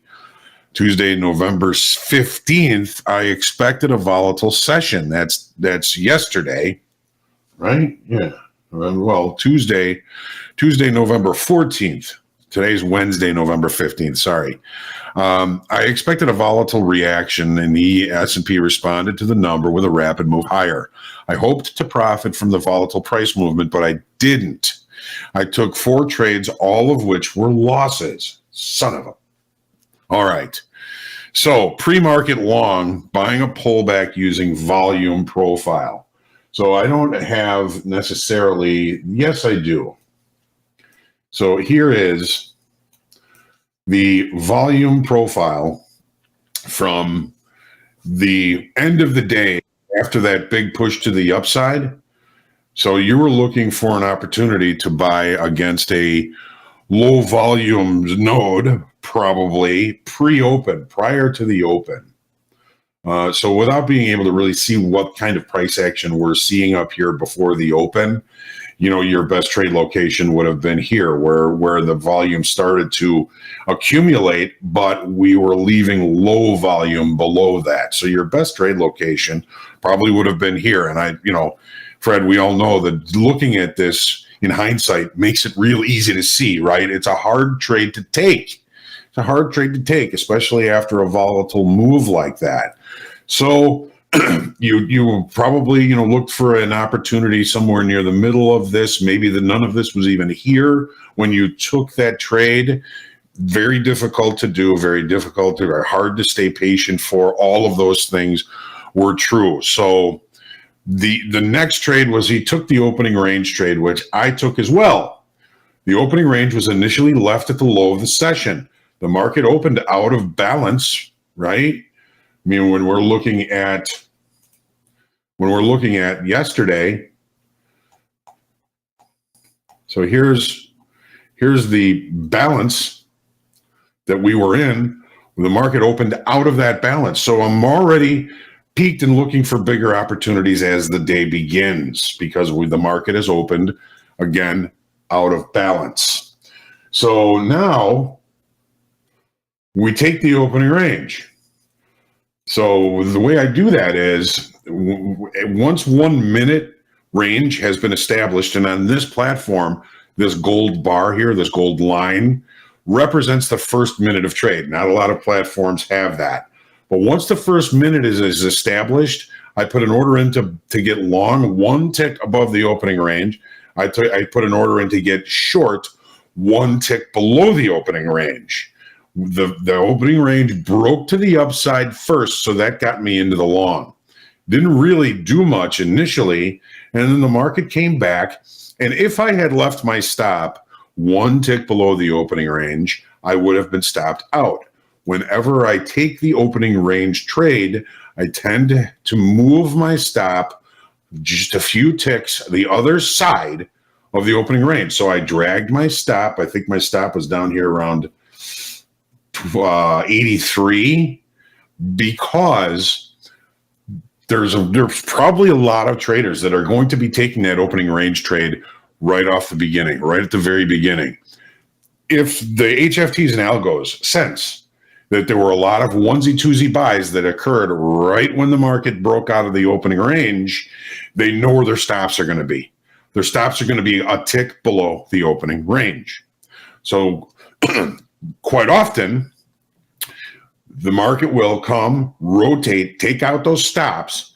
Well, those that were hunting for those stops had bids sitting here waiting to take out those stops. So what they do is they get short time frame traders long above the opening range.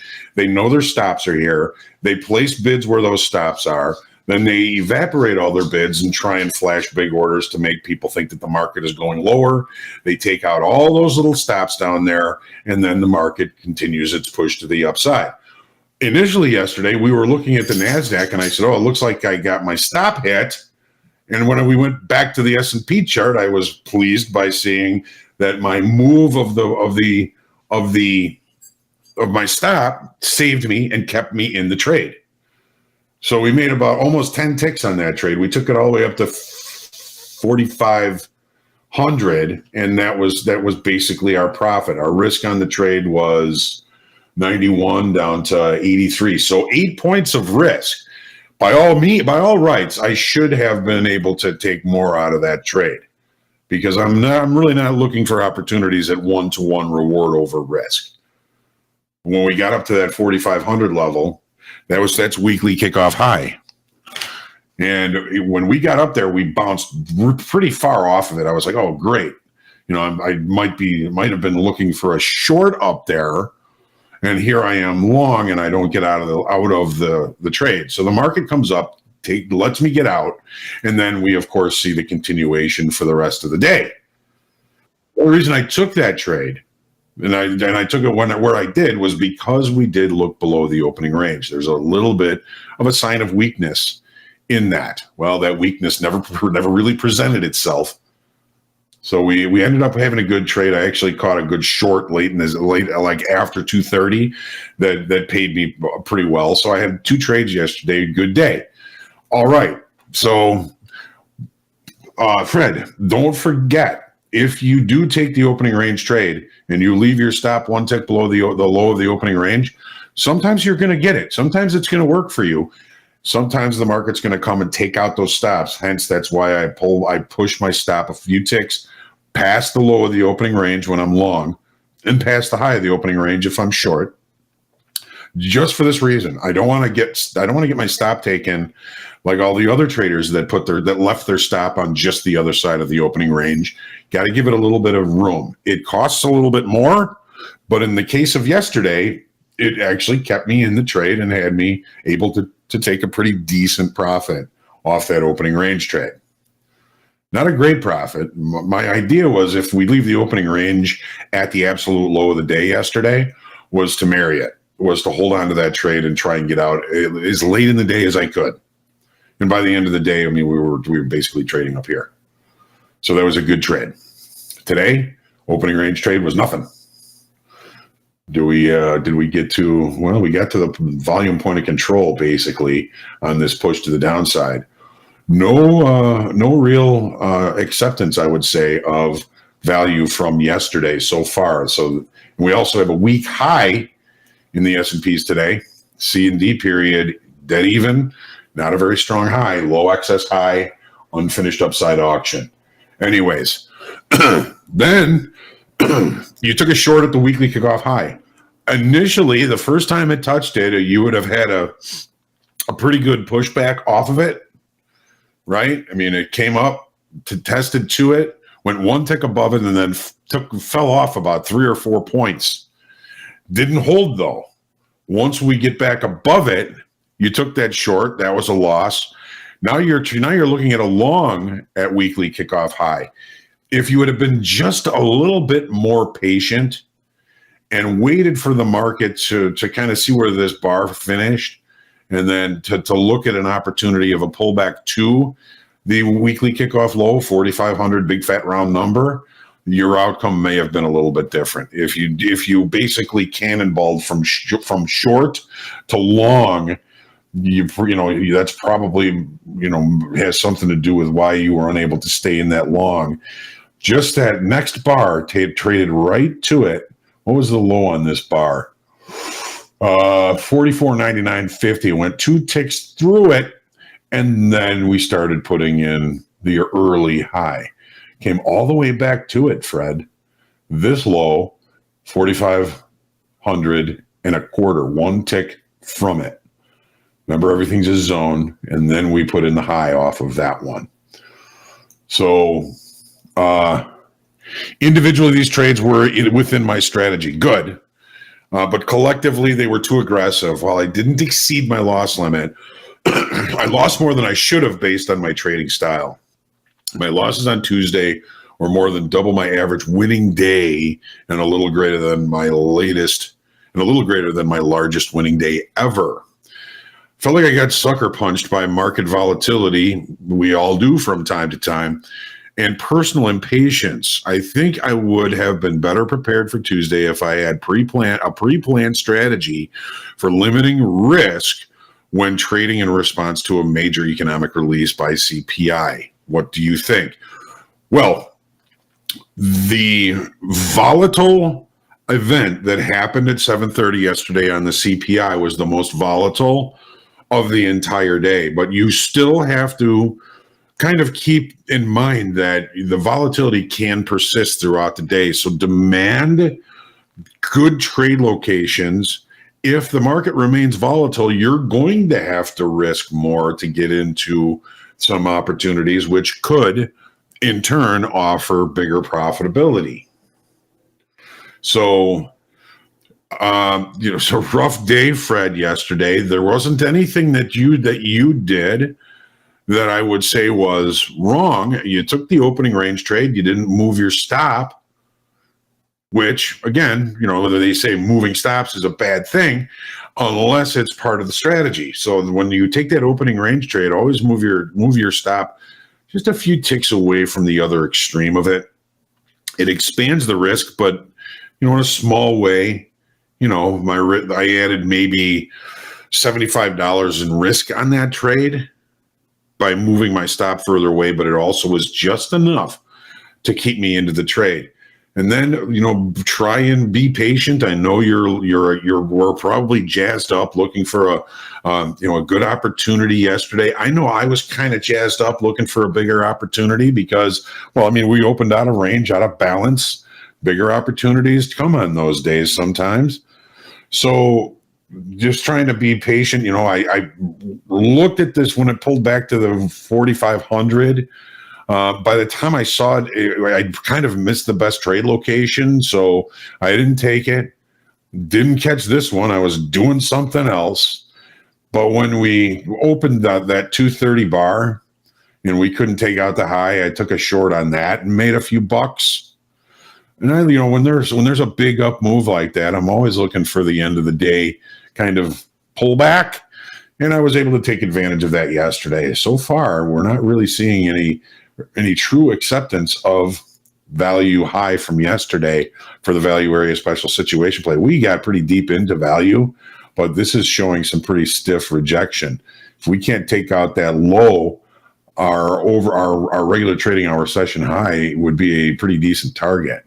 If this excess remains down here, we have to see how that plays out. But Fred, should you have a strategy for limiting risk when trading a major economic release? You should. You should always have a strategy for limiting risk.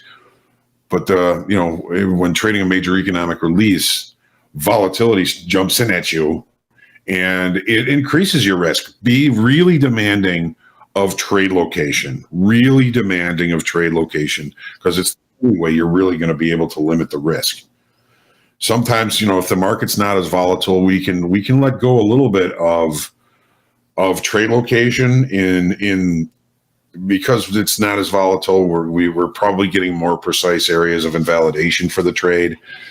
So again, Fred, thank you so much for the question. Sorry that you had a rough day yesterday, and it happens. And I applaud you for having a plan sticking to the plan, even though the plan didn't work, even though you maybe took some losses yesterday, like everything we do in trading and pretty much everything in life, there's an opportunity to learn something from that. So, you know, try be a little bit more patient when we break through a weekly kickoff level like we did yesterday. Let the market kind of show you if it's going to try and accept above it. And if it does, try and buy a pullback to back down to that level. Yesterday was such a good example of that I missed the first one, missed the second one.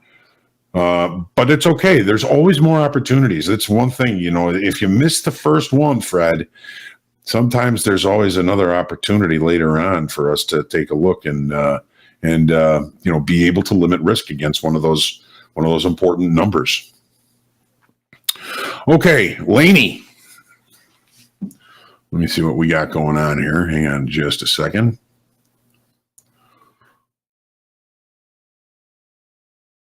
Oh, Fred, it's my pleasure. It's my pleasure. Sorry you had a tough day yesterday. It happens to the best of us, man. Okay. All right. So I'm going to go back to this question, Laney. Having trouble taking reasonable profits and blowing things up. I know these are common issues to overcome, so I feel kind of silly reaching out over something I've heard Hogue speak about so many times. Laney's been trading for 2 years, found Topstep about 19 months ago. Glad that you're enjoying Market Profile. And Deanna, great. Laney, I want to, you don't have to answer, but, if you're loving Market Profile, are you truly a student of it? Are you reading the books? Are you kind of monitoring your performance when using the Market Profile? Market Profile isn't an indicator. It's not something that's going to be telling you, it's not something that's going to be saying buy here and sell there.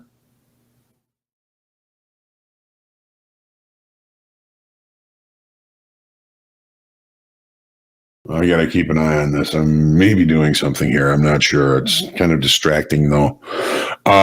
So make sure you're reading the book. Make sure you are taking the steps necessary to get better and better at understanding the auction process through the lens of the Market Profile. So you passed an XFA recently. You were up over 22 grand and made the second place and made second place last Friday. 22. I mean, that's some good trading, man. Just how I trade in Sim. Perfect. This week, I'm 3 full days down. I just need one more day of $200 profit to get a payout, but I'm making terrible decisions. My confidence is shattered at the moment, and I keep second-guessing all decisions and not letting my plan play out. I'll cover for break even way too soon, then I get frustrated and jump back in and give too much room, ignoring pullbacks, impatient for confirmation, and take a bigger loss. The deadly FOMO and fear combo is in my journal multiple times a week. It's very difficult. You say here you don't think you're doing a very good job explaining what's going on, but you're talking to a person who has been where you are a whole number of times. So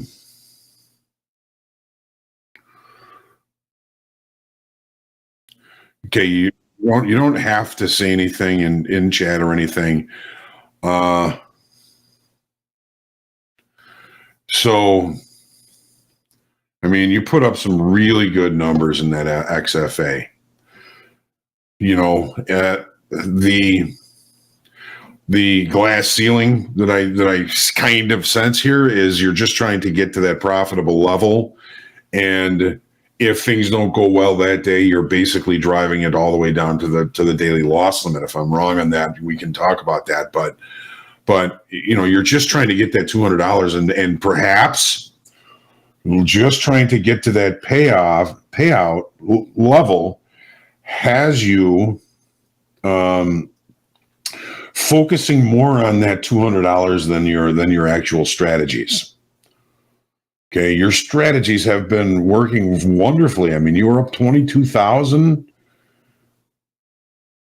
and I see you made second place last Friday as far as the best performance of the day. That's great. That's great. Gotta remember. I mean, what changed? What has changed you?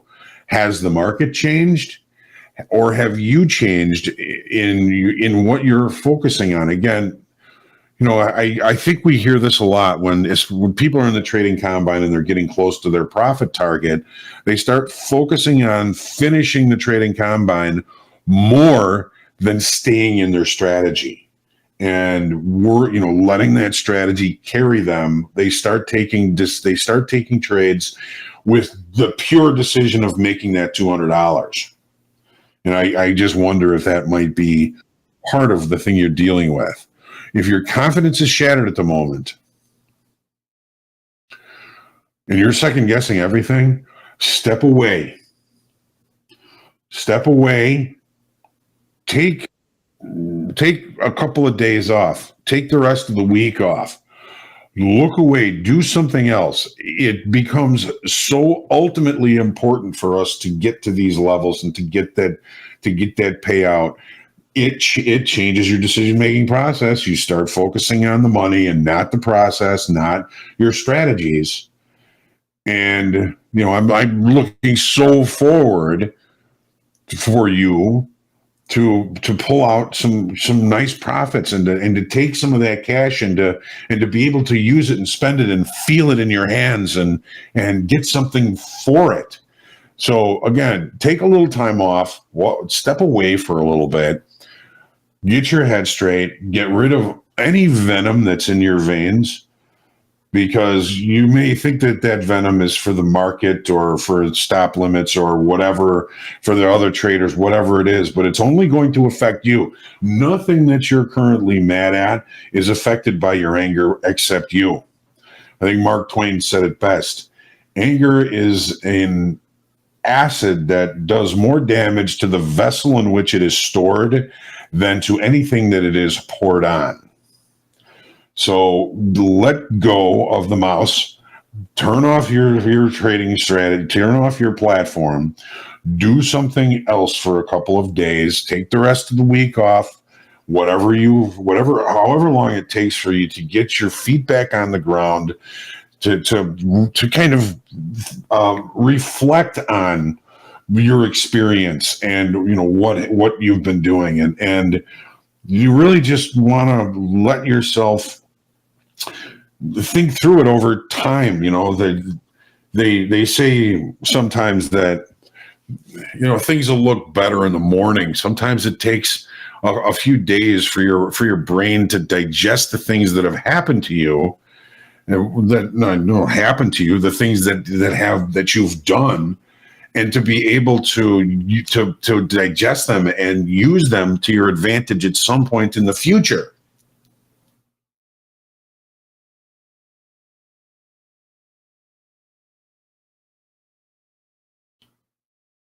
Okay, so don't blow up any more of your account until you take a little bit of time off. And while you're in that time off, do something really nice for yourself and do something really nice for somebody else.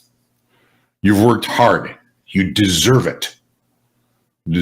So do something nice, whether it's a walk in the woods or a nice dinner or something like that. You can kind of kill two birds with one stone. You go out to a nice dinner and bring a friend.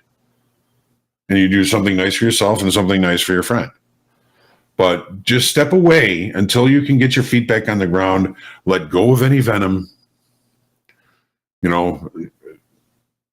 Kind of quoting my dad, and it's actually one of the dad wisdoms. I didn't use it today, but I was in the pit and I felt like I was going for a trade, and traders in front of the brokers, the broker that I was trying to get the trade from saw me trying to get it, and they took it. It would turn out to be a really good trade, and I was so angry at those guys, and I let them know too. And they're laughing at me, whatever. You didn't get it, we got it. So big deal. You're going to get trades over there that we want that we're not going to get, that you're going to get. Blah blah blah. And I was so angry. And And I called my dad and I said, this happened today and I'm so angry at it. I'm still just like spitting nails from this. And he laughed and he said,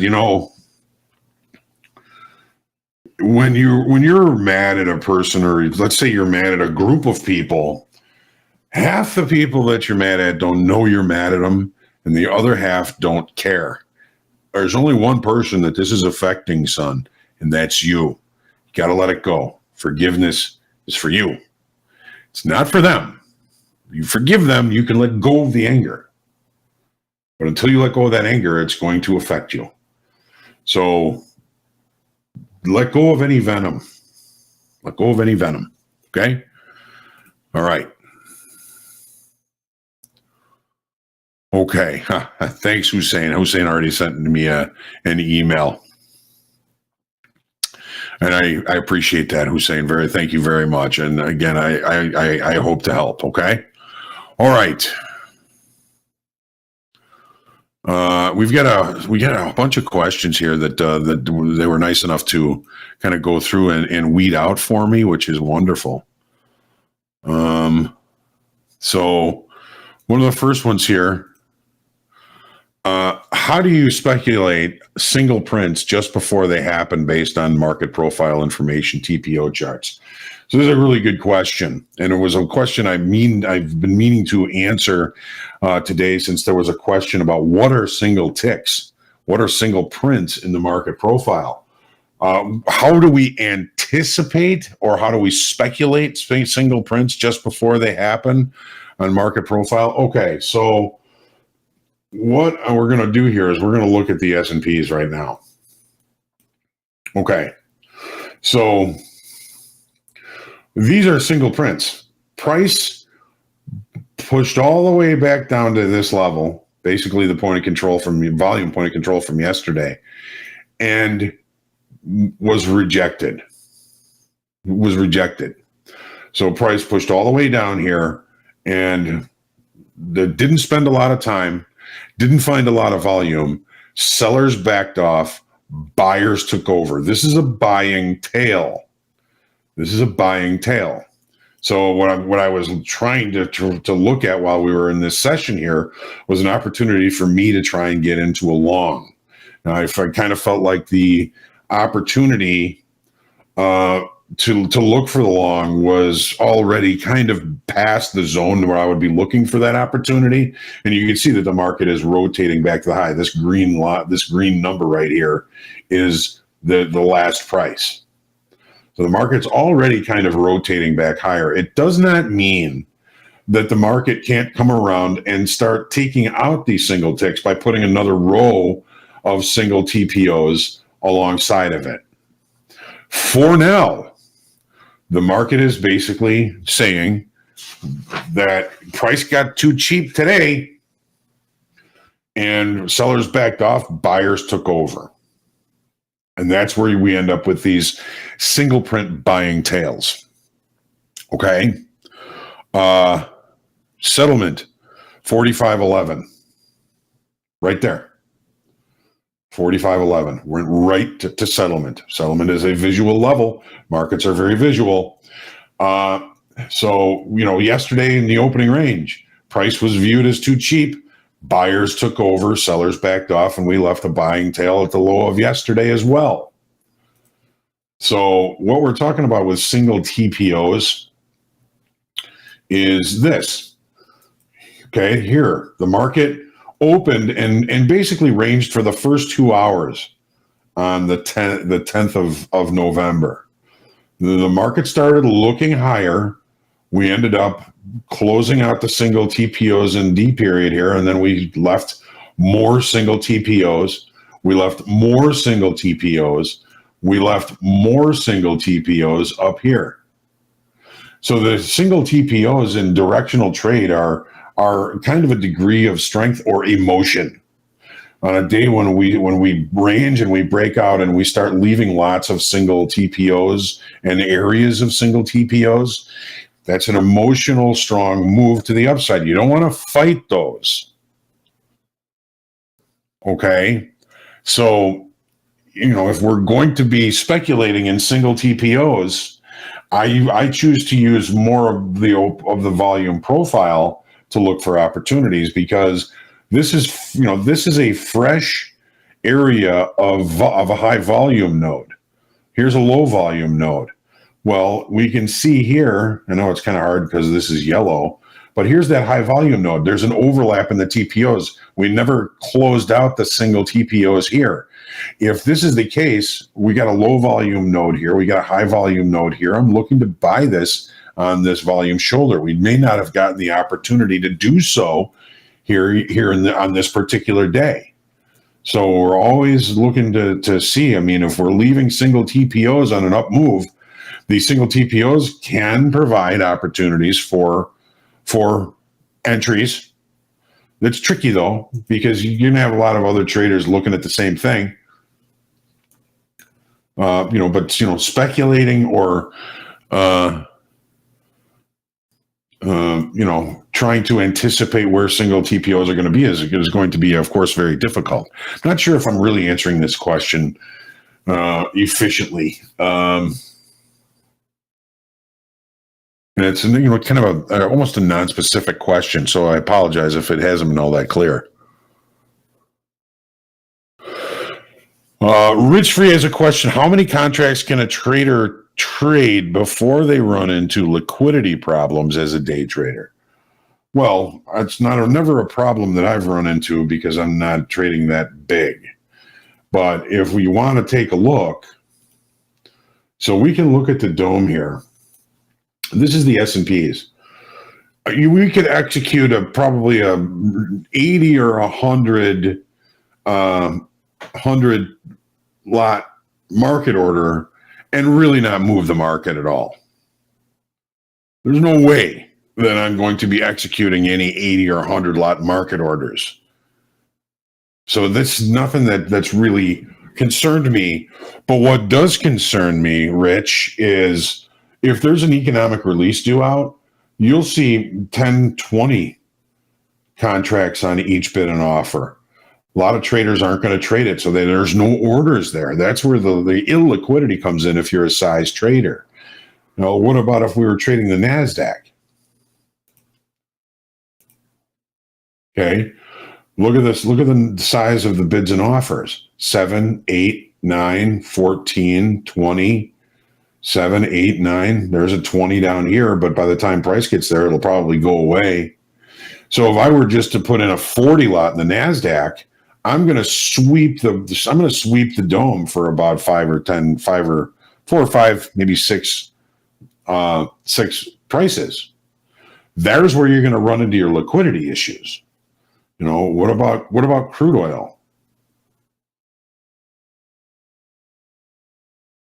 We're in rollover now, but again, very similar to the NASDAQ. I mean, if I put in a 50 lot, we've got some pretty big size on both sides of the market here. But typically, if I'm looking at 10 to 15, maybe 20 per contract per price, I can sweep it for 3 or 4 ticks if I just put in a 50 lot. Now, if you have 50 contracts on and something happens and liquidity dries up, that's when you're going to run into problems. I mean, in the S&P pit, there were times I had trouble getting out of a 1 lot because vacuums, just no bids, and I'm stuck long. I'm trying to sell a 1 lot, offering it down. Nobody will buy it. It happens. So if you're going to be a size trader, be ready for that. Be ready for that. Here's gold. We had, 10 to 20, maybe 30 contracts on each price. And this is in no volatility. No volatility. Imagine what it looks like when there's volatility. 1, 2, 3, 4, 5, 6, 7, 8, 9, single digit contracts. And if you're trying to move 100, you're going to have a hard time. Interesting question, Rich.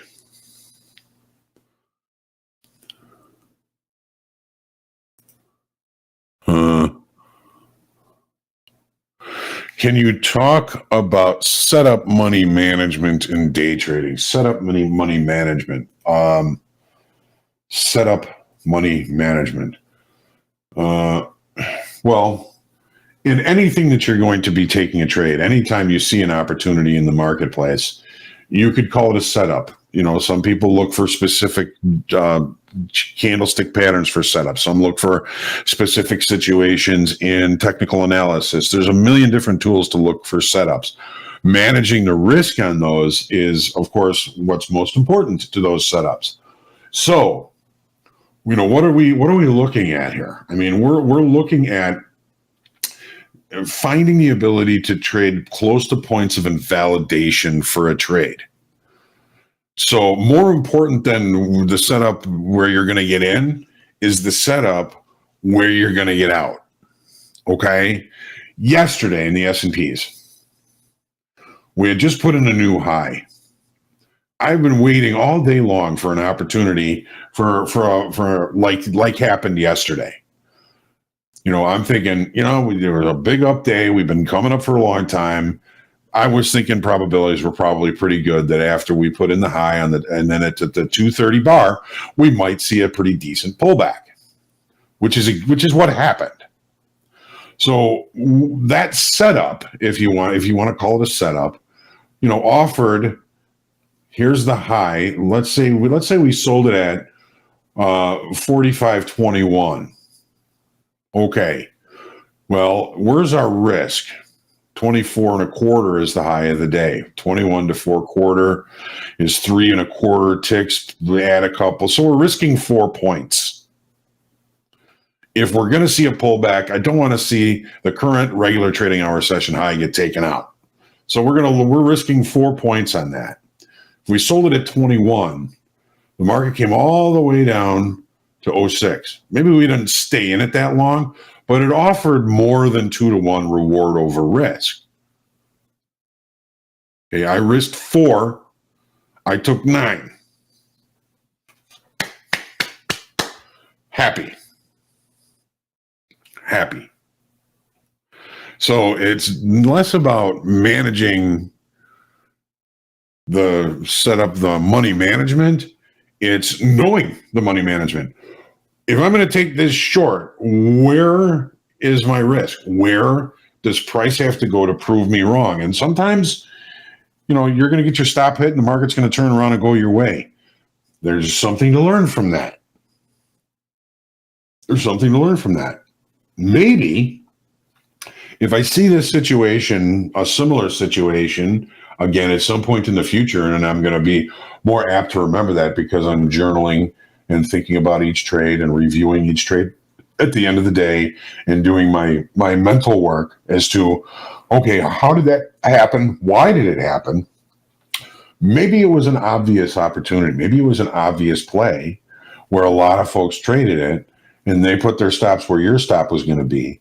And they went stop hunting and you got your stop hit. And then the people that took the other side of your stop are the ones that got the profit on that trade. Think about that sometimes. You know, if you're in an obvious situation, if there's an obvious setup, something that just like you look at it and go, oh, this is too easy, be cautious of that because you're probably not the only person who's seeing it. And if a whole bunch of people see it, they know where those stops are. They'll go find those stops. So think about maybe getting in where you would put your stop in those types of situations. You know, can you talk about setup money management and day trading? Always know where your out's going to be. Always know. You can't take a trade if it's too expensive. What's too expensive? Well, you know, we saw the value area high from yesterday get rejected right at the end of this session, right at the end of this bar. It rejected. So I'm looking at this going, all right, I'm going to see if I can find an opportunity to get in. It turns out the best opportunity I would have had was when I was thinking that. And quite often that's what happens. When you first see a trade, sometimes that's going to be your best trade location. Well, now I've missed it. If I want to take this trade, I don't want it to come back below the value low from yesterday, which is 18.5. So now I'm looking at, you know, $7, $8 worth of risk. And it's the middle of the range. I don't want to trade in the middle of the range. I want to trade on the extremes. So now, if I wanted to get into this long, it's too expensive for me. I don't want to risk that much when I could have risked that much. I could have taken this trade for $2 for 2 points. But I, distracted, double clutched, whatever you want to call it, missed it. Maybe it'll give me another opportunity later on. And I'm not going to bitch about it. I'm not going to complain. I'm just going to say, okay, well, next time, similar situation, maybe I'll be a little bit more apt to respond without thinking about it too much. One of the things that Jared was talking about in his intuition ebook that he sent out, which is a great thing. I mean, I really enjoyed reading it. I always talk about impulse, which is emotion and fear-based reactions. Oh my God, I'm going to miss this trade. I better get in. Intuition is something that takes time. You may not understand it. It's maybe difficult for you to recognize the difference between intuition and impulse. And he added another thing, instinct. If I've been doing this for that long, was that an instinct to just maybe should have taken that long right away? It wasn't going to be that much risk. I should be happy to risk that little on a trade. It was cheap. So now I'm beating myself up for not taking that trade. It's okay. We're going to be fine.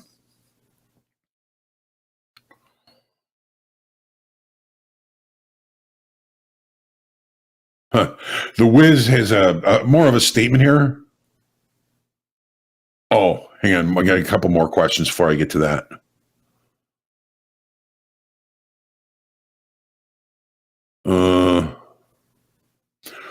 Bryant, the name of the book about candlestick patterns. Hang on a second here.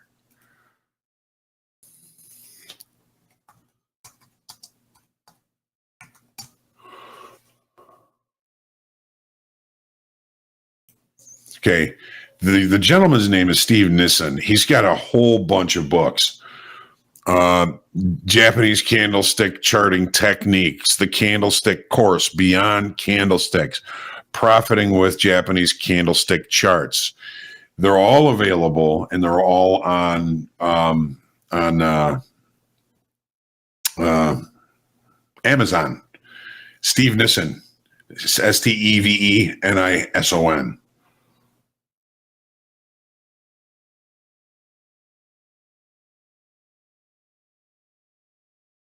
All right.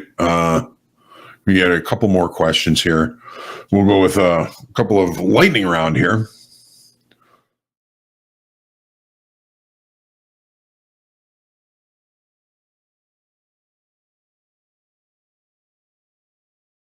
Will you pull out after a small rally if you see a lot of ones and twos on the break?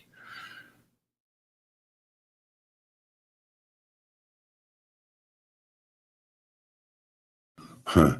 Do you have any tips on? Do you have any tips to know when to sell and when to hold? These are all. I mean, everything is so situational. I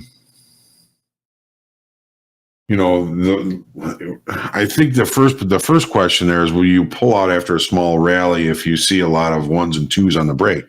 No, probably not. I mean, what we're looking at here on this profile and the S&Ps, did we really bring in a whole lot of volume down here? What did the dome look like?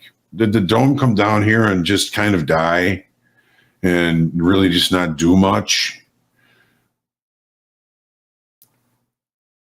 If there wasn't a lot of volume on this push to the downside, there was a possible value area special situation play here, but we never closed one single 30-minute bar back below this level. Take a look at it.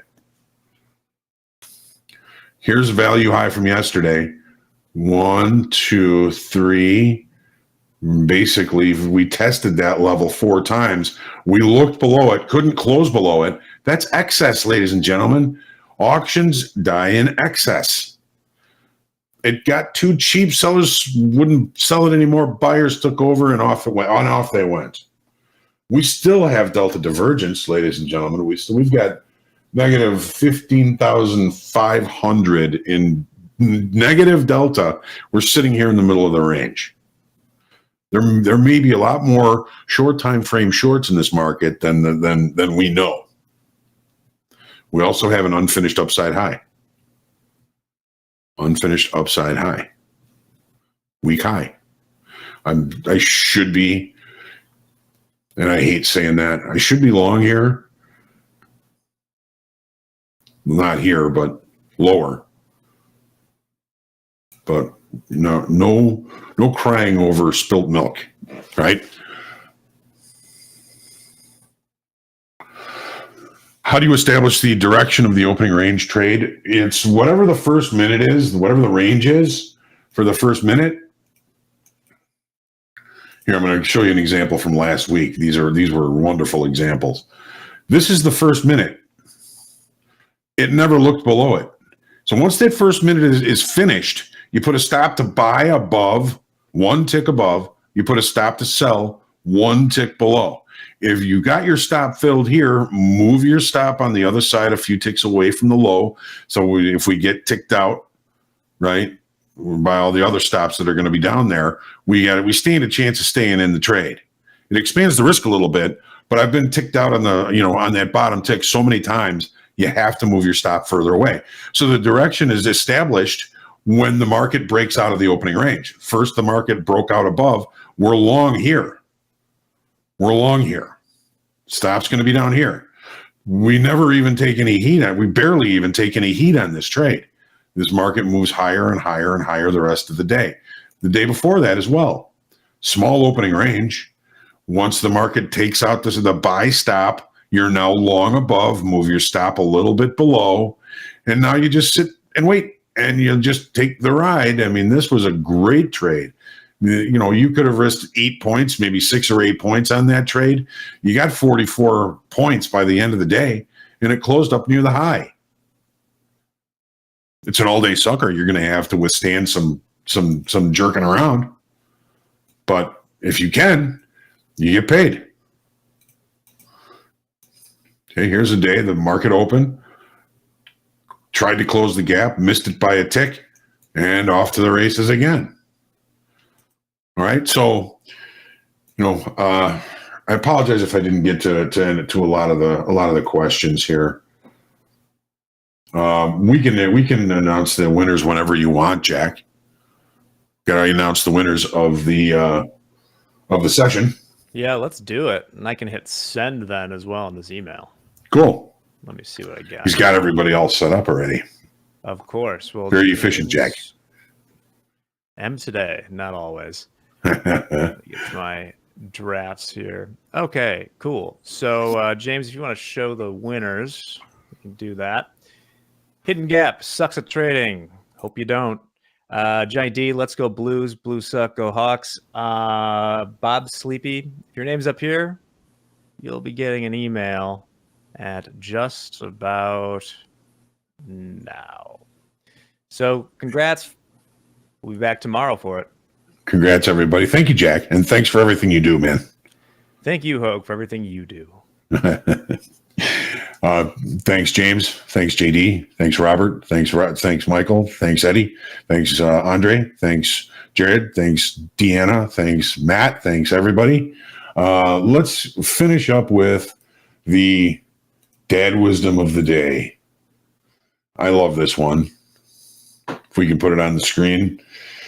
It's the things you don't do that you'll regret, not the things that you do. So if you want to do something, do it. Try. They say most people will come up with an idea that it'll make them a millionaire probably 8 to 10 times in their life. The difference is the people that act on it. So you got something you want to do it. You won't regret it. Of course, unless it's something bad.